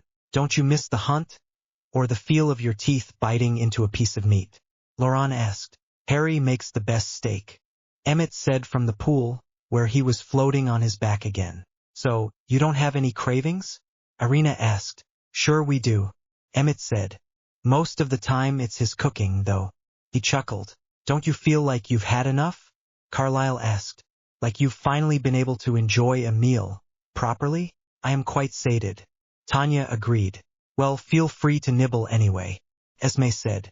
While I won't be giving away Harry's secrets, there's very little in the way of sustenance in the snacks before you, but it's still completely edible for us. Intimate moment removed for platform safety. Visit Patreon for uncensored version. Looking good, girls, Esme said. Did you bring something for your cousins? We were hoping Harry could make us something, Kate asked. Alice mentioned that he is able to change what we have on into something more appropriate. Harry shrugged and scanned her, before he produced a small model over his hand again. Swimsuits of every design he could think of started appearing on the model, which looked like Kate. Hey, Kate objected, when something very skimpy appeared. Sorry, Harry said, actually blushing as the image changed again. I'm only a man and this works on my imagination, so you can't blame me when my mind wants to see more. You have a fantastic figure. While I appreciate the compliment, I'd prefer if you don't do that, Kate said tartly. Ooh, I like that one, she said as the semi-attached two-piece appeared. Nice. Alice said. She'd not seen that design herself. Her fashion meeting with Harry just got a whole new category on her mental list. Harry dutifully transfigured her clothes into the requested bathing suit. He added a sarong for the sake of visual appeal. Thanks, Kate said, looking down at herself and smiling. You're handy to have around. Intimate moment removed for platform safety. Visit Patreon for uncensored version. Pretty soon all the vampires were enjoying the heated water of the pool. What about the cold? Kate asked Harry. Her mind had wandered and she'd thought about some things that she'd likely not be mentioning, hoping Edward would keep his trap shut. Cold? Harry asked from where he lay on a pool chair. Kate moved to him and took his hand. To his human temperature, she felt colder than the water, even if she'd heated up slightly due to it. Could you do something for that? She asked as she let go again. Scene removed for guideline compliance. Visit Patreon for uncensored version. There you go, he said before he lay back again. Alice was the first to her and placed a hand on her shoulder. She's warm, she exclaimed. Then she turned to Harry. Do me, she said, holding her hand out to take his. Harry smirked at her unintentional double entendre, and took her hand for a moment, doing the same. Scene removed for guideline compliance. Visit Patreon for uncensored version. I've not even tried tinting magic to add a tan, Harry said.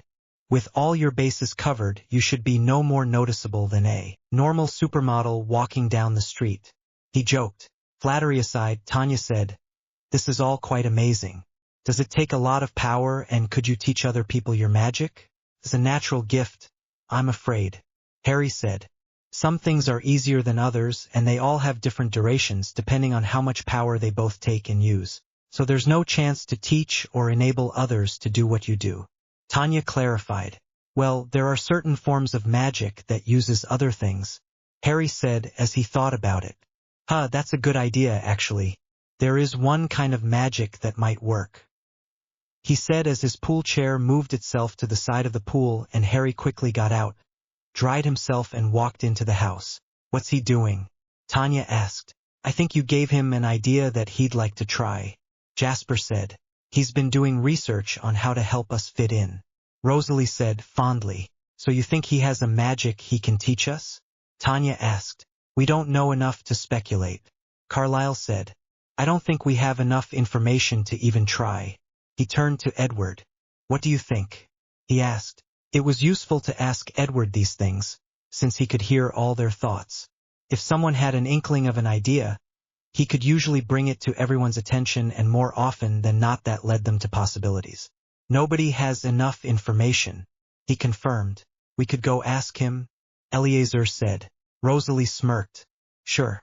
Why don't you go ask him? She suggested. Scene removed for guideline compliance. Visit Patreon for uncensored version. No, he's still here, Edward said. His house has many hidden rooms and floors. Eleazar looked up and saw no other levels. It's underground? He asked. We don't know, Jasper said. The staircase we saw goes up. Considering what he said, I don't know that that is a limitation of his technology, Carlyle theorized. What did he say? Tanya asked. Rather ask him yourself, Esme suggested. I think he's trusting us not to tell all his secrets. It was only 5 minutes later that Harry returned. This should work, Harry said, tossing an item to Tanya. Everyone saw it as it went. It was a pendant with a smooth stone and script of some sort on one side. Tanya caught it and inspected the script. What is it? She asked. A necklace, Harry said. The runes should work on blood, so when you feed, you could just add a bit of blood and then it will heat up your body like I did. Just like that? Tanya asked. Blood and this strange script? It's the language of magic, Harry said. It doesn't have a translation in the vernacular. What it says loosely means, heat the humanoid body that wears the script using any applied magic to a certain degree. Blood is magic? Carlyle asked. Not directly, Harry said. Blood is life and life is magic. He elaborated. Life is magic? Rosalie asked with a smile. It seemed poetic somehow. Didn't you know? Harry asked. It's commonly called the miracle of life after all. Tanya, in the meanwhile, had put the pendant on. I'll remember that next time I I think it's working, she said. She looked at Harry. Did you already add magic? Or blood? No. Harry said, frowning, as he walked to her. May I? He asked, holding his hand out. Instead of taking it off, Tanya smiled and moved closer to Harry, the pendant hanging just above her cleavage, drawing his attention to it. Harry closed his eyes, took a breath, and then lay one finger on the pendant. After opening them again, he could see when he was being played. His magic informed him of what was going on, though. Ha! Harry barked a laugh out. It activated because you are well fed. There was an excess. Took it from me? Tanya asked, only slightly disappointed that her ploy had only worked for a second. Doesn't that mean that we possess magic? Like all living creatures? Harry confirmed. Not like mine, I'm afraid, but it might allow me to look into some other things for you. Perhaps I can add a trigger and a channeling function with a few features? I'll look into it. This was an exciting discovery. Harry would need to look into other applications for this. Be careful, though, he warned. If it feels like your cravings are coming back too quickly, I may need to modify it so that it doesn't take too much from you to maintain your body heat. This will help you, Harry, Alice said. For her, Tanya's immediate future had just changed. It seems that the Denali would be staying in Forks for a while. She couldn't quite see it properly, like there was something interfering with Tanya's future the whole time. That either meant that she was having many thoughts, or that Harry would be spending a lot of time with her. Or both. Most of her possibilities were in Forks, though. Scene removed for guideline compliance. Visit Patreon for uncensored version. The rest of the visit was spent on idle chat, the two Cullens catching up on what had been going on in their lives. Harry was mentioned a lot. Edward had talked about Bella for a bit, even mentioning Harry's help on occasion. He also mentioned that Bella was starting to miss her friend. Harry made a mental note to spend some time with her once his suspension was over.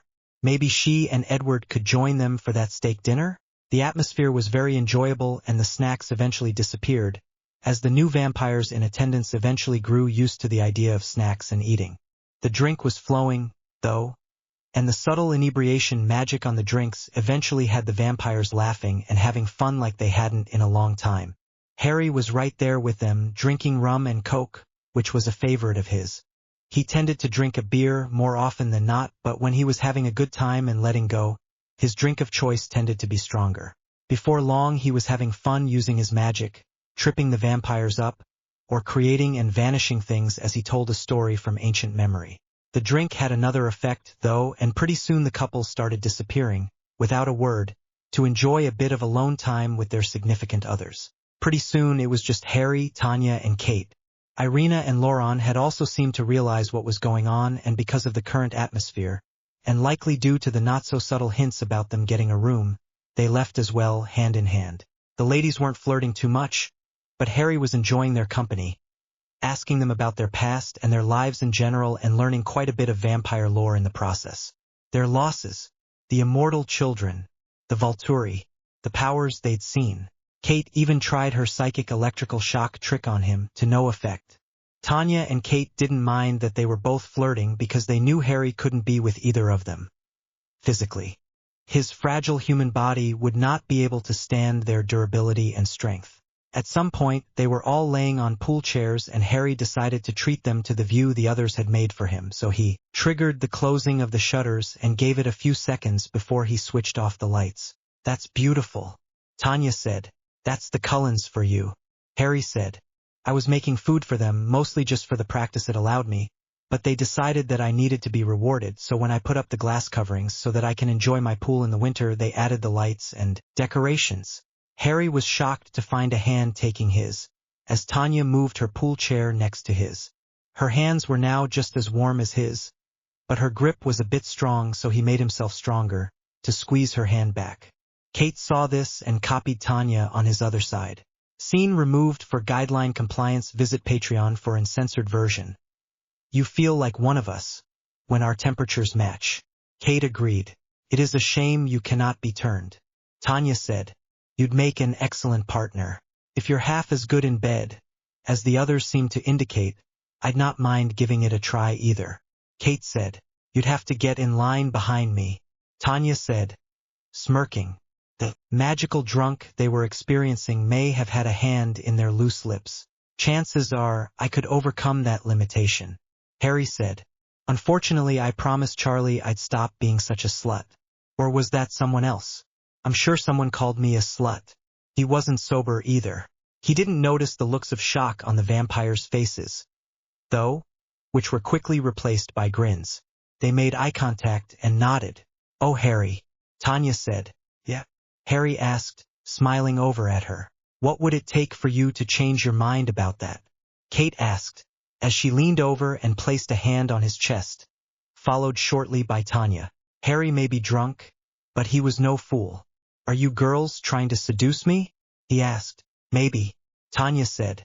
Would you really mind if we did? You girls are both beautiful and I'd consider myself a lucky bloke, but I don't think that's a good idea, Harry said. The Cullens are my friends, and if I took advantage of you while you were drunk and caused a rift in the family or something, I'd not be able to forgive myself. That won't happen, Kate said. Alice and Rosalie wants you to have someone that won't die as you stay young, Tanya said. Someone that could appreciate your gifts for a long time, Kate said. There's also another factor, Harry admitted, his smile fading away. You don't know enough about me. There are factors you don't know that might affect you if we become too attached. Tell us, Tanya asked. We'll keep it secret like the Cullens do. Kate agreed. I may be immortal, but my time on this earth is still limited, Harry said finally, after looking them both in the eyes and then looking away. You are immortal, but you are not? Tanya asked. I'll someday disappear from this world and reappear in another one, Harry said. I usually have about 50 to 100 years in any given world. What do you mean? One of them asked. I'm not from this earth, Harry admitted. I'm from an earth, but not this one. I don't know if it's different dimensions or something, but eventually the gods or destiny or magic or death himself decides that I've had enough fun and kicks me on to the next one. There was silence then, and Harry realized that it was probably time for bed for him. I'm sorry, girls, but that's how it is, he said. Then he let their hands go and left the pool room to get ready for bed. He was still in the shower, washing his hair, when he heard the door open. There's a bath in the guest bathroom if you girls want to clean up before leaving, he said. He knew that they could likely smell the chlorine on their bodies, so it made sense to clean up. The others had used his shower in the past. He was shocked to feel the shower door open. But we thought a shower would be nice instead, Kate said, as she stepped in, followed by another set of footsteps. Harry quickly rinsed the soap from his hair, but kept his eyes closed and his back to them. Turn around, Harry, Tanya said. Harry was only a man. He turned around. Open your eyes, she instructed. When Harry opened his eyes, he saw himself confronted by the two vampires. They still wore their bikinis. Intimate moment removed for platform safety. Visit Patreon for uncensored version. I want him to do it, Tanya said, stepping closer to Harry. If you want to, she asked. If his situation was anything to go by, he wasn't unappreciative of what was happening. Are you girls sure about this? Harry asked. We'll talk more later, Tanya said, taking his hands and putting them around her. As his hands went to undo the string to her bikini top, she leaned in and kissed him. Scene removed for guideline compliance. Visit Patreon for uncensored version. Harry's hands enfolded her, and they stood like that for a minute, as Tanya enjoyed the experience, even as she felt his heat between their bodies. She was careful not to bruise him, though.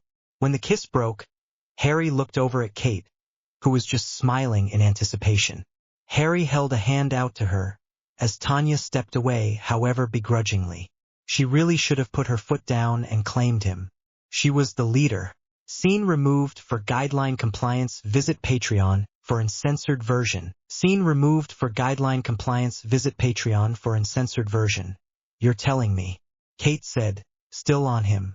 If I were mortal, I'd have been unable to walk, she pronounced. You are a very gifted lover, Harry, Tanya said. Honestly, though, I do wish I could have you to myself for a night. You can have me as long as you want, Harry said. You're both amazing. He was still exhausted, though. He'd spent a lot of power over the last 2 days, and he doubted he'd be up for a round 2 right now. I'm sorry I can't give you another go, I'm kind of tired from everything over the last 2 days. This was you tired? Kate exclaimed. Exhausted. Harry agreed. And I just lay here by the end. Mine. Both Kate and Tanya said at the same time. I'm senior. Tanya said then.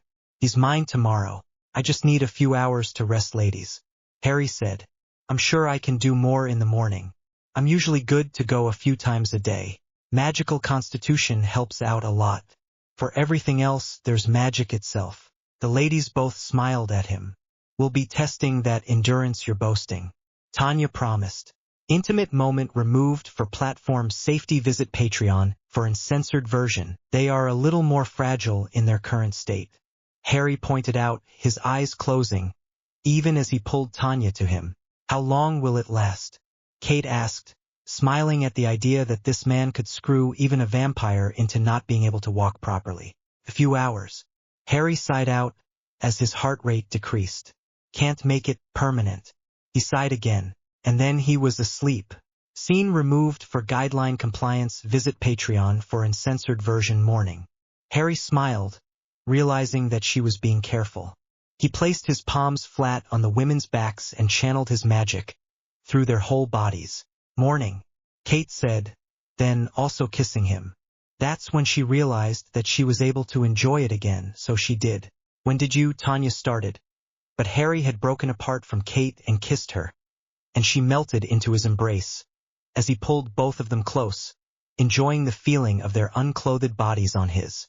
Scene removed for guideline compliance. Visit Patreon for uncensored version. It was 2 hours later that the three of them walked out of the bedroom, fully clothed. The vampires both had looks of shock and amazement on their faces as they unsteadily walked into the living room, only to find Rosalie and Emmett sitting there, looking at them strangely. What happened to you? Rosalie asked, concerned. Magic penis? Emmett offered. Both women just nodded in mute wonder with big eyes.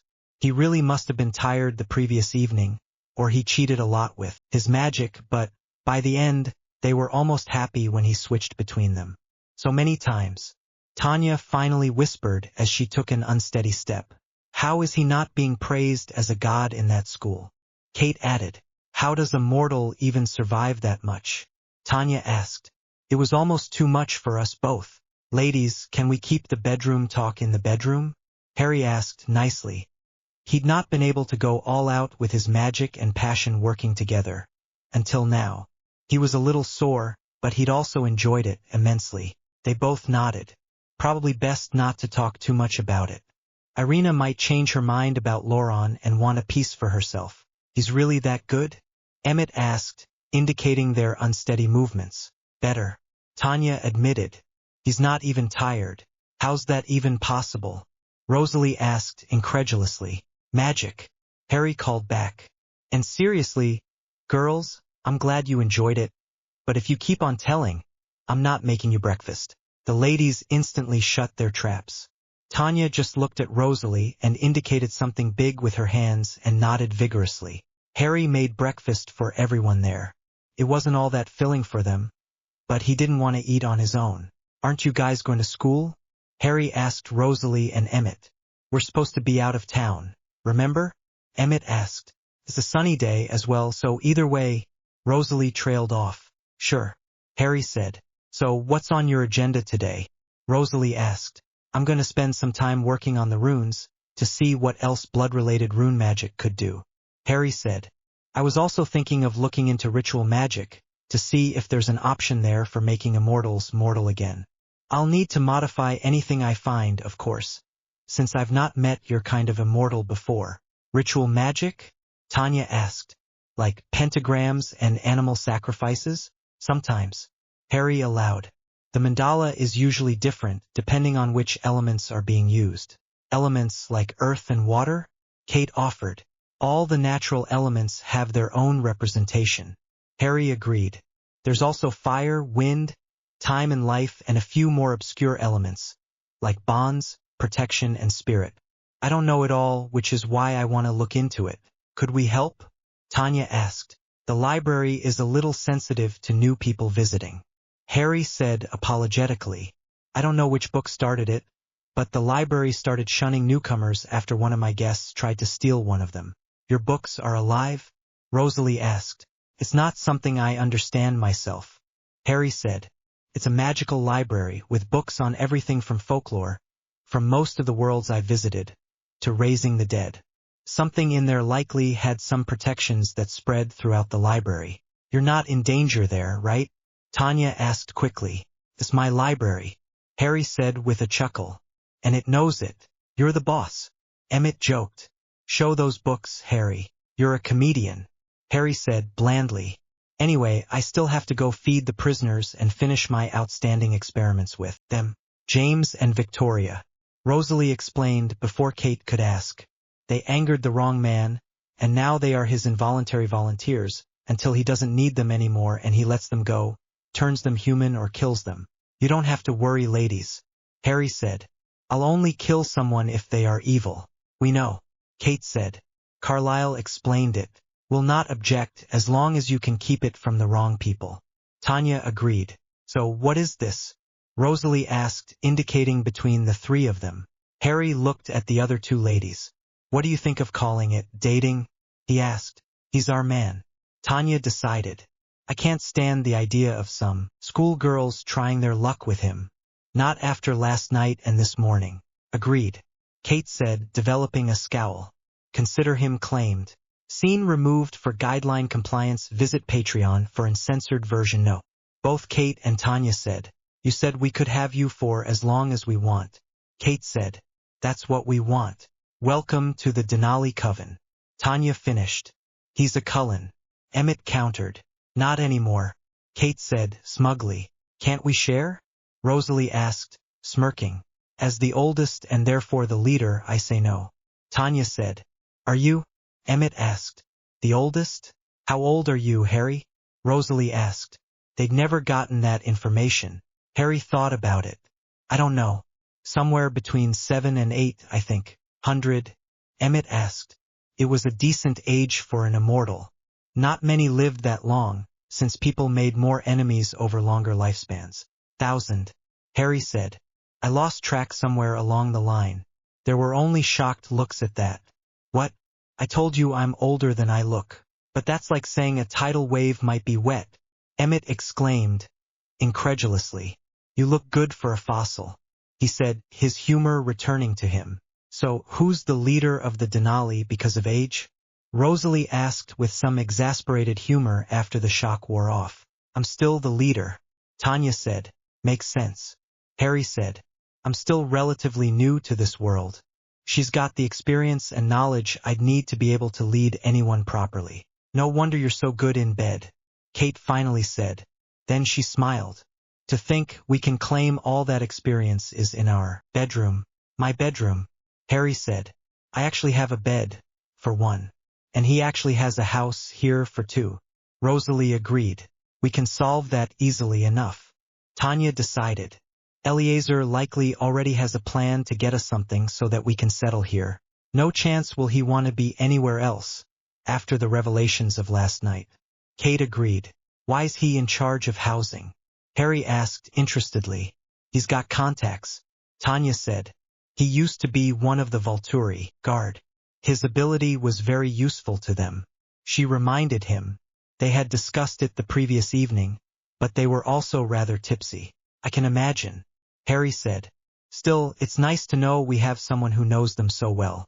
He'll be very happy to tell you anything he can. Kate said. He didn't leave them on good terms. Tanya explained. Who does? Rosalie asked. Good point. Tanya said.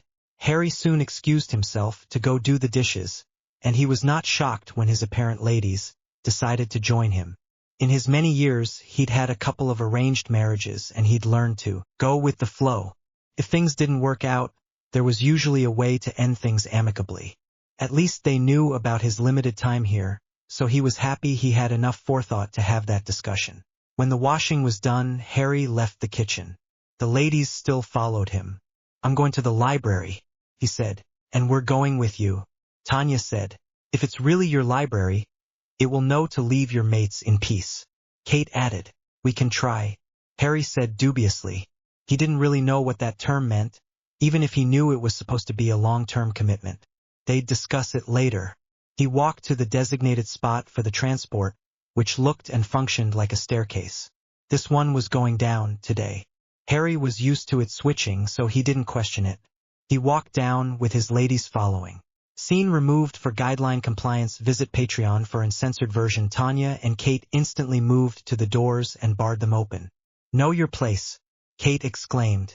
We are your master's mates. Tanya added. Bar us from entry and we'll burn you to the ground.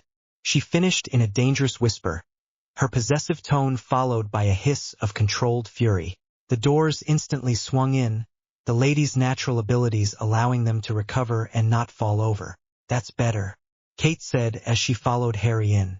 Chapter 5. End. See disclaimer on Chapter 1. Chapter 5. The library was huge. With their vampire senses, in the dim lighting of the blue flame torches that lit themselves as they went, the other side of the library was something they could only barely see.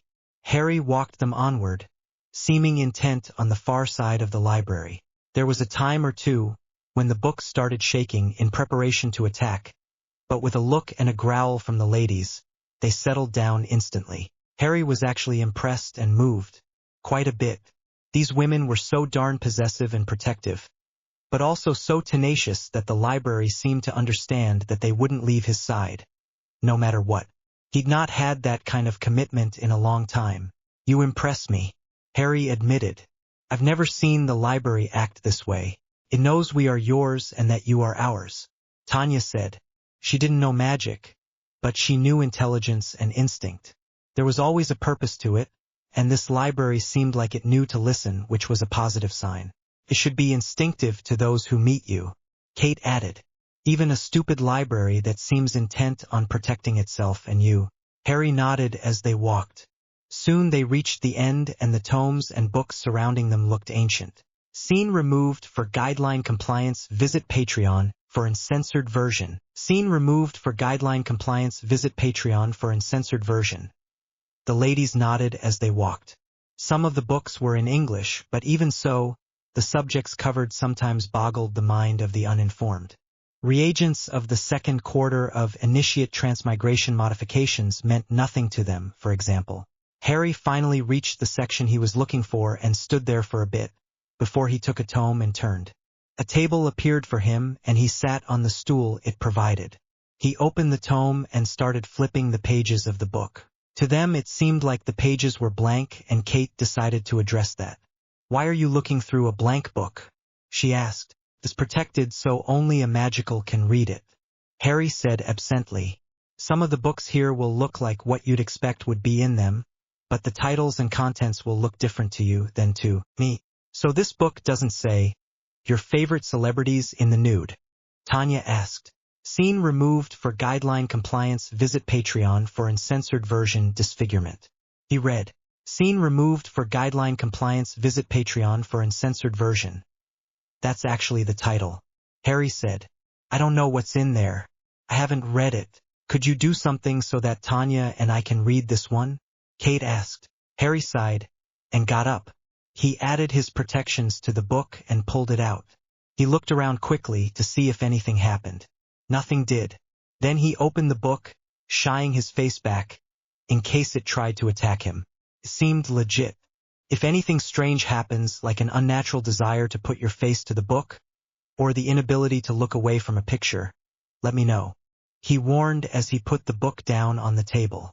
The ladies moved to the book, and when chairs didn't appear for them, like what had happened for Harry, Tanya looked up and growled out, chairs.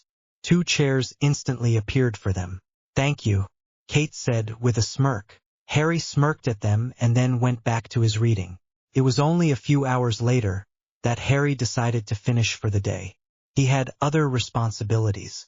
Tanya and Kate took the paper Harry had conjured for them with a pen and followed him out. The paper disappeared when they left the library, though. Hey, Kate exclaimed. The library doesn't allow physical knowledge to leave it, Harry said. You have perfect recall, though, right? We do, Tanya allowed. But we also wrote that ourselves. Doesn't matter, Harry said. It's part of the library, so it won't allow you to leave with it, even if it's a copy from the books. So you have to memorize anything you learn? Kate asked. Pretty much. Harry said. Why didn't you warn us? Tanya asked. Honestly? Harry asked. I'm so used to needing to do things this way, I kind of forgot. We can accept that. Tanya decided. She turned around to the library. Thank you for protecting our Harry's secrets, she said. The doors closed softly directly after. It seems we've reached an understanding with the library, she said. You're the first people in 2,000 years it's allowed in. Harry said. Really impressive. Your secrets are ours. Kate said simply. Except when Edward is around. Harry pointed out. We'll just think about your bedroom when he's around. Kate said with a smile. You know he can't control that, right? Harry asked. You'll just be showing him my bits. Not that he likely hasn't seen it in the heads of both Jessica and Angela. We don't have much of a choice. Tanya said. He's always listening. Harry had a thought then. I actually might be able to help with that, he said. Oh? Tanya asked. It's the same thing that protects me from him reading me. Harry said. It's called occlumency, the art of organizing and protecting the mind. Anyone can learn it? Kate asked. Not really. Harry said. It's a magical art. However, with a bit of rune work and a bit of conscious effort from you, I may be able to come up with something that will block his gift. It wouldn't be able to stop someone like me, but his gift is undirected enough that I think it could work. You can read our thoughts? Tanya asked. Surface thoughts like Edward? Sure, if I wanted to, Harry said. Reading vampire memories is currently still a problem for me. Tried it once and passed out. Freaked the Cullens out to find me like that. They reached the living room and discovered Esme and Carlisle sitting there. Hi, Harry said. Didn't expect to see you here, Carlisle. Since Esme would be here anyway, for her lessons and I'm not working today, I thought I'd join her. Carlisle said. I'll stay out of the kitchen, of course, but I thought that I'd keep Tanya and Kate here company, while you two have your lessons. Y Harry. Esme said, as she got up to hug him. Y Esma. Harry said with a soft smile for her, even as he returned the hug. I hear you've been claimed? Esme asked. To hear her say it, it was a good thing. Apparently, Harry said. He's ours. Tanya and Kate said. What are the others doing? Harry asked, trying to avoid that topic still. Oh, they are discussing where to go for the holiday, and if it's a good idea to bring a human. Carlisle said. Bella. Diar. Not you. Esme added. We'd not leave you out of the family plans. He's ours. Tanya repeated, fervently. Of course, dear. The whole family will be invited. Esme said with a smile. I say, let's go to visit Bella's mum. Harry decided. If that's an agreeable option, of course. He added. Edward suggested the same thing. Carlisle chuckled. It should be doable if you're not opposed to helping us blend in. Esme said. Florida is a sunny place. She added. Well, it's not like I've got plans. Harry allowed. Should be fine. What about your research? Tanya asked. I can always come here. Harry said. All else fails. I'll just put another instance of the house there. Instance? Kate asked. My house is special. Harry said. Can be everywhere and anywhere. Technically, it's connected to me, so it's always nearby for me. How many secret skills do you have? Carlisle asked. The latest revelation was just another in a long line of surprises. More than you could get used to, I'm sure. Tanya said, with a bit of smugness to her. If his library was anything to go by, he had skills and abilities he didn't even know about yet. Our man is infinitely capable. Kate agreed. He's not even learned all the skills he could use if his dash. Kate. Tanya objected, having been trying to hide that. Don't go sharing our mate's secrets, right? Kate said, nodding. Anyway, Esme decided, it's time for my lessons. Of course. Harry agreed, getting up. Can't we join you? Kate asked. Wouldn't want to spoil you just yet. Harry said, with a smirk. Have to leave a little mystery in the relationship, after all. When Harry and Esme had left, Carlisle asked, so, both of you are his mates. If you knew his capabilities, you'd be asking why there isn't more of us. Kate said, he's truly a man above men. Tanya agreed. Even for immortals. Really? Carlisle asked. He didn't have the relationship Esme had with him, but he knew that she had started caring for him in a motherly way. He had a fondness for him. Sure, but that didn't mean he was ready to call him son. Really, Kate said emphatically. He has skills, Carlyle, that could turn a woman from her mate, if he so chooses. Tanya said. Should I be worried? Carlyle asked. Esme is a maternal figure to him, I think. Tanya said. Not that I understand it, considering his age. His age? Carlyle asked. He's really old. Tanya confirmed. The way Tanya say it told Carlyle that he'd underestimated the boy man quite a bit. That's very interesting to know. He'd not be pushing this subject. So he accepted you? He asked, getting back on subject. He doesn't know what it means yet. Tanya said. But we've got time to teach him. Let's talk about when he moves on. Kate said, changing the subject again. In the kitchen, Harry and Esme were making progress with everyone's dinner. I think just a bit more salt for Irina. Esme said. You think? Harry asked, looking at the tuna salad he was preparing for her. I don't know why, but I think she'd appreciate it. Esme said. The sign of a good chef is knowing when to alter the recipe for the diner. Harry said, as he added a pinch of blood-created salt. You're really coming into your element with all this. He complimented. I've been doing my own research. Esme admitted. The human books really make sense, now that I know how to interpret certain things. Your senses still too sensitive? Harry asked. Not something easily overcome. Esme agreed. I'm learning, though. So what have I gotten myself into with those two? Harry asked as he started working on the next dish. To be mated is a permanent lifelong bond. Esme said. Mates have been known to lose their will to live after their mate dies. So, I'm married? Harry asked. I doubt the bond is quite that strong at this point. Esme said. I also don't know what it means that your relationship has 3 people in it. I've not seen that before. I've been in similar situations before. Harry admitted. I once had to marry 2 women from different planets to cement a treaty between the rulers of those planets. They seemed happy with the arrangement. Why did they have to marry you? Esme asked. I was the one that brought peace to their worlds. Harry said. Abducted the ruling bodies and had them fight it out themselves with their fists. Once I refused them the ability to use their robot armies on each other. Their tunes changed quickly. Were you happy, then? Esme asked, wondering if he missed his wives. Scene removed for guideline compliance. Visit Patreon for uncensored version. You must have seen many strange things in your life. Esme said after that last bit sank in.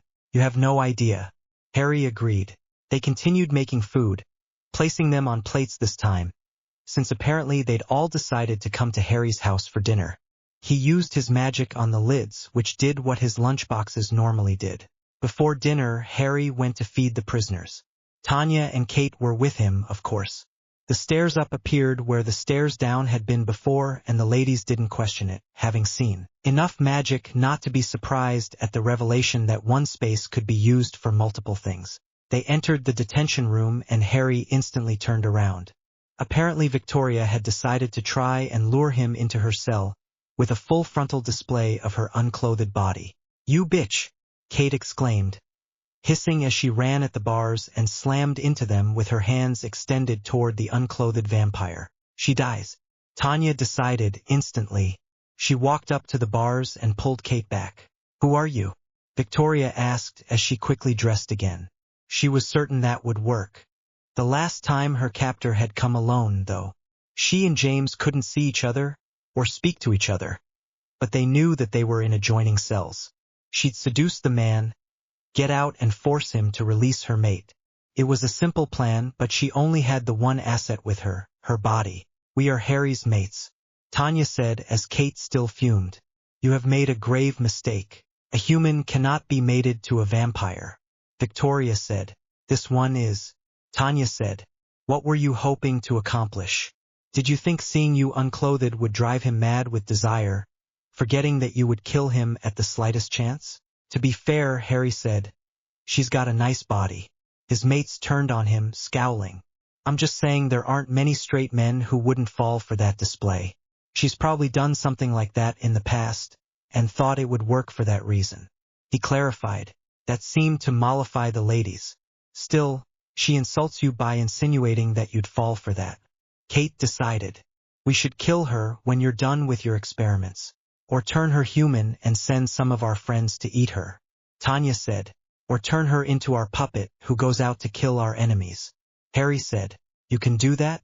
Victoria asked, fear tinting her words. To prove his point, he lifted a hand and Victoria's cell door opened. She was standing dead still until she straightened. Harry walked in and stood before her. Victoria went down on one knee and said, Master, how may I serve? Harry handed her the food he'd brought for her and she took it, smiling gratefully. Then Harry exited the cell and the door closed. Eat your food, Harry commanded. Of course, Master, Victoria said, as she dutifully started eating her food. Content removed for YouTube compliance. James was instantly aware and ran at the bars, as he always did, when he saw Harry. Let me go, he yelled. Eat your food or lose the chance.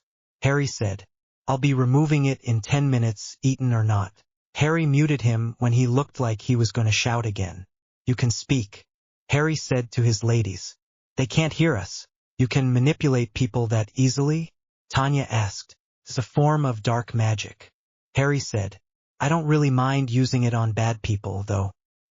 He said as he looked at Victoria eating her food with a smile on her face, seeming to actually enjoy it. Harry, please, don't think that I'm questioning who you are. Kate started. I didn't use magic on you to bring you ladies to my bed, if that's what you're wondering.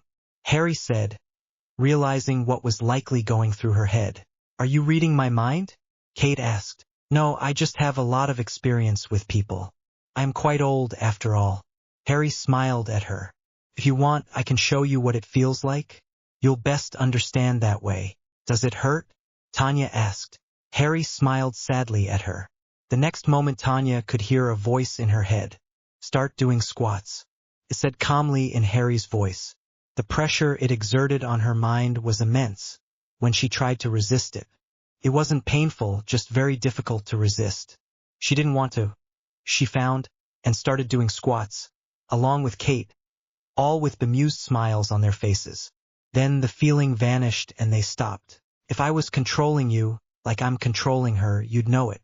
Harry said, indicating Victoria. This is the first time I've experienced something like that. Kate said, relief showing on her face. We shouldn't have doubted you. Tanya said, apologetically. You have to understand that magic is capable of many things. Harry said, there are, in fact, ways by which I could have compelled you to do something you normally wouldn't, so you have to decide if you want to trust me, because if you can't trust me, this relationship will fail. So you admit that you could have manipulated us? Tanya said, I could have. Harry agreed. I didn't, but if you want a bit of time to decide if I'm worth trusting, I'd not hold it against you. The ladies were silent. Then, they waited for 10 minutes in silence and by the end, Harry vanished James's plate. He noted that it was empty as well. He knocked James out again and then he removed the spell from Victoria. Her eyes widened in realization as her empty plate vanished from her unmoving hands. Harry then left, leading the ladies out. So, do you think you need some time? Harry asked. No.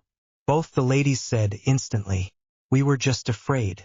Kate said, you can do so many things that it wouldn't be inconceivable. Tanya agreed.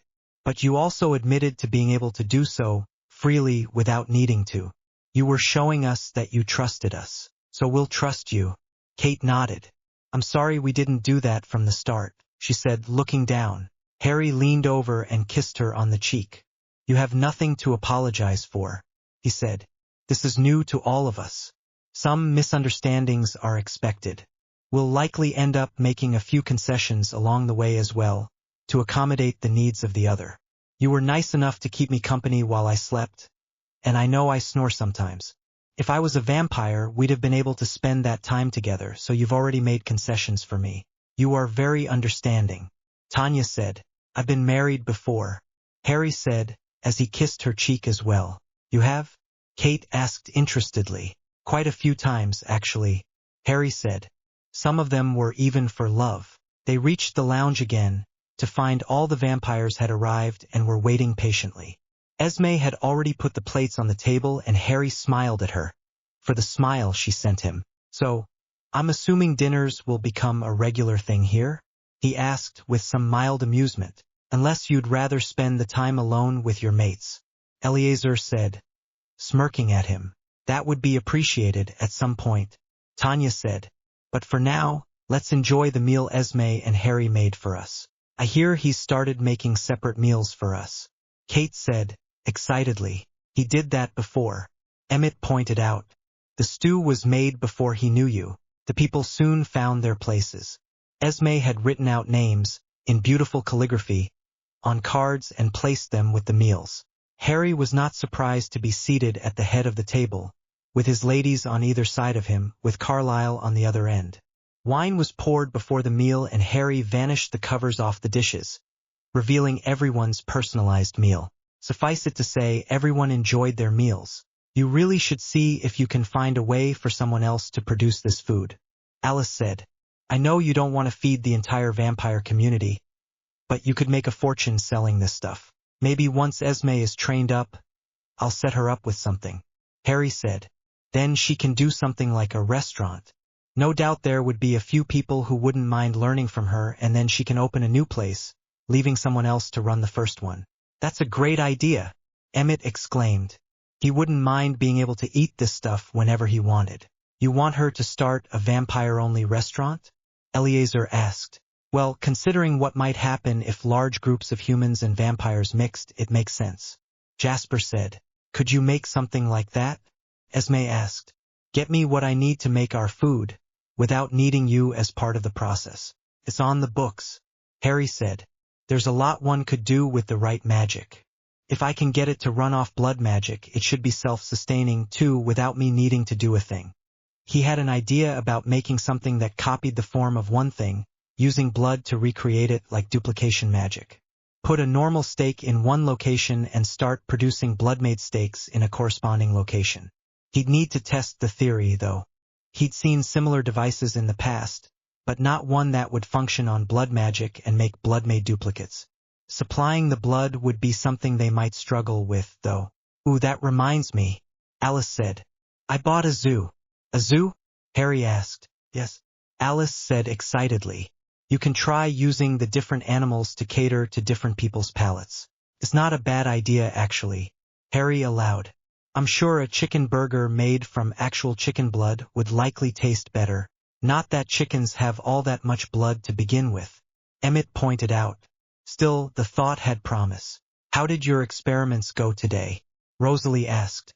"We were in the library before I started making food," Harry said. "We?" Rosalie asked while Carlyle asked, "Library?" "Kate and I escorted Harry," Tanya said. She didn't mind if Harry thought the library could be talked about. "You have a library?" Carlyle persisted. "Sure," Harry said. "It's where I keep all my books." "Could I?" Carlyle started. "The library doesn't like people," Kate said. "Tried to block us from going in." Tanya agreed. "Fortunately, it only took one threat for it to recognize us as Harry's." "The library tried to block you?" Carlyle asked. "It's alive," Kate agreed. "It tried to protect itself. I once trusted the wrong person and the library never forgave me." Harry sighed. "Since then, it never trusted my judgment with people. Until now," Tanya said. "I think we'll be fine going there from now on." "You might be right," Harry agreed. "But I want to see the library too," Alice said plaintively. "Give it a bit of time," Kate suggested. "It needs to get used to us first. Also, never try and take something out of the library," Tanya suggested. "If you take books with you, it will likely claim them too," Harry said. "So don't take anything that you want to keep when the time comes." He turned to Tanya then. "What did you find in that book?" he asked. "That's for when we're alone," Tanya said, desperately trying not to think about it, seeing as how Edward was with them. Fortunately, Kate had also realized and instantly thought of Harry's member. "Could you not?" Edward pleaded. "What?" Rosalie asked. "They are hiding something by thinking of Harry's magic thing," Edward said. "Nothing you haven't seen before," Emmett crowed. "Don't remind me," Edward said, shuddering. Despite what people thought, high school girls could also have one-track minds. The female population have basically all had at least one fantasy about Harry while I was around. It's not something I enjoy, so that's the real reason you wanted me to meet your cousins. Harry said in realization. That was my reason. Edward said easily. I thought that if you hit things off with one of them, the girls in school might decide that you're off the table and stop putting me through the heck of seeing you do all sorts of things in my head. Anything interesting? Kate asked, smirking at Edward's discomfort. Please don't, Harry said. He lowered his mental shields for a moment and thought, divert the conversation, please, or I'll start imagining Bella unclothed and allowing you to see it. Edward's head had snapped up and looked at Harry incredulously. You can allow me to hear you? He asked. If I wanted. Harry agreed, smirking at the successful diversion. It's called occlumency. I've already promised my ladies to try and teach them. Could you use it to read my mind like I do others? Edward asked. I'd rather not hear everything you're hearing. Thank you very much, Harry said. From the sounds of it, it could be torturous. He shrugged. Also, occlumency is for defense. Legilimency is for reading others. I could read your surface thoughts with it, but as you know, reading memories at this point is going to be an issue. He tried it once and it hurt him. Esme said, when the newcomers looked like they were about to ask about it. Apparently, with our perfect recall and stronger senses, our minds have been rewired to compact the increased size of our memories. Carlyle said, it's for that reason that one of the initial tests to make James human failed. It would likely also make it impossible to become fully human with all your memories intact. Harry agreed. Chances are, I could take only your immortal memories away, but it would require a lot of work and I suspect few immortals would go for that. There was silence again as that was contemplated. What about making only the body mortal but keeping the mind? Eleazar finally asked. That would require a much greater knowledge on the fundamental differences in the makeup of immortal DNA and physiology than I possess at this point, Harry said. It's also likely that having an immortal mind in a mortal body would simply cause the change to occur again. I have been researching this for quite some time, Harry, Carlyle said. We could always work on your next test together, maybe later, Harry said. I've still got quite a lot on my plate at this moment. I actually have something I'd like to discuss with you, Edward said. In private. He added, he wants to do Bella. Emmett said, smirking at Edward. Edward looked angry. We all know you're afraid of hurting her, he said. I would simply like some protection, in case I hurt her. Edward said, I'll not be going that far, before the proper steps have been taken. Proper steps?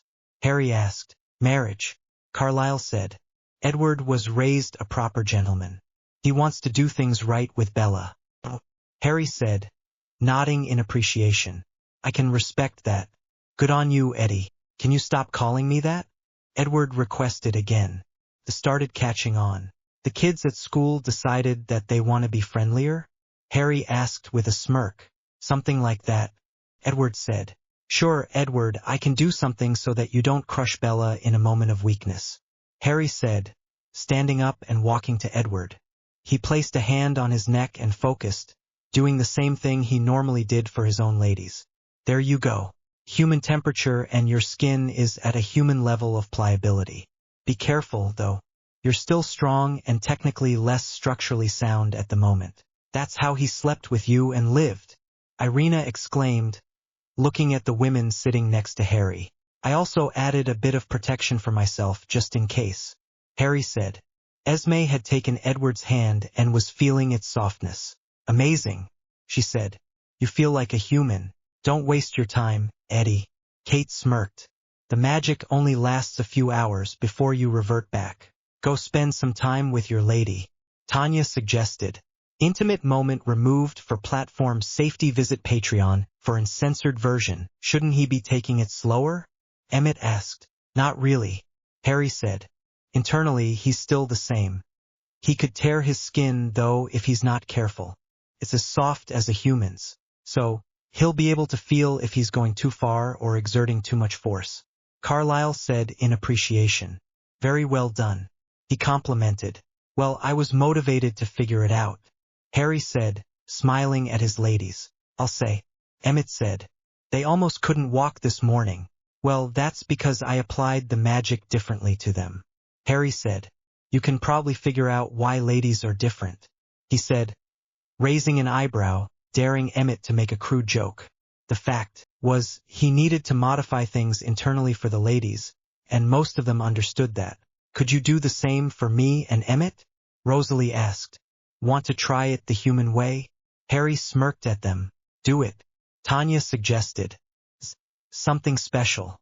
Emmett and Rosalie soon disappeared to the spare room, which it seemed that they had claimed.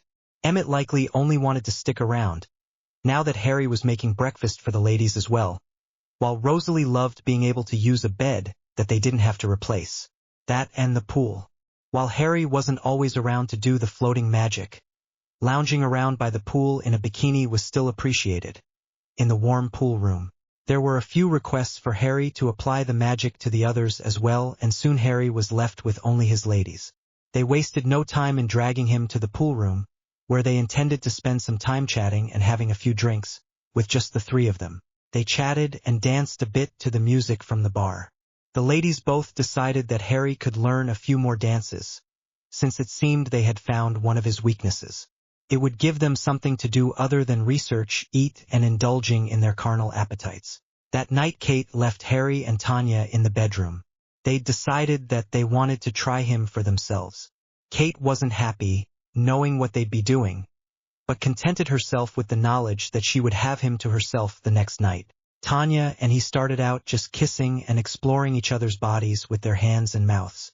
She went slowly and softly, wanting to experience everything she could with Harry to herself. Harry had no trouble taking things slowly for his lady. When they were finally disrobed, Harry kissed her softly. You know, you really are beautiful. Harry whispered. I'm very glad I met you. Tanya didn't answer. She simply grabbed onto him and kissed him deeply. She felt the same. It was a few hours before Harry became too tired and drifted off, with his lady pressed to his side, just enjoying the silence and presence of her lover. It was with a start that Tanya awoke the next day. I was asleep, she asked herself. Thought you wouldn't mind sleeping with me, so I looked up some magic that would let you sleep when I did. Harry's voice croaked. It was meant to be used with another spell that woke up new parents when their baby did. I'm jealous, Kate said, from Harry's other side. She'd not been able to cuddle up to him, because she wasn't in her more human state. I watched you both sleep for hours. Then we'll have to ensure to do that tonight. Harry said. I'd like to ask you a favor. Kate said. What can I do for you, my lady? Harry asked, as he pulled her in and did his magic on her. Could you make this, she said, quickly kissing him, into a pendant too? I suppose I could. Harry allowed. It shouldn't be too difficult. They both already wore the heat pendants. Why? Scene removed for guideline compliance. Visit Patreon for uncensored version. I'll need to work it so you can activate it somehow. Harry mused. But I've got an idea for that. He nodded.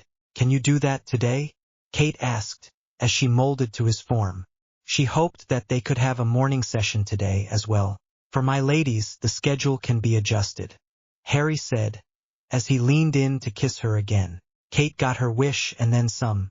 It seemed that Harry was building up some sort of skill, because it took the ladies a few minutes before they felt they could walk again. They suspected Harry could remove the magic that left them in their more human state, to counter it, but they also enjoyed the feeling of him so thoroughly bedding them. It was with smiles on their faces that they left the bedroom that day. Rosalie and Emmett were sitting in the lounge chatting again, but they looked excitedly up when Harry appeared. Do it again, Rosalie exclaimed, as she instantly moved up to Harry and took his hand. Please, do what again? Harry asked. The thing from last night, Emmett said, smiling along. It's really good. He added, I felt so vulnerable, but also human, and warm and soft, and everything was just better. Rosalie agreed. We didn't even break anything. First, Emmett corrected. When it faded, things became a little more fragile. Emmett was very impressed with the magic. Rosalie had made sounds he'd never heard from her, and she'd never been as demonstrative. It was likely also something to do with the fact that they were able to do it in a house around people, and not have to worry that people were listening in. Should I switch off the security cameras in my guest room? Then? Harry asked with a smirk. Heck no. Emmett said, knowing Harry was joking.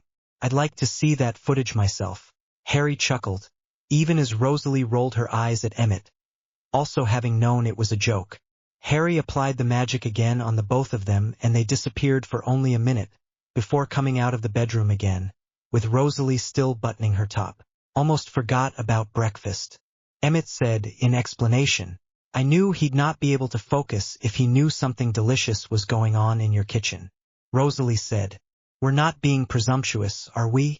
She asked. Nah, the more the merrier. Harry said, I enjoy it when people enjoy my food. What's not to love? Emmett asked. Harry served them a full English breakfast that morning. It was, once again, not as filling as it could be, but he needed to keep track of stock.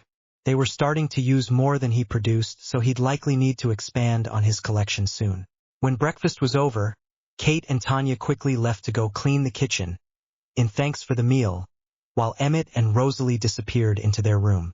Harry didn't want to reduce his ladies to old-fashioned gender roles, but he also knew they were old enough to have lived in a time when such things were expected. Also, they likely hadn't had the chance to do such mundane things in quite a while, so he'd not object if it was something that brought them some joy.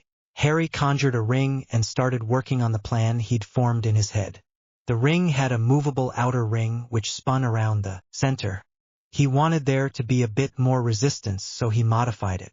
When he had that down, his ladies joined him and watched as he separated the two parts. He got up with those two pieces in hand.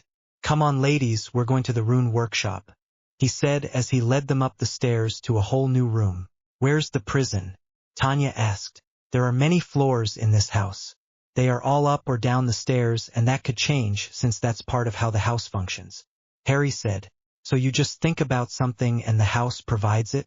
Tanya asked. It has to actually exist. Harry said. I can use an empty room to set up something new, though. That's useful. Kate said, as they looked around the large room. There were workbenches all around, with all kinds of implements, ranging from chisels to futuristic-looking machines with lights and strange attachments. Harry walked to one of those futuristic ones. He put the outer ring into a kind of clamp and allowed the machine to pull the ring in. Now for the fun part, he said, smirking. The machine powered up and Harry started working. He'd found everything he needed the previous day and now he just needed to test implementation. It took a few hours and a bit of extra time testing the resulting creation on himself, to keep the surprise from the watching ladies, but by the end Harry was happy with the result. He went to a drawer and pulled out a small bar of platinum, which he then inserted into another machine which was attached to the first. The machine made a bit of a high-pitched wail as it worked, but half an hour later, two identical rings made of platinum were ejected out of the machine. He'd added a bit of a pattern, which ascended and then descended in a kind of two-dimensional spiral. Harry took them and walked up to his ladies before bending a knee. My lovely ladies Tanya and Katrina, I normally do things in a certain order, but since you are my ladies already, I would be honored if you accepted these gifts from me, and wear them as a symbol of our union. Scene removed for guideline compliance. Visit Patreon for uncensored version, of course. Tanya followed. They held out their left hands and Harry slipped the rings onto their ring fingers. Then you are now my wives, Harry said.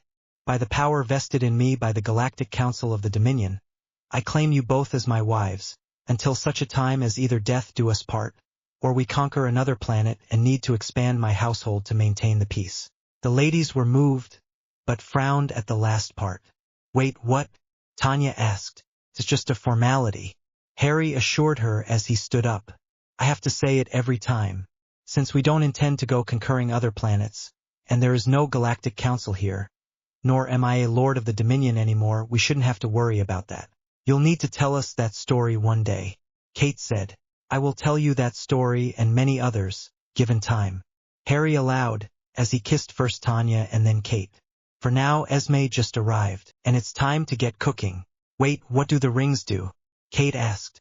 Oh right, Harry said, taking her hand. This ring works like the pendant, except you need to turn it to align the runes.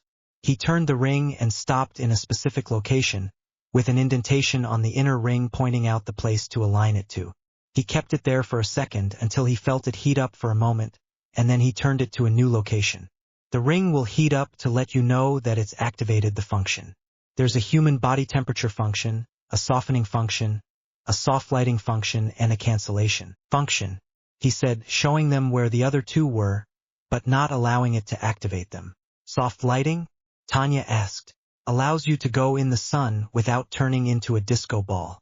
Harry said with a smirk. With these, we can fit in with humans almost perfectly. Kate exclaimed. I also left room for other functions once I figured out what is necessary. Harry allowed.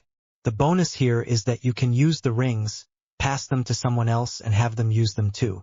We'll only take the required energy from the person it's working on, so you won't drain yourselves. But I never intend to take this off. Tanya said jealously. It's sacred, and while I'm happy to hear you feel that way, it's also a useful tool for you to use. Harry said. I'll not take offense if you use it for that purpose, but do me a favor? Anything, my husband. Tanya said, trying it out. Don't let those leave your sight. Harry requested. Never. Both Kate and Tanya swore. Good. Harry said. Now let's go greet Esme. A routine of sorts started over the next few days where he would research, cook, host dinner, bed his ladies and tinker with new applications for blood rune magic. It was after dinner one evening, when a familiar car drove up the driveway, carrying two teenage girls. Are those the floozies you bedded before you met real women? Tanya asked as they watched the girls get out of the car, through the window. That's Jessica and Angela. Harry corrected. They're perfectly nice girls and were a fun distraction. Until I met you. We can handle them, Kate said, as she turned and walked to the door. Tanya was right there with her and Harry quickly followed. But Tanya turned around. Trust us to handle this, she said sternly. Harry stopped, sighed and nodded. It wasn't right. He should be the one to do this, but there was likely some sort of girl code or something that he was not privy to. Tanya and Kate walked up to the shocked girls, and they chatted for a few minutes, before the other girls got in the car and drove off, somehow not even seeming all that upset. What did you do? Harry asked, as they re-entered the house. We had a civilized conversation with the girls. Tanya said, smugly. They even asked for our numbers. Kate added. How though? Harry asked. They should have been upset. We're attractive to all sexes, dear. Tanya said. They weren't upset because they think we're lesbians. Or rather, hope we're lesbians. For more than one reason. Kate said. Let that be a lesson to me. Harry said with a smile on his face. My wives are awesome. That could have been a very tricky situation for me. They arrived horny, they left confused. Kate said. We have our own skills too. That night, Harry and Kate had a night alone. They normally didn't split up their nights after that first time, but sometimes they wanted their personal attention too. Kate, for example, liked to be in control or to be controlled, and she liked it a bit on the rough side. She wasn't domineering, but she liked a bit of a power game, and when they got busy, she liked it rough and hard. Harry could easily comply with that, and her screaming climaxes only drove him on. He loved how he could drive her insane with desire and leave her in a satisfied puddle on the bed. Before they cuddled, they'd normally call the other and then they'd all fall asleep together. The sleep thing was not something all the immortals wanted, since they didn't all have partners that needed it, but it was a welcome thing to know. Immortals or not, they could still become tired mentally, and one or two of them had actually asked Harry to let them sleep in the guest room on occasion. Rosalie and Emmett had not liked that, though, since they'd apparently claimed the room as theirs. So Harry had simply added another guest room. It wasn't hard to do, but if someone walked through the house with a critical eye, they might realize that the space available and the space used did not make sense, so it was decided to always keep that room locked unless it was in use. Before long, the week was over and weekend had arrived. Darn, I forgot about Charlie. He swore Saturday morning, after he and the ladies had spent themselves in the usual morning activity. He's expecting a steak dinner tonight. Tell him that you invited a few more people. Tanya said. I don't know that he'd feel comfortable around so many people he doesn't know. Harry explained. A big part of enjoying your meal is feeling comfortable. You're not kicking us out. Tanya said, sternly. Tell him that you have two people joining. Yeah, the problem with that is that he asked me to take a sabbatical from women. Harry said. The local schoolgirls, maybe. Kate said. It will be fine. Just say we're old friends. With benefits. Tanya added. I think I'll leave that part out. Harry said. He will likely pick up on it on his own.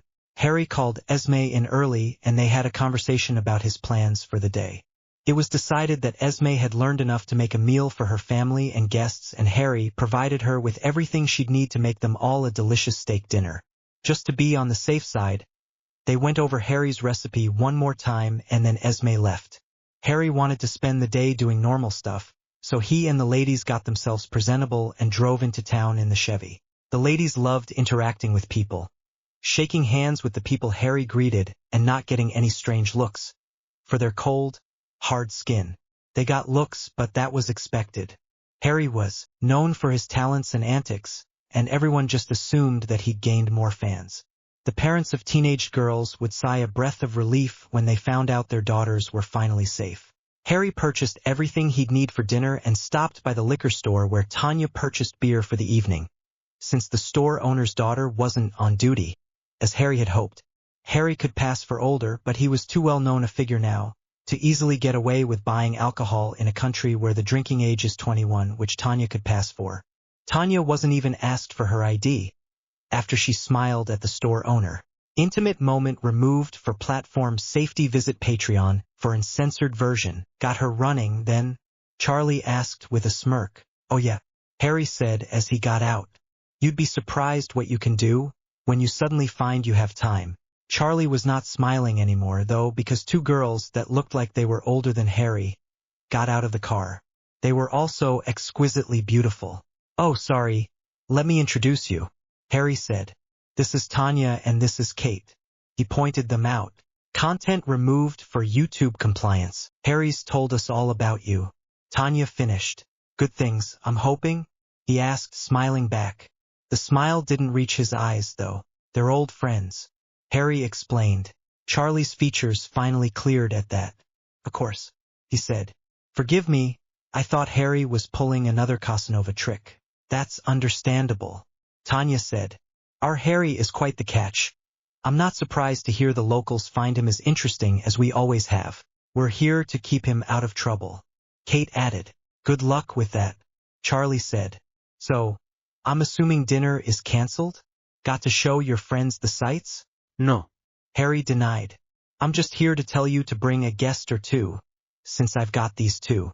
I'd also love to see Bella again. We've not spoken since the suspension. Glad that's over? Charlie asked, also realizing the week was up. I don't know yet. Harry admitted. I found that I can be quite productive, left to my own devices. Not having too many visitors, I hope. Charlie asked. He'd heard that Jessica girl's car had been seen coming and going down that way a few times. Her and that friend of hers. Oh yes, there were those friends that showed up for coffee one night. Tanya said. Jackie, or something. Jessica. Harry corrected, rolling his eyes. Kate and I had a nice talk with her. Tanya said. She's not going to be causing our Harry any more issues. Seriously, spreading such rumors. Kate added. She spread the rumors? Charlie asked. Why would the girl do that to herself? Bragging more like. Harry said. Just because I gave her some attention doesn't mean I like it out in the world like that. Just see how much trouble it caused already. Well, let's just hope there aren't any more rumors anytime soon. Charlie said. His implication was clear. I hope so too. Harry agreed. Anyway, so we'll see you at 6? He asked. Should be fine. Charlie said. I'll bring Bells. She'll likely ask that we bring Edward. You're still friends, right? Edward has dinner plans with his family. Harry countered. Esme's first time cooking for the family was likely something she was looking forward to. Harry had assumed Edward would come too, but had decided not to ruin Esme's big night. Still close to the Cullens, then? Charlie asked. I don't know.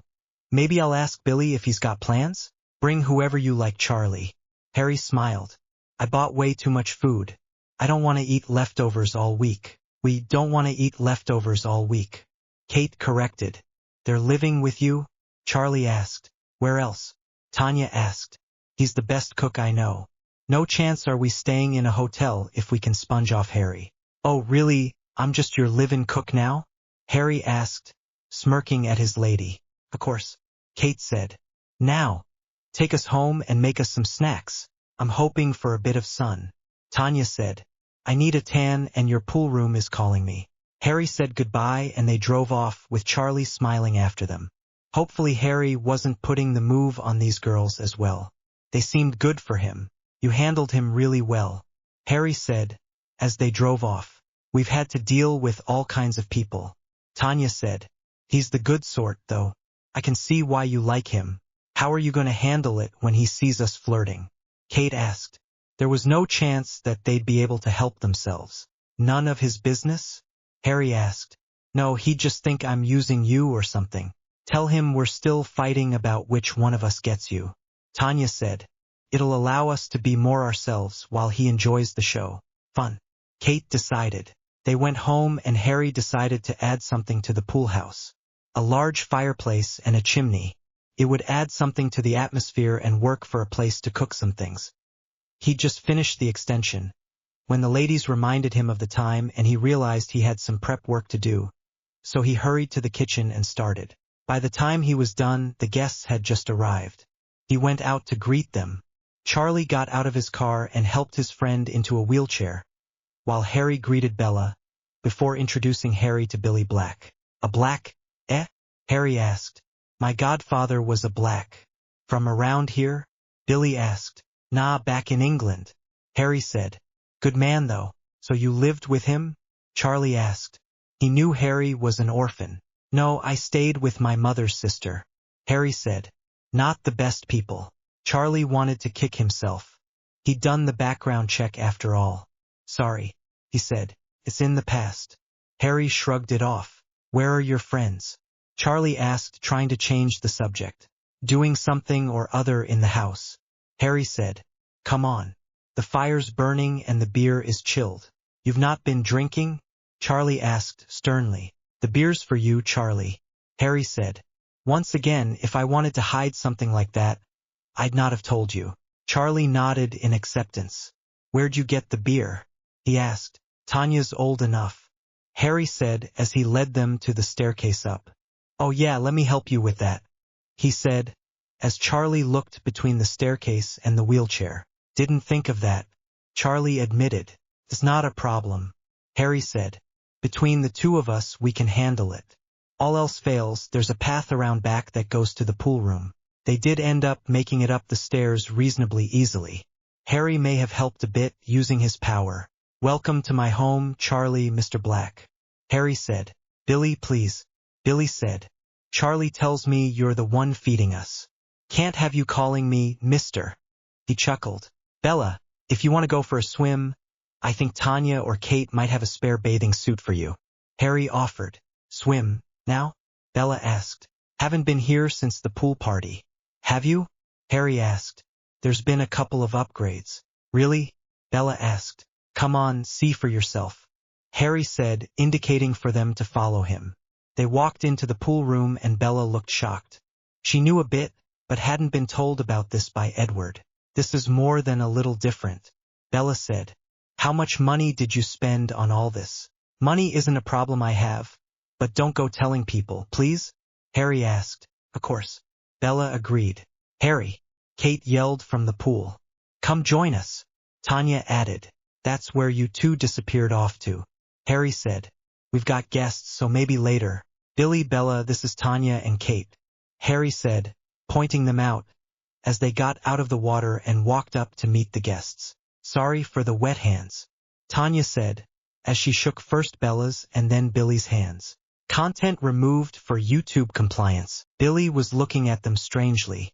Those eyes and bleak skin meant something, but they were warm and felt human enough. Content removed for YouTube compliance, if you don't mind, Kate said, as she took one of Harry's arms, while Tanya took the other, and they dragged him along and jumped in the pool. Intimate moment removed for platform safety. Visit Patreon for uncensored version. Emmett likes to jump in fully clothed, Bella explained to Charlie. Charlie, in the meanwhile, had noticed the bar. Nice bar, he said dryly. Beers in the chiller back there. Harry said. Help yourself. Billy, can I get you something? Beer's good. Billy said. He was still watching the ladies. His instincts were warning him, but his eyes were telling him he was just seeing two beautiful girls playing and splashing in the water. Shaking himself, he decided to just see what happened, but he'd keep his guard up. Anyway, he wheeled himself to the fireplace and took the beer from Charlie. Nice fireplace, Billy said when Harry joined them. He was drying himself with a towel. I know, right? Harry said. Thought it added something. It's very welcome, Billy said. It gets cold in these parts. A heated pool and a fireplace will likely make this the place to be this winter. I like guests, Harry agreed. Gives me a chance to cook. Harry cooks for the Cullens even, Bella put in. That got Billy's attention. He looked at their young host. He was definitely human. He had green eyes and didn't feel like a monster. He also didn't have such pale skin. He does? Billy asked. Yeah, Harry said, not realizing what the old man had put together. I like them. They helped me with this place and I cook for them. He's teaching Esme Cullens some of his recipes. Charlie added. He was still curious about the bar, but Harry had yet to lie to him, that he was aware of, and he trusted the kid to not overdo things. He doubted the bar was just a decoration, but Harry was very mature, likely due to his past. Don't go telling anyone, Harry said, but between you and me, she's making one of my recipes tonight. Special occasion? Charlie asked. Yes, Harry said. I couldn't cook for them and Esme is sure that she's got one recipe down. So, you're the only one that cooks for them? Charlie asked. Basically, Harry said. Their whole family is on a special diet. My family had some people in it that had similar dietary requirements and had a special way of making food that didn't cause them problems. Intimate moment removed for platform safety. Visit Patreon for uncensored version. They ate, but it's not something you or I would find appetizing. Harry said. Just keep it to yourself, okay? It's not something they want known. I don't think they'd mind me telling you. But, no, they're private business. Charlie said, nodding. Thanks for helping, then. Carlisle and Esme are good people. That they are. Harry agreed. You good, Billy? He asked the man who was looking at him strangely. Did I say something strange? No, it's fine. Billy said, shaking himself from his thoughts. I just got lost in my thoughts. Us old-timers sometimes do that. You can't be all that old. Harry said. Young enough to enjoy a brew and a steak. That's young enough for me. Got all the original teeth, at least. Billy agreed, smirking. They chatted after that about happenings in town, and Harry's suspension was mentioned, shortly after Bella joined the girls in the pool. Billy seemed to take that as a funny story. Girl brags about bagging you and you're the one that's punished? Billy asked. Back in the day it was the other way around. You're telling me, Harry said. I'm thinking the school got complaints from a parent and they forced the principal's hand. Likely. Charlie agreed, thinking of his need to visit Harry during his suspension, because of similar circumstances. Small town. Still, it's progress. Harry said, smiling. Can't be too sad, though. Got the Chevy running and met up with some friends. And now you've got two blonde models living in your house with you. Charlie said. I thought you were going to take a break from girls, Harry? Well, could you blame me? Harry asked, looking back at the girls. Are they also on a special diet? Billy asked. Harry got it that time. He looked at the old man and smirked. Yes, they are. Know something about special diets, Billy? He asked. Well, I am a diabetic, Billy said. He'd seen the recognition in his eyes. The smile on his face meant something too. How about you? Any special diets? I can eat anything I want, fortunately, Harry said. It would be a shame for a chef to not be able to enjoy his own cooking. Charlie agreed. Sorry about the diabetes. Tonight's menu should be fine, though. I'll check in my family books. Maybe I have something special in there for you. Harry said. Well, let me go start the food, he said as he walked to the house. Not gonna flame grill it over the fire? Charlie called. That could be good. But I promised you the best, didn't I? Harry called back. Harry was in the kitchen for 20 minutes or so, before he started bringing out steaks, still sizzling in the plates. These need to stand for a few minutes before they'll be perfect, Harry said, as he placed them on the table, near the pool table. They look good now, Charlie said, looking at the thick cuts of meat with homemade thick-cut French fries and a salad on the side. "Trust me, Charlie," Harry said. "Girls, you might want to dry off." He called over to them. "Food's here." The girls quickly joined them and Harry made sure to hand the correct plates to the correct people, bringing drinks to the table from the bar, where he'd put something for those with special diets as well. "Okay people, dig in," Harry announced as he started cutting into his own. By the sounds of appreciation, Harry suspected he'd done a good job. "This is the best steak I've ever eaten," Charlie said with wide eyes. "It's almost like magic, isn't it?" Tanya agreed, winking at Billy when she saw him watching her eat her food. "Now, Tanya, you'll not be sharing any of my secrets tonight, will you?" Harry chided mildly. "But you have so many," Kate said, smirking. "Something wrong, Billy?" Harry asked. Billy had been watching the girls and quickly started cutting into the food. After his first bite, he started enjoying the meal. Charlie was enjoying the food so much, he didn't even notice Billy had been looking at the girls without eating. When Billy was busy with the food, Harry used some power to inspect the man. There was something about him, something magical but dormant. Harry couldn't identify it, but at least it could explain why he knew about vampires. Harry would need to investigate this. When dinner was finished, Charlie sat back and smiled. "Really, Harry, become a chef? You've got a talent." "We think so," Kate said. "That's what all the girls in school seem to think, too," Bella said without thinking. "Really, all the girls?" Harry asked her with a smirk. Bella said, as a blush formed. "Ah," Harry laughed. "You're too easy." "Seriously, though," he said, turning to Charlie, "I know I can cook and even like to, but I don't know if I want to spend my whole life in a kitchen." "They say, do what you're passionate about," Billy suggested. "Yeah, but they also said familiarity breeds contempt," Harry countered. "I'd hate to turn my love of cooking into some sort of torture for myself." Harry would hate working in a kitchen, Tanya said. "Part of his fun is seeing people enjoy his efforts. He'd get paid." Charlie said reasonably. "He'd see their gratitude in the amount of money he makes." "Money really isn't something I care about," Harry said. "It's caused enough problems for me, right?" Charlie said, deflating. "Sorry again. Why do you keep apologizing?" Harry asked. "I may have done a background check on you when Bells told me about you," Charlie confessed. "It wasn't because I didn't trust you, of course I didn't know you. I just wanted to make sure you weren't in America because of something you did back home. Looking out for your daughter is a father's job," Harry said easily. "I'll not hold it against you. Just don't go telling everyone my past. I'd like to leave it behind me." The quick background setup he'd done when he arrived in this world had been rather simple. A digital record simply appeared, stating that a fire ruined the physical documents and that new records had been made. It was always the same background, so that he didn't need to lie too much and didn't have to get used to a new story every time. Wealthy parents died, leaving Harry with money-grubbing relatives. Foul play was suspected on the side of the same relatives, but it could never be proven. "Thanks for understanding," Charlie said. Technically, it was an abuse of power. He had no right to go looking, but it was his little girl, so he justified it to himself that way. "Nothing to forgive," Harry said.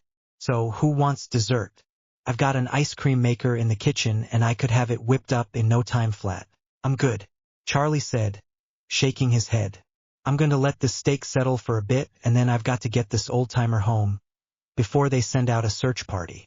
"You can't call me old. Our kids are the same age," Billy objected. He seemed to be doing a little better. "How is Jacob doing?" Charlie asked. "I've not seen him in a while. He's been busy," Billy said as his face fell a bit. He glanced at the girls again, which Harry and they noticed. "School and stuff," he added. Somehow, Harry thought less school and more stuff was going on there. If there was an issue between the vampires and the TWILIGHT tribe, Harry wanted to know about it. The evening closed off soon after that and Harry walked them back to the car, taking the route around the house, rather than the stairs. Harry pushed the wheelchair, while Charlie led the way a bit ahead. "You know what they are?" Billy asked quietly. Ido. Harry said. "This going to be a problem?" he asked. "Not if they are like the Cullens," Billy said. "You're not planning on bringing any more, are you?" All the ones with the special diet are here. Harry said. I'm helping them to fit in better. All they want are to live normal lives. And the food? Billy asked. Still their special diet, just in a different form and more humane. Harry allowed. This is affecting the tribe? He asked in concern. I can't talk about that. Billy clammed up. So it's the magic I felt. Harry agreed. Better not to confirm anything. You and I both know that they're listening. You can feel something? Billy asked. The something I have access to, too. Harry allowed. Keep my secret, I'll keep yours. Deal. Billy said. I will need to inform the tribe. It's my responsibility. I can understand that. Harry allowed. Just no spreading word or writing it down where people can find it. That's acceptable. Billy agreed. We'll need to discuss this on safe ground. Tomorrow? Harry asked. 12 p.m. Billy agreed. At the reservation. My ladies will want to accompany me. Harry said. They are not allowed on our lands. Billy denied. That's going to be a problem. Tanya said, as she joined them with Kate chatting with Bella. He's our mate. You're one of them? Billy asked. No, I'm human. Harry said. But I'm also more. Outside the reservation then. Billy said. I can't allow them. We can do that. Harry allowed. The trail wasn't all that long, so they had to stop talking. What are you girls whispering about? Charlie asked, referring to Harry and Billy. Just asking directions to the reservation. Harry said. Billy here thinks if I marry one of the tribe, he can have my cooking all the time. He joked. Over my dead body. Billy joined. Your cooking's good, but your skin is too pale. He laughed. Hey, I'm English. Do you have any idea how hard it is for me to get a tan? Harry asked incredulously. You've seen the ladies, they have the same problem. Porcelain skin burns before it gains one. Shade. There's another side to that. Charlie said. They say too much sun makes you look older faster. Just look at Billy. He was a fisherman and he looks ancient. Hey, Billy objected. I'll show you ancient, he said as he rolled his wheelchair forward, intent on ramming Charlie. It was apparently a game they played often, because Charlie was ready for him and jumped out of the way, playfully dodging him and talking smack. They left soon after, with Kate telling Bella to visit again soon. Harry didn't know what they'd discussed, but he was certain Bella knew what they were. Chapter 6. End. See disclaimer on Chapter 1. Chapter 6. Have fun tonight? Harry asked his girls. Bella's a fun person, but she goes on about Edward like it's going out of style. Kate said. Still, I see what he sees in her. Did you check? Tanya asked. Didn't feel a thing. Kate confirmed. What's this? Harry asked. She's immune to Edward, but not Jasper or Alice, so we wanted to know. Kate said. She's immune to me too. Must be something to do with how your power works. Harry said. Her mind must have some sort of natural occlumency. It was rare in my original world, but it happened. But that's a magical thing. Tanya countered. This is a supernatural ability, not magical. Like someone born with the ability to read minds like Edward or move objects like telekinesis. That is a valid point. Harry allowed. And I've never tried to read her mind. You should try. Kate suggested. Maybe you'll see if she fantasizes about you. She smirked. Not something I want to see. Harry said. Can you read my mind real quick? Tanya suggested. I don't need to. Harry said. I saw your panties drop by the door already. Then do something about it. Tanya suggested. Harry grabbed her and Kate's hands and they appeared on the bed. Deal, he said. Read my mind anyway. Tanya requested. Are you sure? Harry asked. Trust me. Tanya said. So Harry focused on her. He was overwhelmed by feelings of protectiveness, intense, awe, and most of all, love. He had not expected that. You love me, he said. Ido. Tanya said. Do me now. Kate suggested. Harry did. You love me too, he said. I do. Kate confirmed. I don't know if I'm ready to say it. Harry said honestly. I mean, we're married in my eyes, but that's okay. Tanya said, smiling kindly at him. It's different for us. Our kind bond deeply and quickly. Kate said, humans need more time. I wanted you to know. Tanya continued, it will help you to lower your walls and let us in. And we really want you to love us too, Kate said. Harry leaned down and kissed them both. The kisses quickly grew, and pretty soon Harry's magic ripped the clothes from all their bodies, sending them in shreds around the bed. I want you both so badly right now, he said. There was an animal desire in his voice as he claimed them again, one at a time. But this time he seated them both, before he gave up his position on them. The ladies had been thoroughly ravished. He'd not stopped or slowed down during the entire event, no matter how much they screamed in ecstasy. He'd claimed them thoroughly and without reservation, their revealed emotions driving something in him on to lay his claim. Scene removed for guideline compliance. Visit Patreon for uncensored version. When they awoke the next morning, Harry's libido had completely recovered and he was already ready to start again. But he hesitated. I didn't hurt you girls, did I? Harry asked. He knew it was a possibility in their current states. Harry, Tanya said. Please do that again, she pleaded. You were an animal, Kate said. Freaking us like you own us, Harry, she demanded, something more than intense in her eyes. There was a need. Intimate moment removed for platform safety. Visit Patreon for uncensored version. Do you think Harry knows that we could hear into his room? Rosalie asked. No. Emmett said. But I need to know what he was doing to those women so that I can do it to you. Harry knew they wouldn't make it on time if he drove normally, so he took to the sky and flew them to where Billy had suggested. They landed a short bit away and drove the rest of the way, making it just in time to see Billy being helped out of a van by Jacob. Jacob looked different, though. Bigger. Harry stopped the car and got out first, asking his ladies to wait for the moment. They agreed, but they'd be ready for anything. Billy, Harry greeted, and Jacob, too. Good to see you again, man. Harry, Billy said. His normal good humor seemed suspended at the moment, though. You brought them? Jacob asked angrily. Chill out, Jacob. What did they ever do to you? Harry asked. What did they do? Jacob challenged, his anger flaring. Harry felt something, though. Oh, your magic is active, he said. Cool. Come on then, show me what you've got. He challenged, holding his hand out to the car, to assure the ladies that he knew what he was doing. No. Jacob, don't do this. Billy warned quickly. It's his fault. Jacob spat. He brought more of those bloodsuckers here. He's the reason this is all happening. He didn't know. Billy said. He didn't do this to you. Calm yourself. No. Jacob exclaimed then. His anger was unleashing something and Harry detected a spike in his body heat. Want me to calm him? Harry asked Billy conversationally. It was too late, though. Jacob's body contorted and expanded as a giant wolf burst from him in an explosion of shattered clothing. Spirit animals, Harry said excitedly. It's been years since I've seen this. Be careful. Billy warned urgently. He doesn't have control yet. Oh, calm down, you overgrown puppy, Harry said, waving his hand at the animal.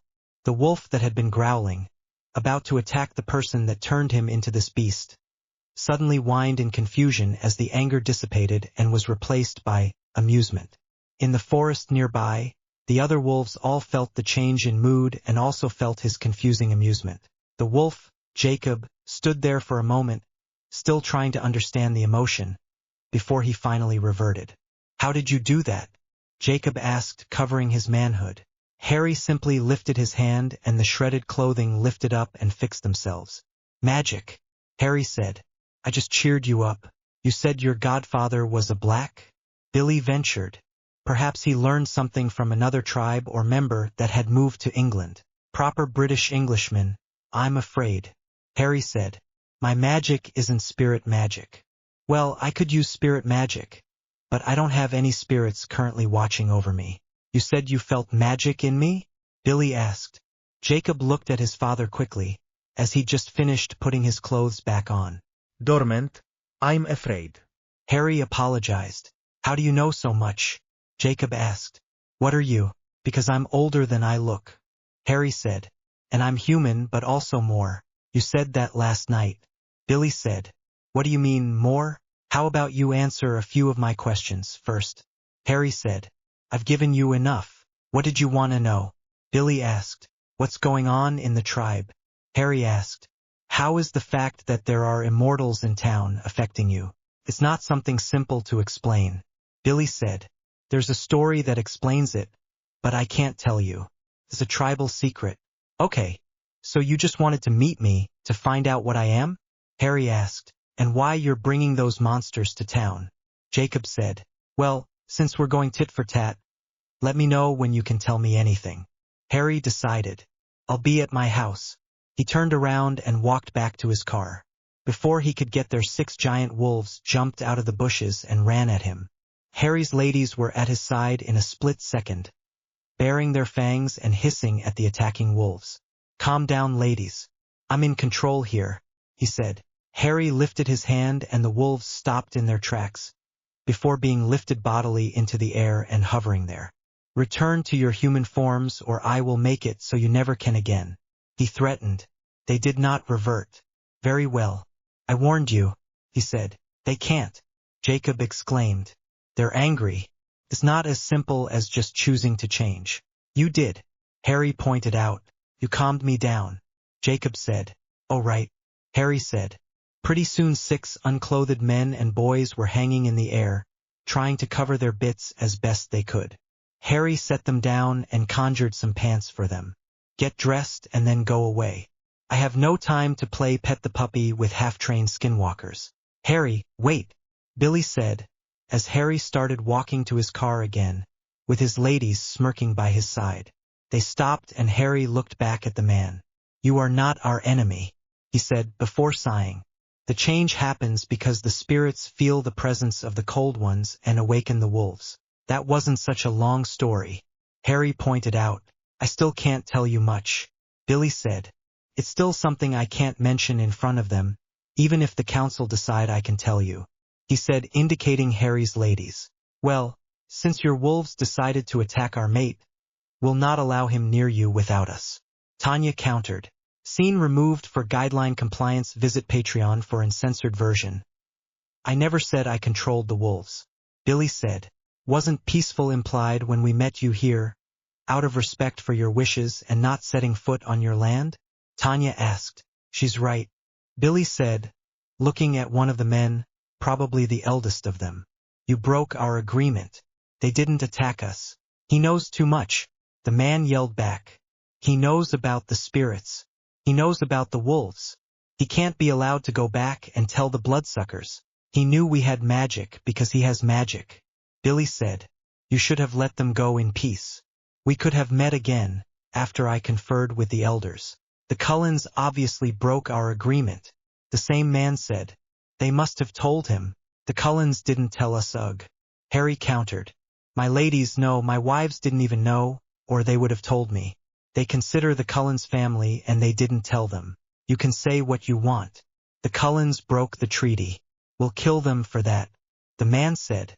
Harry's eyes grew flinty as he focused on the man and his power fell on him. The man was pressed flat on the ground in an instant. The Cullens are my friends. Threaten them in my presence at your own peril. If so much as one of them dies by your hands or fangs, or claws, I swear by the spirits, I will rip your wolves from your souls and replace them with earthworms. The man was desperately trying to lift himself, but he couldn't withstand the immense pressure on him. What are you? He asked. I am Harry Potter, magic user of the highest degree, savior of billions, liberator of the oppressed, and protector of the weak. I stand between those who suffer and those who would use them. I have been given the right to play judge, jury, and executioner, by powers beyond your mortal comprehension. My word is law. My verdict, final, Harry said dangerously. What I am is judgment, final and uncompromising. Please, don't kill him, Billy all but begged. He's just a rash youth. He speaks from a place of fear and anger. Harry considered it for a while, until his ladies took his hands. Don't kill him for being an idiot. His elder is right. Let him go, Tanya said. Harry's temper calmed and so did the pressure on the man, who rolled over and breathed heavily for a bit. Be grateful to your elder for his wise words, and to my wife, for pleading for your life, Harry said before he turned back to Billy. Next time we meet will be in a place of my choosing with my wives by my side. That is not something I will compromise on. As they walked back to the car, Harry yelled over his shoulder. Keep your dogs on a leash until they calm down, or I'll be forced to neuter them. Then they left, vanishing from sight. What did you bring to us, Billy? Sam asked as he finally got up off the ground. He was already here, Billy said. And he was friendly, until your pack decided to attack him.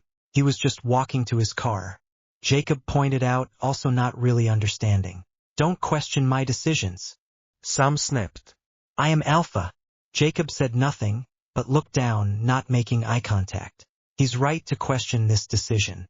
Billy said, you may have made us a worse enemy than the Cold Ones ever were. He understood why his son gave up being the Alpha, which was his birthright. He wasn't ready for it. He'd bet he regretted the decision now, though. He could know more about our lost culture than we even know to question. He called us spirit animals. One of the other, younger boys said, like he's seen other kinds. We might never find out, if he decides Sam is the one to judge us by. Yet another boy said, Harry was very understanding, when he found out about us.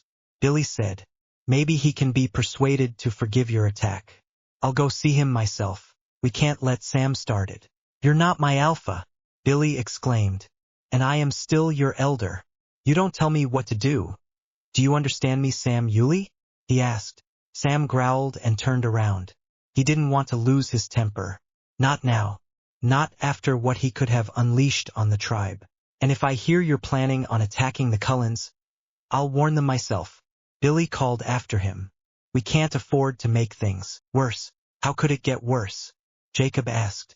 He didn't know it then, but the universe had decided to take that as a challenge.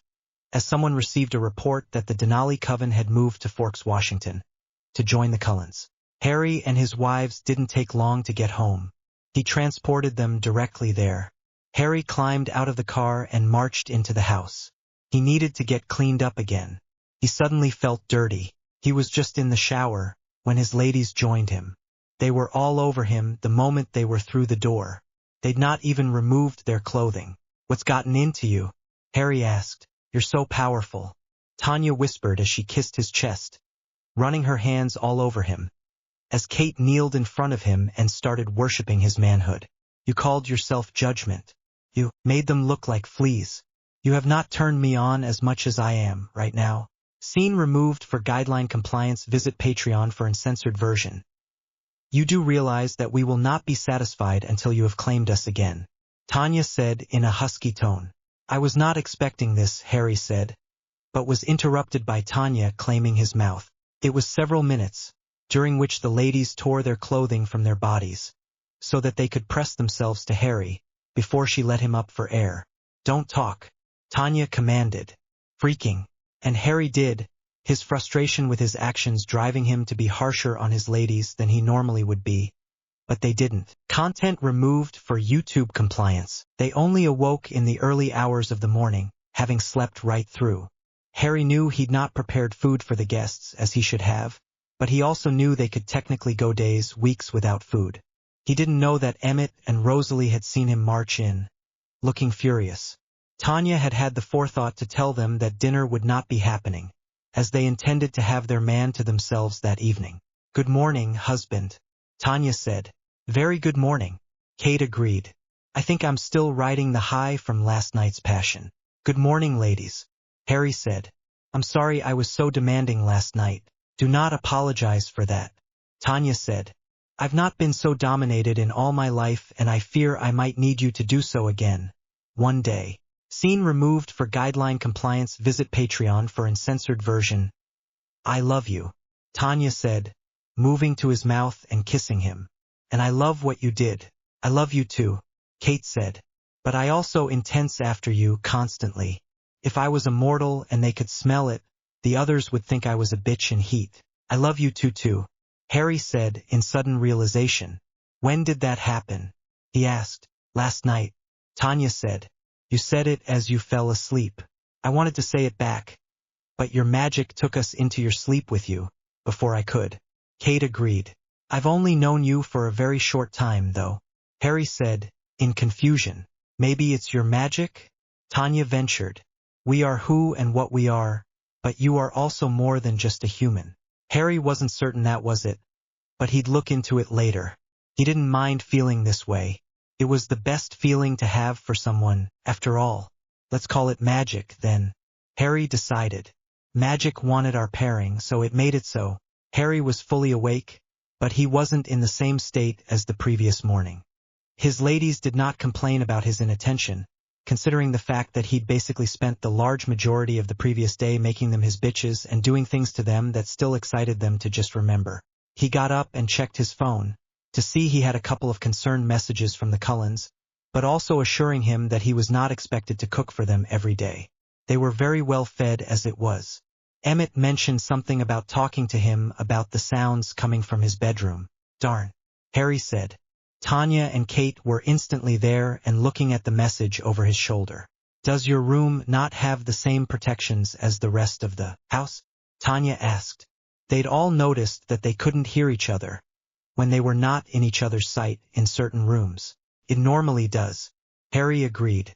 When I want to call to someone though, or hear what might be going on in my bedroom, when I'm not in it, I can deactivate that. I think I must have done that at some point and forgot to switch it back on. I don't mind, Kate said. They should know you own us in the bedroom, she said with a mischievous little smile. I think I'd prefer not to have to talk about it, though, Harry said. Emmett will be unbearable. No doubt he's already been talking about it. Tanya sighed. Not if he knows what's good for him, Harry countered, as they walked from the room. I didn't let him tell anyone, Rosalie said, from the lounge. They tended to spend a lot of time there, just talking and enjoying being away from the family. Thank you, Rosalie, Harry said. And good morning to you both. Morning, stud, Rosalie mocked. Aren't you supposed to be the sensible one? Harry asked. I'm only a woman, Harry, Rosalie joked. And Harry is not just a man, Kate said. He's our man. Tanya agreed, pressing into her man's side. Our mate, Kate agreed, copying Tanya. Our husband, Tanya finished. Her leg had moved forward and pressed softly into Harry's upper thigh, while Kate pressed his hand to her abdomen. He was imagining what that looked like, but he knew it was impressive when Emmett said nothing, but smiled and nodded, respectfully. You will have to explain how that happened, Rosalie decided. Harry was bestowed the power to claim wives in another world. Tanya said, we still don't know the whole story, but from the sounds of it, he had a harem of wives which he claimed and married for political reasons. When new alliances were formed, he'd need to expand on. Kate said, something about keeping the peace by bringing many cultures together into one household. Maybe? That's actually pretty accurate, Harry said, smiling at Kate. Okay, so, do you think the others would mind if we did breakfast today instead of dinner? Of course not, Emmett said excitedly. We're the only ones that eat breakfast with you and they've been feeling left out. I'm thinking waffles and syrup, Harry decided, with some bacon or fruit on the side. I'll let them know, Rosalie volunteered. How long do you need? Probably about 30 minutes to make enough, Harry said. Okay, Rosalie said, as her fingers typed a very quick message. Excited to go to school today? Emmett asked. Having all those girls intense after you again will bother Edward. He smirked. I didn't really think about that, Harry admitted. He would be going back to school, so his routine would need to change. I'll have to spend tonight working on something I recently thought about, so that we can adjust to the change in my schedule. He decided. Anything we can do? Tanya asked. I'll need someone to test what I make, Harry said. If you ladies wouldn't mind, I would appreciate that. What are you making? Emmett asked. A new idea for a way to prepare food, Harry said. If it works, it will allow Esme to make food for you when I'm not available. How did that turn out, by the way? As good as a mother's home cooking, with a dash of Harry's patented style and flavor, Rosalie said. She was very proud. I'm glad she got to do that for you, Harry said with a soft smile. Alice went and bought all the kitchenware you have, and the kitchen may need an expansion soon, Emmett said. My kitchen is my pride and joy, Harry said. He always kept it perfectly clean, so that he could make whatever he fancied, whenever the mood struck. A clean, organized and well-stocked kitchen was a chef's best friend. Your domains are the kitchen and the bedroom, Harry. Tanya said. Maybe we could. Kate started. Not in the kitchen, Harry said with finality. He knew where her mind had gone. It's sacred. Kate shivered at the tone of command in his voice and smiled challengingly at him. But his firm gaze didn't waver, and she shivered again, pulling into him again. Of course, husband, she said meekly. Dude, Emmett said. You and I will have to talk about what exactly happens in your bedroom. Just us bros. I can give you tips if you want, but I'll not be giving you specifics. Harry said. Private stuff is supposed to be private. What did you guys do? Just hang out in the lounge, listening? We may have come out of our room once or twice, Emmett admitted. Rosalie wouldn't let me listen for more than a minute before she dragged me back to the room. That's also supposed to be private, Rosalie said, slapping his arm. But I guess it's only fair, considering I did listen too. You sound like a very skilled lover. I wouldn't mind you giving Emmett some pointers, not that he needs it, of course.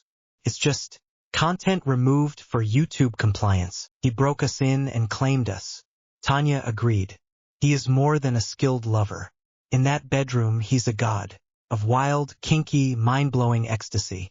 Kate agreed. If I were immortal, I'd likely be dead. How do you do that to us? It's the magic, Harry said. Let me show you, he said, as he removed his arms from Tanya and Kate's arms.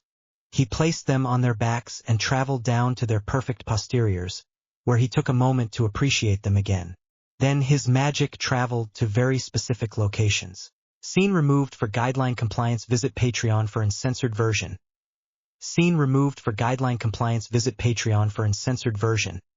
It lasted only a couple of seconds, but they were both shaking as they stood there, with Harry still groping their rear ends. Dude, Emmett exclaimed again. Scene removed for guideline compliance. Visit Patreon for uncensored version. Scene removed for guideline compliance. Visit Patreon for uncensored version. And we're his. Kate agreed. She was still pressing into him, until Tanya gave her a look and they both pulled away. Scene removed for guideline compliance. Visit Patreon for uncensored version. Harry finally pulled away and started walking to his kitchen. I had the misfortune of attracting a half-succubus a couple thousand years ago. She tried seducing me and feeding from me, but I was immune. She decided to keep me for a while so that she could experience things that her kind seldom could. In return, she taught me what she knew. Awesome, Emmett said. No wonder you're so good, Tanya murmured, as they followed.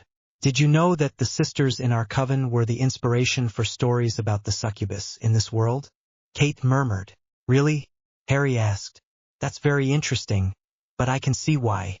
It started with Irina, though, Tanya admitted. Does that make you an incubus? Kate asked. Having their magic and everything? Magic is magic, Harry said. It's the application and sometimes the method of the application that puts it in one category or another. He focused his power and said in his girls' heads. When I claimed you yesterday morning, I laced what I put in you with magic, which allowed me to do what I just did and allows me to do what I'm doing now. You can speak in our heads? Kate asked, shocked. If I want to discuss secrets, Harry said. It's just another form of the mind arts with a trick or two thrown in. I can't hear you as easily, because it's not that directed. You need very organized minds to be able to control that and let nothing else, like your desires, seep through. Still, we could train, Tanya said, excitedly. Their man could do anything, it seemed. I want to be able to do this with you, Harry. Could you speak in my head, like that? Emmett asked. Ah, No. Harry exclaimed. Not like that. He'd need to bed you first. Kate explained. I was trying to keep that secret, Harry pointed out, slightly sternly, as Emmett's face fell into a grimace as his mind gave him an unwanted picture. I'm sorry, Kate said, meekly, a thrill running up her spine. She'll keep making mistakes so that you talk to her like that. Tanya guessed. Then do something else. Harry said. My secrets. Our secrets are not meant to be used for your kinky control games. Yes, husband, Kate said, smirking but also nodding in agreement. Harry set to work then. Rosalie and Emmett were asked to leave the kitchen, so that Tanya and Kate could help Harry with breakfast. They'd not asked, but Harry understood why they wanted to be there, so he didn't mind sharing. No doubt they'd not mind cooking for him one day, so learning from him would be where they'd start. They learned the secret of where he got the blood and showed only smiles at him, showing them his process.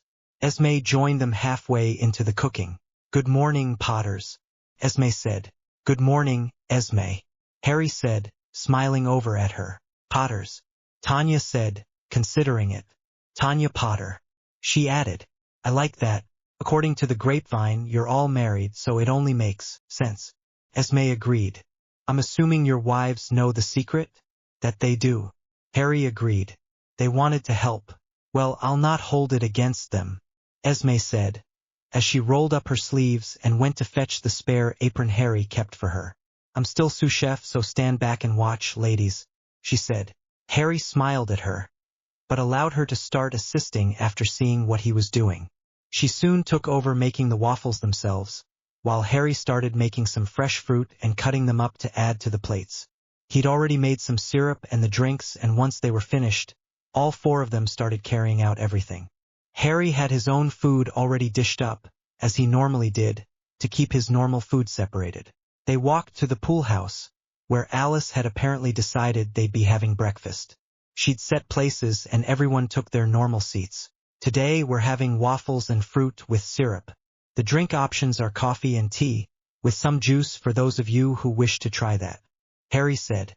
"Enjoy," he finished as he picked up his utensils. "A moment, if I may?" Carlyle asked before anyone could dig in.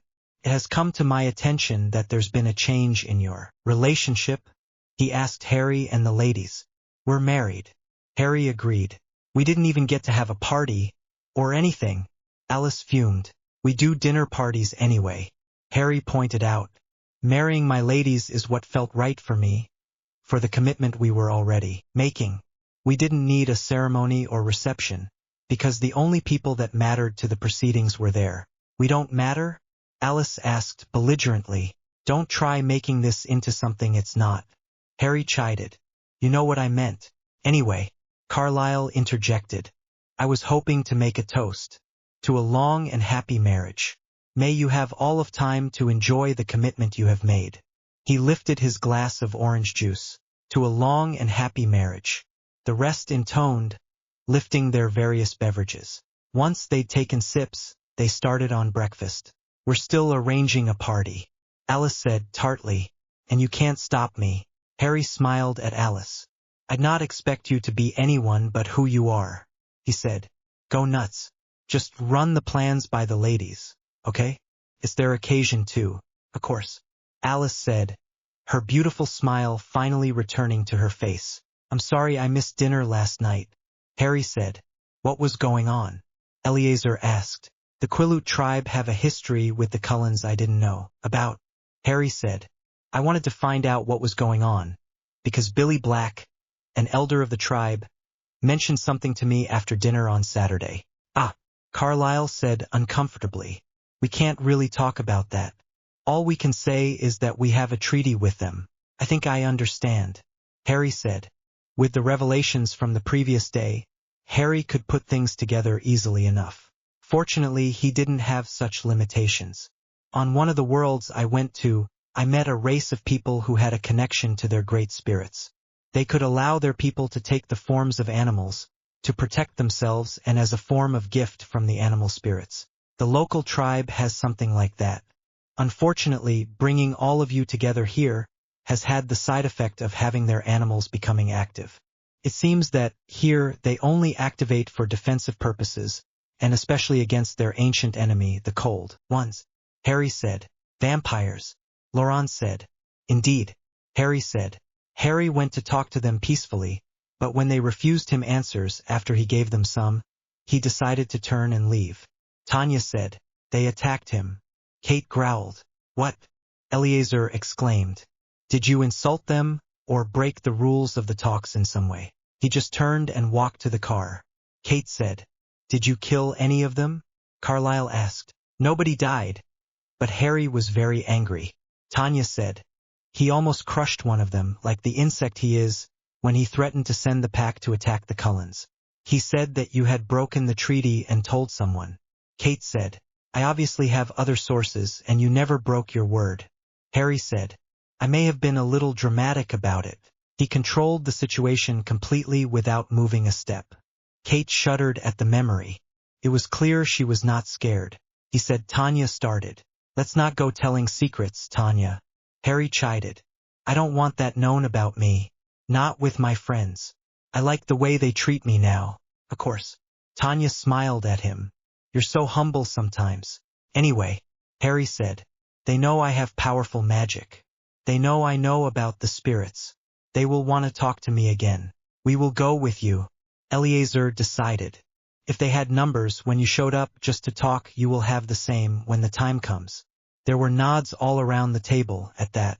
I don't think it will be necessary, but Tanya and Kate will be with me. Harry said. They know they cannot stand against Harry. Kate said. The entire pack was treated like misbehaving puppies. They will likely send fewer next time, just to ensure you don't feel threatened. Tanya agreed. They know you like and respect Billy, so I think he'll be there as well. He'd better be able to talk, then. Kate said. Harry was very forthcoming. They refused to confirm or share anything, besides what Harry could likely figure out on his own. They are likely just worried because you have befriended all of us. Eleazar said, looking thoughtful. He also called us his wives. Tanya allowed.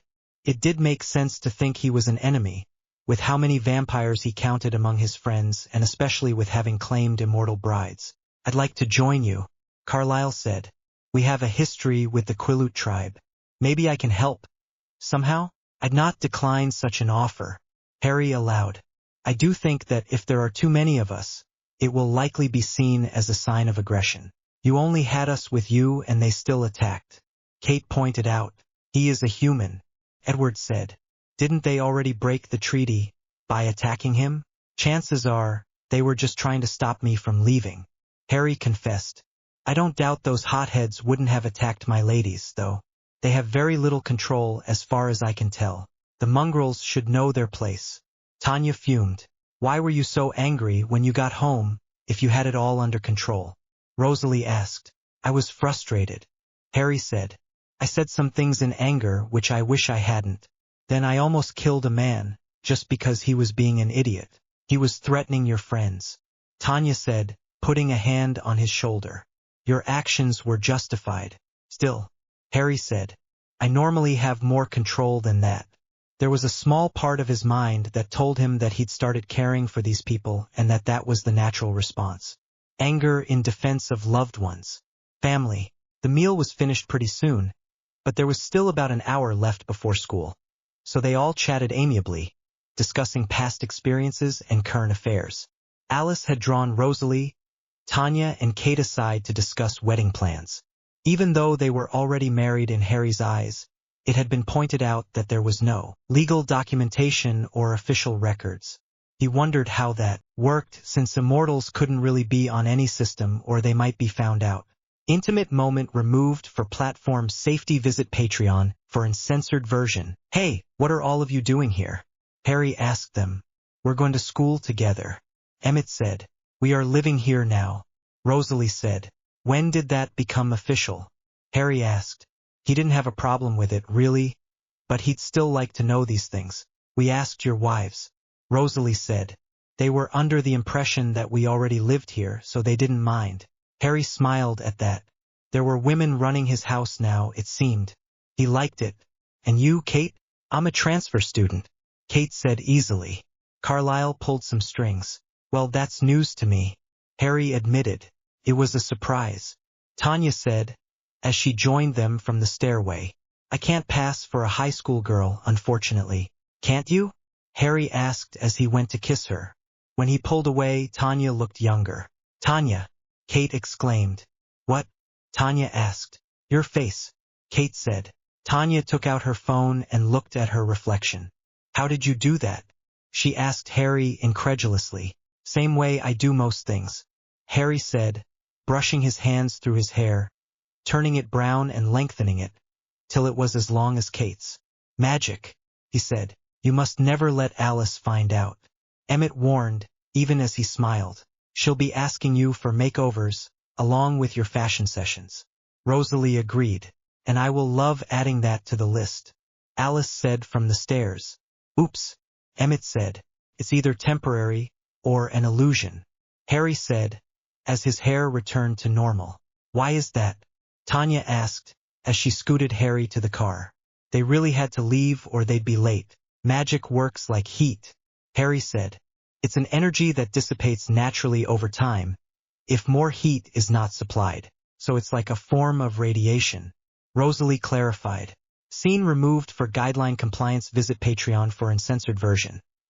We can read up on that in the library when you come home, Tanya said. I'll keep the bed warm for you, she said as she winked at him. She intended to spend some alone time with him if Kate could spend school time with him. Goodbye, honey. Harry played along as the garage opened and he started moving the Chevy. Alice, Jasper, and Edward took off just before they reached them and led the way. As they drove, Harry noticed that Kate was sitting strategically so that he could see into her button-up top. He could see she was wearing a bra, but it was pulled away so that he could see the whole of one beautiful breast. She noticed him looking and smirked. School would be fun. School did turn out to be fun. Kate delighted in speaking down to any young lady that dared look at her man, and on every other occasion, she'd either flash Harry, rub up against him, make all sorts of innuendos, and once even pulled him into an empty classroom to get him all frustrated and then walked off with him having to wait for his libido to subside. Intimate moment removed for platform safety. Visit Patreon for uncensored version. During this lunch, however, Kate staked her claim by sitting on Harry's lap and kissing him full on the mouth, to some catcalls and whistling. Of course, that just got one of the supervising teachers' attention. They were asked to refrain from public displays of affection, and broke apart. Kate still held his hand, though. The teacher didn't seem to either notice or didn't want to argue anymore and carried on with their duties. Trying to get Harry suspended again? Emmett asked with a smirk. If I wanted him out of this school, I'd simply seduce him, have him freaking me on the principal's desk and let him walk in on us, Kate said with a wicked smirk. Content removed for YouTube compliance. Kate straightened and shook for a moment, before relaxing again, but with a bit of a vacancy and hunger in her eyes. Do you have to do that in the cafeteria? Bella complained. Edward had whispered something in her ear, and he'd likely told her what was going on the first time that happened in class. None of the other immortals addressed it, so Edward was likely careful in how he phrased it. Scene removed for guideline compliance. Visit Patreon for uncensored version. Scene removed for guideline compliance. Visit Patreon for uncensored version. Harry, Alice said with a small smile, but also shaking her head. You'll make her steal you from school before the day is out if you continue doing that. The car is right outside, and we have yet to christen it. Kate agreed. With how the backseat expands, you know Tanya and I will want to join the Mile High Club with you as well. Avo, man. Emmett whined. We won't be able to do that. Harry has to drive. We can always keep him distracted. Kate offered. But we're still the first, so you'll have to wait. Scene removed for guideline compliance. Visit Patreon for uncensored version. Getting frustrated? Bella? Emmett asked. Edward not giving you enough attention? I just hit him with the magic yesterday, Harry said. I'm assuming he's still withholding, like a virgin before prom night? That's private. Edward said sternly. Is it, though? Harry asked. I don't have your senses and I can pick up that she's frustrated. Take it from someone with a lot of experience. You don't want to leave your girlfriend frustrated. That leads to mistakes, misunderstandings, and unhappiness in general. Happy wife, happy life. Kate agreed. It's none of your business. Edward insisted. Harry was sure that if he could, he'd be blushing too. Fine. Harry allowed. But do us all a favor and do something if not it. There are alternatives which you could both likely enjoy responsibly. That's what I said. Bella murmured, not caring that the others could hear, in her frustration. See what I mean? Harry said. I haven't known Bella for a long time, but I know she used to be much more controlled than that. Bella was not making eye contact with anyone now. Scene removed for guideline compliance. Visit Patreon for uncensored version. Empathic resonance? Something to do with the use of succubus magic? Plain old teenage hormones? Harry asked. I don't know. Scene removed for guideline compliance. Visit Patreon for uncensored version. He's got a point, Kate said. Bang her already. You know she'll survive with Harry's magic on you. Emmett soon joined in the teasing, but the ladies eventually calmed the situation down and got them off of the subject. I was wondering, Jasper said. You mentioned earlier about empathic resonance? What does that mean? If many people in the room experience an emotion, the others could be swept up as well. Harry said simply. For example, if a large group in the cafeteria were to spontaneously burst out laughing, there was a giggle from off to the side, chances are other people will join in. Some more giggles and a guffaw and then more laughter as more people started laughing.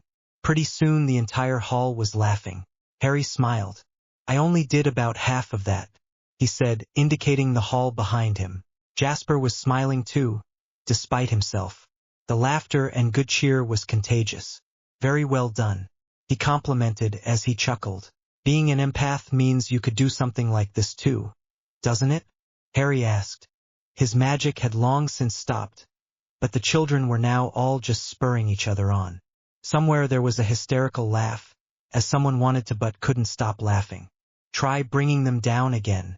I've stopped doing my thing, he requested. These are a lot of people, Jasper said dubiously. Do what I did, Harry suggested. Focus on those who are laughing the loudest first. Jasper still looked dubious, but his smile faded as he focused on being calm. It was more difficult than normal, since there was still a lot of laughter and it was affecting him. He finally managed to calm a few of the people down, and pretty soon the laughter died down to chuckles and giggles, and then there was just excited chatting as everyone tried to figure out how the laughter had started. Well done, Jasper, Harry said. Mine was done with magic, so it can do the same thing for everyone, but you had to focus individually and work against the standing effect that was trying to affect you. That takes some focus, even for me, given the right circumstances. Thank you, Harry, Jasper said. Maybe I can train with you on this to gain more control. Sure thing, Jasper, Harry said. So, empathic resonance is a kind of magic or energy? Bella asked. If this was something people could do and it was a power, empathy is something all people possess, Harry said. Well, unless you're a psycho. Anyway, how this worked has to do more with the fact that we're all basically human. We hear someone laughing and we turn around to look where someone is having fun. We want to be happy, so we seek it out. 5 people crying won't make another 5 cry, for example. Nobody wants to be sad. You might approach such a person and try to help them, though. That's empathy. I know what empathy is, Bella said. But that affected even Jasper. It has to be something more. It really wasn't, Harry said. Empathic resonance, on the other hand, is if you're sad and someone starts crying, you might join in because it's what the mood is telling you. It's telling you it's okay to cry. Laughter and happiness is just easier for people because most people strive for it. Where did you learn that? Edward asked. Succubus, Harry said. She knew all kinds of tricks. She even had this intense aura thing. When she was feeling hungry, she could start a full-blown orgy and take her pick, while everyone was unclothed and distracted. Scene removed for guideline compliance. Visit Patreon for uncensored version. Scene removed for guideline compliance. Visit Patreon for uncensored version. Do you know any other tricks with emotions? Edward asked, trying for a change again. Scene removed for guideline compliance. Visit Patreon for uncensored version. I do feel calmer, Bella admitted. Scene removed for guideline compliance. Visit Patreon for uncensored version. That's just wrong, Emmett sulked. Scene removed for guideline compliance. Visit Patreon for uncensored version. Scene removed for guideline compliance. Visit Patreon for uncensored version. Harry complied and Bella sighed in relief this time. Your bedroom escapades are apparently too much for your own magic to counter. She told you? Rosalie asked interestedly. She made me promise to keep it secret, Bella said apologetically. Kate sat down next to Harry with a smirk on her face. What did you tell her? Harry asked. Read my thoughts and I'll show you, Kate challenged. Not again, please, Edward asked. He'd been able to follow along, through Kate's mind. Fine, Kate said. I just described to her how our Sunday morning went, what I felt and what you did. That was enough. Sunday was pretty wild, Harry agreed. I didn't even get to what you did after your meeting, Kate said. shuddering. "Oh, come on," Edward complained. Apparently her remembering was enough to disturb him out of his own calm. When school finished, Harry was so darn worked up. He took the car stealth and disappeared home. Emmett and Rosalie had only barely had time to jump in. Kate's punishment for working him up so much was that Harry and Tanya spent their greeting time first. Then he dragged her in, ripped her underwear off, while she was still fully dressed, pushed her over a table and proceeded to vent his remaining frustration until she was screaming in ecstasy. Twice. By the time he was done with her, she was a giggling, mumbling, stuttering mess of twitching happiness. Scene removed for guideline compliance. Visit Patreon for uncensored version. While Tanya preferred a calmer and more intimate time, she was not opposed to seeing and feeling her mate's passion. When they mated, Kate was just lying there in awe. Her body still twitched and shook. Her mind had reached a new level of nirvana and her skirt was now sopping wet. When he flopped down next to her, for a quick rest, she smiled and squealed in delight, as she threw an arm around Harry, to press herself against him as hard as she knew she could. Tanya had not said one word to him before he took her to the bedroom. Her only words since then had been exclamations in the heat of the passion. As he lay next to her now, she joined Kate in cuddling with him. "What brought that on?" Tanya asked. "Kate's been tempting me all day," Harry said. "Seriously, she did things I could get expelled for. Gave him a rub or two during biology," Kate said, smirking, "and flashed me every chance she got and rubbed up against me." Harry said, "You know how much I like your butts, but placing my hand on your rear under the skirt as we walked through the halls was too much. Anyone could see." Scene removed for guideline compliance. Visit Patreon for uncensored version. "Feel free to appreciate any part of my body, Harry," Tanya said. "It's yours. We should kick Emmett and Rosalie out so that we can walk around unclothed."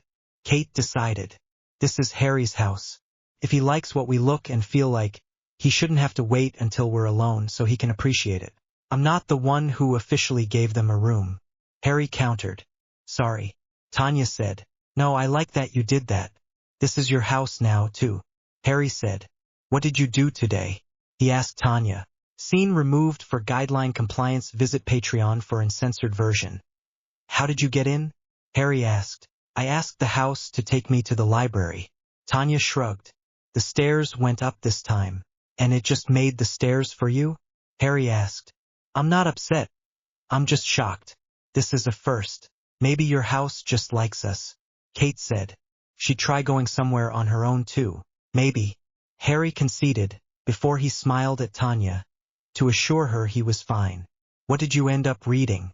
Some folklore from a world that apparently worshipped dragons?" Tanya asked. "Ah, that world," Harry said, nodding. "They had some interesting customs. I once had to get the wool from the nostril of a kind of bison, before they would allow me to take part in a festival that apparently celebrated the second time a dragon pooped." "Really poop?" Kate asked.